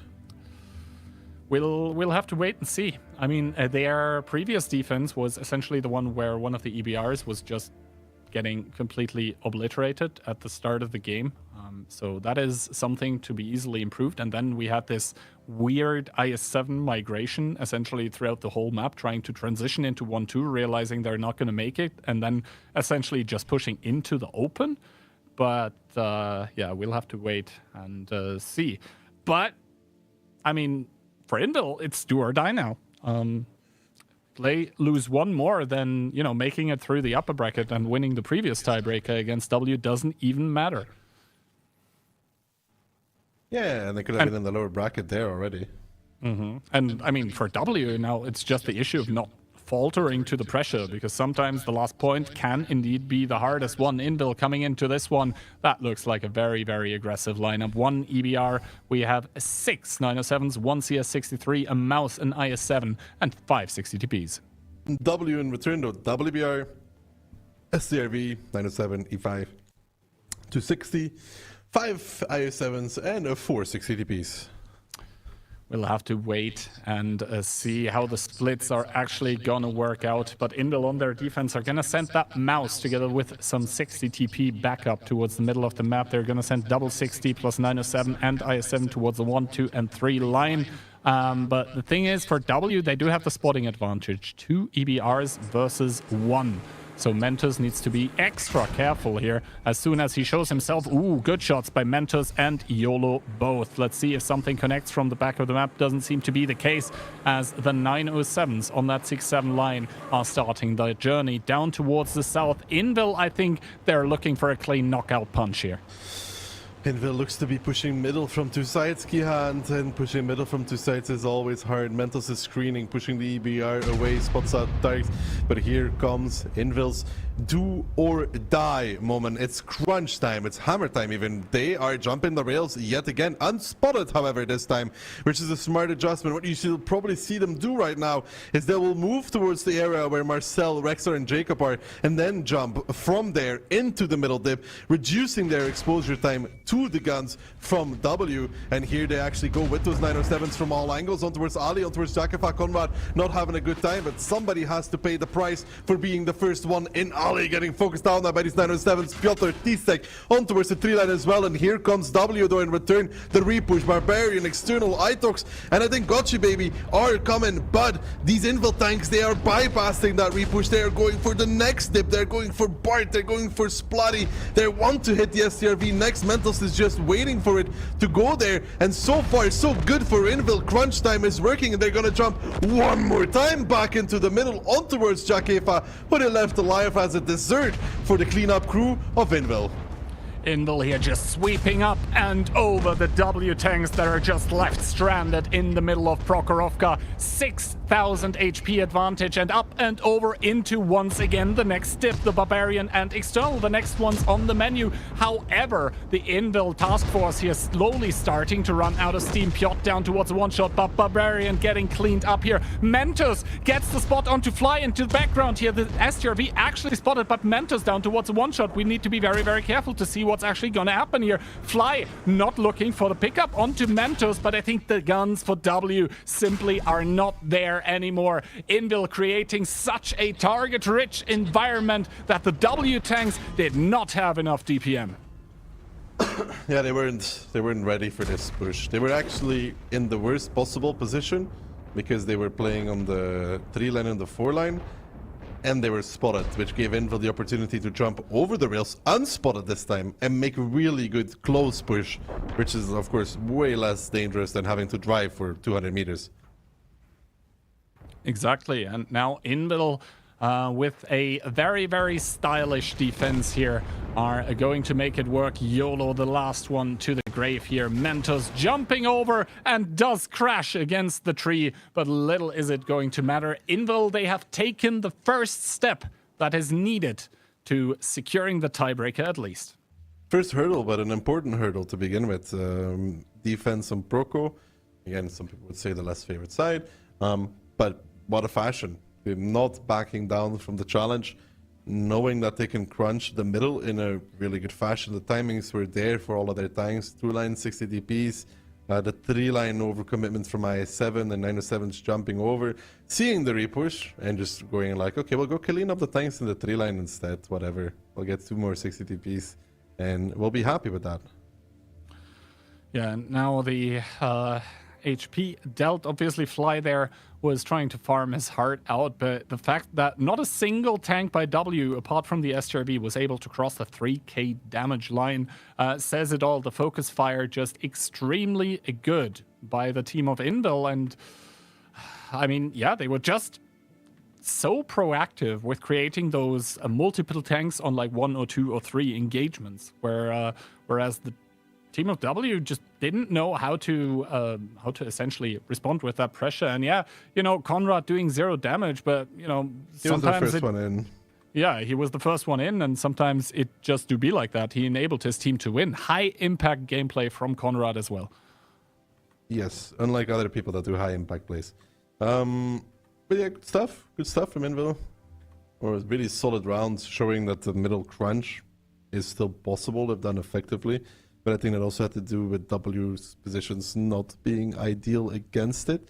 They couldn't stay alive for long enough for the repush to actually come in. And it's even then, it's pretty hard, man. Those tanks, if they're the tanks from Invil, the heavies that are overpeaking middle, they just have a really chill time. And I think also the problem was that W kind of got caught with their pants down. Like they had those IS-7s at the back of the map that got spotted. And they were essentially supposed to repush back into the middle. But like they were doing it at a time or at a point in time where the damage was already done. Like the 907s were already swarming all those 60 TPs in the middle. Like they were just, I guess, 30 seconds too late. Yeah, and their Invil's singular EBR works out really well, right? Versus the 2 EBRs that W has, which they didn't really have time to use or utilize whatsoever. Yeah, I mean, Invil once again showing that, you know, I mean, they did have an EBR, and Mentos was doing a good job of screening away the enemy EBRs, of basically creating smoke and mirrors, a smoke screen to not give away the info about the 907s, because if that one gets known, then all of a sudden this push does end spectacularly as well, but not successfully. Yeah, it usually just ends up with a few 907s getting blown up, going over the rails. Oh. What did I predict again? Was it 5-3 or 5-2? I think you predicted 5-3. So if W gets this one on the board here, then you would have the perfect pick and ban. Obviously, Invil does not want to let that happen. Now, however, W's lineup, double EBR. We see a whole lot of 907s, 6 of them as well. 1 E5, 1 260, 1 IS7, and quadruple 60TP. Invil, on the other hand, WBR as well as CRV, W5, and Skunk double mouth, and the rest being IS7s. But So, I mean, you can do anything with both those lineups. Although I don't know how much of a fan I am of W's very heavy 907 commitment. I mean, it did just work out very, very well for Invil. But, you know, pulling off pushes like that can be... can be very difficult to pull off. Now, the double mouse getting sent towards the middle from Invil, and they do have an extreme amount of tanks, I would say, on the 1-2 line. 1907 by W, once again getting sent forward in towards the spotter bush. Hannes is going to drive up and on top of the hill. The lingering question, where's the second DBR? Only Mentos now and Katsai. Not at this moment. They do see the double mouse, and let's see if the 60TP is actually commit. Ooh, Mentos taking a big hit though. Yeah, I think he took one from the 60Ps. They're gonna do it again, Kihan. They're going to do it again. They're pushing down 1-2. A few more tanks than last time though. 4-7 IS7s, double E5. But it's the same thing, Kihan. It is indeed the same thing. Monster and that E5 already taking a big hit here. I think they're gonna swing this time. That's what my feeling says. If they go down, man, they're driving into 8 tanks.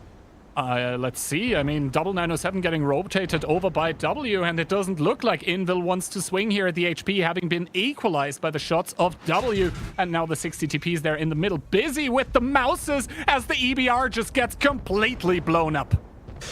Here comes Invil, do or die. YOLO Pro Foods leading the charge, the SCRV in no position to cover, and it's again a disaster for them. Looking to happen, down 1-2 they go with IS7s leading the charge. It's a deja vu feeling from the previous Prokhorovka between these two. Like, sure, they're trying to ram, but what does ramming really do when you get DPM down and die in a horrible fashion? Frugo picks up the first kill. Barkis, Rexar are gonna be the next to the chopping block. Frugo, the team captain, now getting focused out. Lip as well though, and maybe hold up for a second here. Invil might actually make this work after all. The E5 is arriving now, and the fact that they pushed into them is now exposing them to the tanks in the middle of the map. There's still an HP lead for the side of W, but that is starting to turn because now all of these tanks exposed in the open. The 907's not having a good time anymore, and the HP lead dwindling down, still in W's favor, but they're now exposed themselves. The mouse is in the middle, still holding strong-ish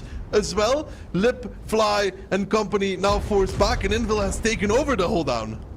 Invil has indeed taken over the hold down. They're managing to keep their tanks alive. Mentos and Hannes here trading it out with the Super Conk of T-Sec, giving another shot into Hannes. He is going to die there as well. The 60TPs in the middle of the map, not finding any kind of impact. Fly there with another attempt at a kill, gets picked up in return. Double kill for Invil that are somehow magically managing to claw back into this game. It did not look good in A2-3, but man, the team cohesion once again, and the 907s from W proving to be too squishy. Yeah, those 907s getting actually pushed out of position. I mean, Baby and External are really trying their best here to make as many kills as they can, but the Baby will fall here probably. Not connecting on towards DJ in that 907. He will get picked up from behind, and that's all she wrote. W losing Prokhorovka 2-0. Tiebreaker time after all. And it will be W that gets to pick the side, by the way. Tiebreaker time. And you know what happened in the upper bracket finals? W got to pick as well. Yes, they did. That is true, Kihan. That is very true. So down to the wire it goes. I mean, yeah, External, he was trying to do what he can. The NA import as Piotr now starting to push. External getting one more kill on towards the E5. of DJ, but he is going to get picked up by Mentos and Invil. I mean, you know, if it doesn't work with 5 tanks, just throw 8 at the problem and just win a 2-3.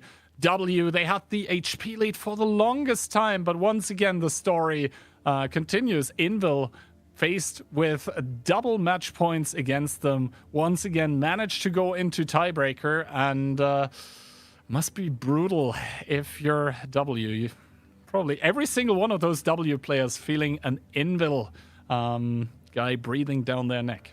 I'm kind of curious to the pen ratios of the 907s. I mean, we're going to be able to find out immediately here.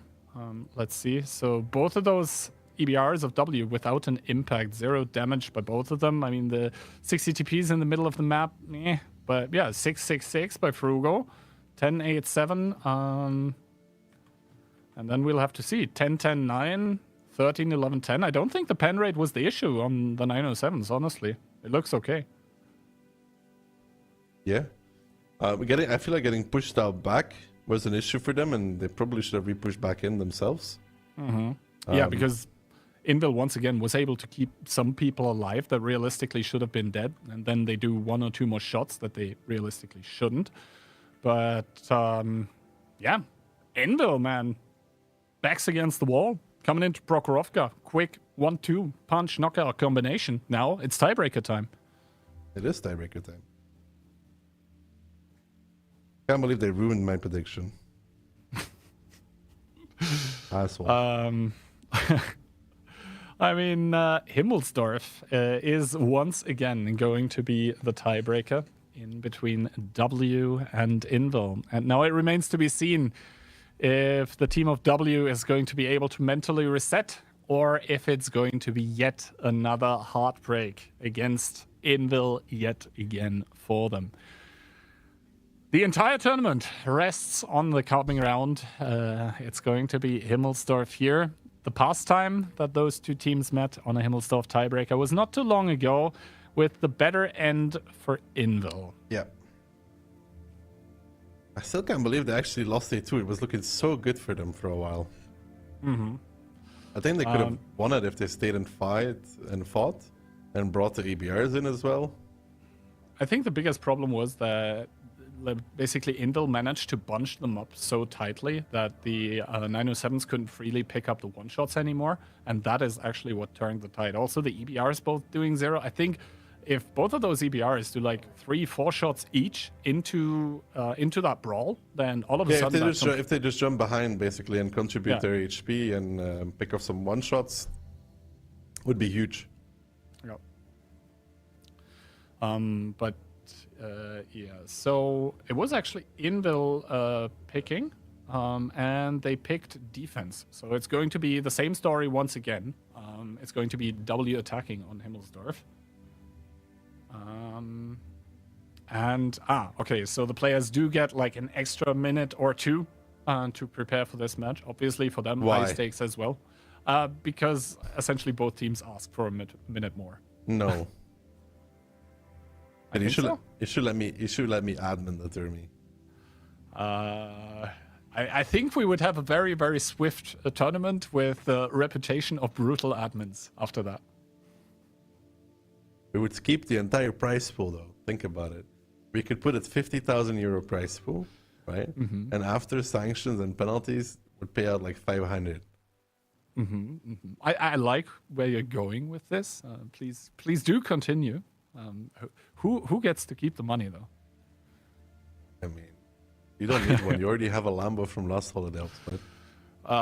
okay, bro. So you're saying the prize pool should go towards the tournament administration, is that correct? That is also you, so that is going to be a no. We're going to raffle it between me, myself, and Phil. Well, anyway, though, up and coming is what will definitely be the last round of the EU part of the tournament here. W, it seems like Invil got a few knockout punches in here in those last 2 Prokhorovka rounds. But the fact remains they played so well on the other maps that basically they're still in it to win it here. It's coming down to the wire on Himmelsdorf, and we'll have to wait and see. Invil did have the better ending in the previous matchup, but I mean, it's going to be the same side for both teams again. Is it going to be mirrored tactics? Are there going to be adjustments? Will either side completely switch it up? That's going to be the question. I mean, all of our predictions essentially out the window anyway. No one expecting a tiebreaker, but we'll have to wait and see. Yeah, well, we can still see which one of us is more right? Mm-hmm. I mean, or less wrong. Like, I'm looking back at the Prokhorovka in the meantime because I just started on the stream. So was it 3-7? I think W had more tanks there, no? In total? Yeah, I think the problem was that their DPM was getting quickly picked off with, for example, Frugo just vanishing. But yeah, here we go. Final round, tiebreaker time in between Invil and W. They've got to win it all. But let's see who takes the crown. Invil coming in with 1 CS, double E5, triple 705A, 1 IS7, 150B, and 760 TPs. W on return, though, double 57 heavy, triple E5, double 260, and 860 TPs. Let's see, Monster in that CS turned around already. He's going to go towards the hill, and for Invil on their defense here, they are going to clash with the team of W that also is going towards the 2 and 3 line. This is a lot of tanks spotted already. Conrad is going to take a big swing, but is going to miss against all those 260s that are starting to fan out. Now finding out about the 705As as well. And the problem here is that a lot of those tanks have heat, but like there's so many little things that the heat could get stuck into. Meanwhile, though, the W push transitioning in towards the courtyard. YOLO getting an ignite immediately. YOLO getting set on fire, setting Fly on fire. Monster on the hill having a good time so far. That IS7 taking a little bit of damage in return. But now for W, they have the issue, man, that there is a 1-2 repush starting to happen. The CS from the hill is having a good time. They're already bleeding a tremendous amount of HP, and they're not wanting to slow down the game. And Monster is just having a great time right now. There's nothing that W has going for them at this moment in time. Down 4,000 HP. It seems like they got read like a book by Invil, that they wanted to push the lower side this time around. They're pushing through all the lanes, through all the angles, trying to make it happen. But they have nowhere to go right now, Kihan. They're getting battered down in every lane. Yeah, exactly. The tanks by W here trying to find openings where there are none. They thought that there was a significant amount of Invil tanks going towards the hill, but oh well, that was a big miscalculation, and now they're starting to pay the price. Ali being set on fire as well doesn't help, and now Mentos and Conrad here starting to repush on towards Itox. That's down to 1,300. Finally, an ignite coming through for the side of W as well, but being down 5,000 HP and soon to be down tanks as well. This is not going to help, as YOLO and T-Sec, though, they do get picked up here. 3,000 HP advantage for Invil, and W trying to still press the meta here. They know that that CS on the hill is out of the fight. They're trying to make him a non-factor by just pushing in towards the enemy tanks. Barkus getting focused out completely here is probably going to fall to Got You Baby. That does not get killed by Monster, and Invil in the 5 line with the repush to end it all. Yeah, but the 3 line has to hold, though, for W if they want to have any chance here. They can't really go back anymore. They have to go forward even into DJ. He gets Amarak, but he was a one-shot. Anyways, HP is starting to become playable again, Kihan, but it's still 3,000. White Rock is going to fall. All these W tanks marching down the 3 line. Yeah, Monster is on the hill with a 2,000 HP, which is basically the difference in this game for the side of Invil, that he has all the extra HP, but still so many bad positions they have to overcome. We'll have to wait and see here. Mentos eyeing himself a bit of that Jackpot that's on one shot, and now finally Monster already on 4,700 damage in that CS, and is going to try and put the final nails here into the coffin. The HP now is in the fight for Invil, so Monster, the captain himself, is taking up the responsibility of putting the knockout punch to end W's streams here. Somewhere else on the map, the trades also not going in favor of Monster. Is still unspotted. Him basically getting the position in D3, D4 would be very, very risky, but maybe he'll even be able to make some kills here. He is now starting to go into firing mode, maybe even able to pick up Checkify. He does get spotted, puts one into external, reverses back. There is one 260 in E1 that could possibly end up controlling him, as he does take a shot from Lup here, but Lup himself needs to be careful, down to a 2-shot. Invil in the meantime starting to repush on the 3-line themselves though, starting to use that HP on towards the K-line. External knows that he has to go forward, has to do something. He carries all the HP of his team, trying to take out Mentos there. Splatty fighting off against 2 guns as well. It just doesn't really get better for the side of W here. They lose YOLO. Hannes is next. Baby trying to retreat. Barbarian and Turks stuck between a rock and a hard place themselves with that 60 TP T57 combination. Mentos getting not even killed by Lip there. That survives on a 1-shot, and he picks up Jakefa as well. Gets that kill. Now never takes one from the side from Baby, but Monster is still a factor in this game, and that CS63 external will not find the kill either. Bounces that one, and for W it's heartbreak all over the place. Monster 1v1ing Lip. He will be able to not win that one. Monster does bounce a shot there in that CS63, but should get it on the next one. And External getting face hugged by an i7, and still Invil with all the possibilities to pick up this grand final, as they're cleaning up the last 3 tanks from W, who yet again get the remontada by Invil in the same day. Heartbreak for the second time in a row for the international team of W, that once again only come second here. And Invil, after all this time, after months without a tournament victory, are once again, and finally probably for some of them, gonna put the crown on their head. Congratulations, but man, that is once again such a heartbreak for the players from W. Yeah, that is something for them. I think that first Prokhorovka, they had no chance. The second Prokhorovka, I will hunt them for a little bit. But this Himmels, they got read like a book, man. Like, I actually just read like a book. Monster 6.5k damage. But they knew, or they predicted, that W wanted to push lower side. And instead of slowing the game down from the side of W, they tried to force the issue the whole way, and it did not go their way. It absolutely did not go their way. This one singular CS basically breaking the back of the team that already seemed knocked out after Prokhorovka. They tried to pull through here, but in the end, Invil with the better reactions. Monster with a standout performance is going to lock in tournament victory for, once again, the team of Invil that has come through the upper bracket, has shown a really, really good performance. And, I mean, W, they just need to work on getting that last point on the board. Yeah, the last point does seem to be the hardest for them. Exactly. Yeah, I mean, that must be... There must be a deafening silence right now on the TeamSpeak of the team of W. Imagine losing twice in tiebreaker to the same team once again. That all being said and done, though, Ducky, it has once again been an absolute blast. After the replays are done, we are going to Radio Channel for those of you that have not managed to claim all of the drop time yet. And thank you as well to all of the people, of course, well, not only behind the camera, behind the camera currently, which is the Love Hitman, but also all of the people working on the production, because believe it or not, it's not just Ducky, Love Hitman, and me sitting here commenting on it.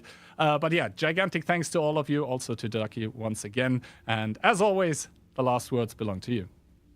Not much to say. I think Frugo is going to have a bad night's rest again. Hopefully, next time around, we get to see W finally put in a crown on top of their head. But this time around, Invil coming in strong, deservedly winning this matchup as well. Just fantastic gaming all throughout from them. Polska Górą, I guess, at the end of the day, reigns victorious again. We will see you guys all later for the NA 15v15 if you want to watch it.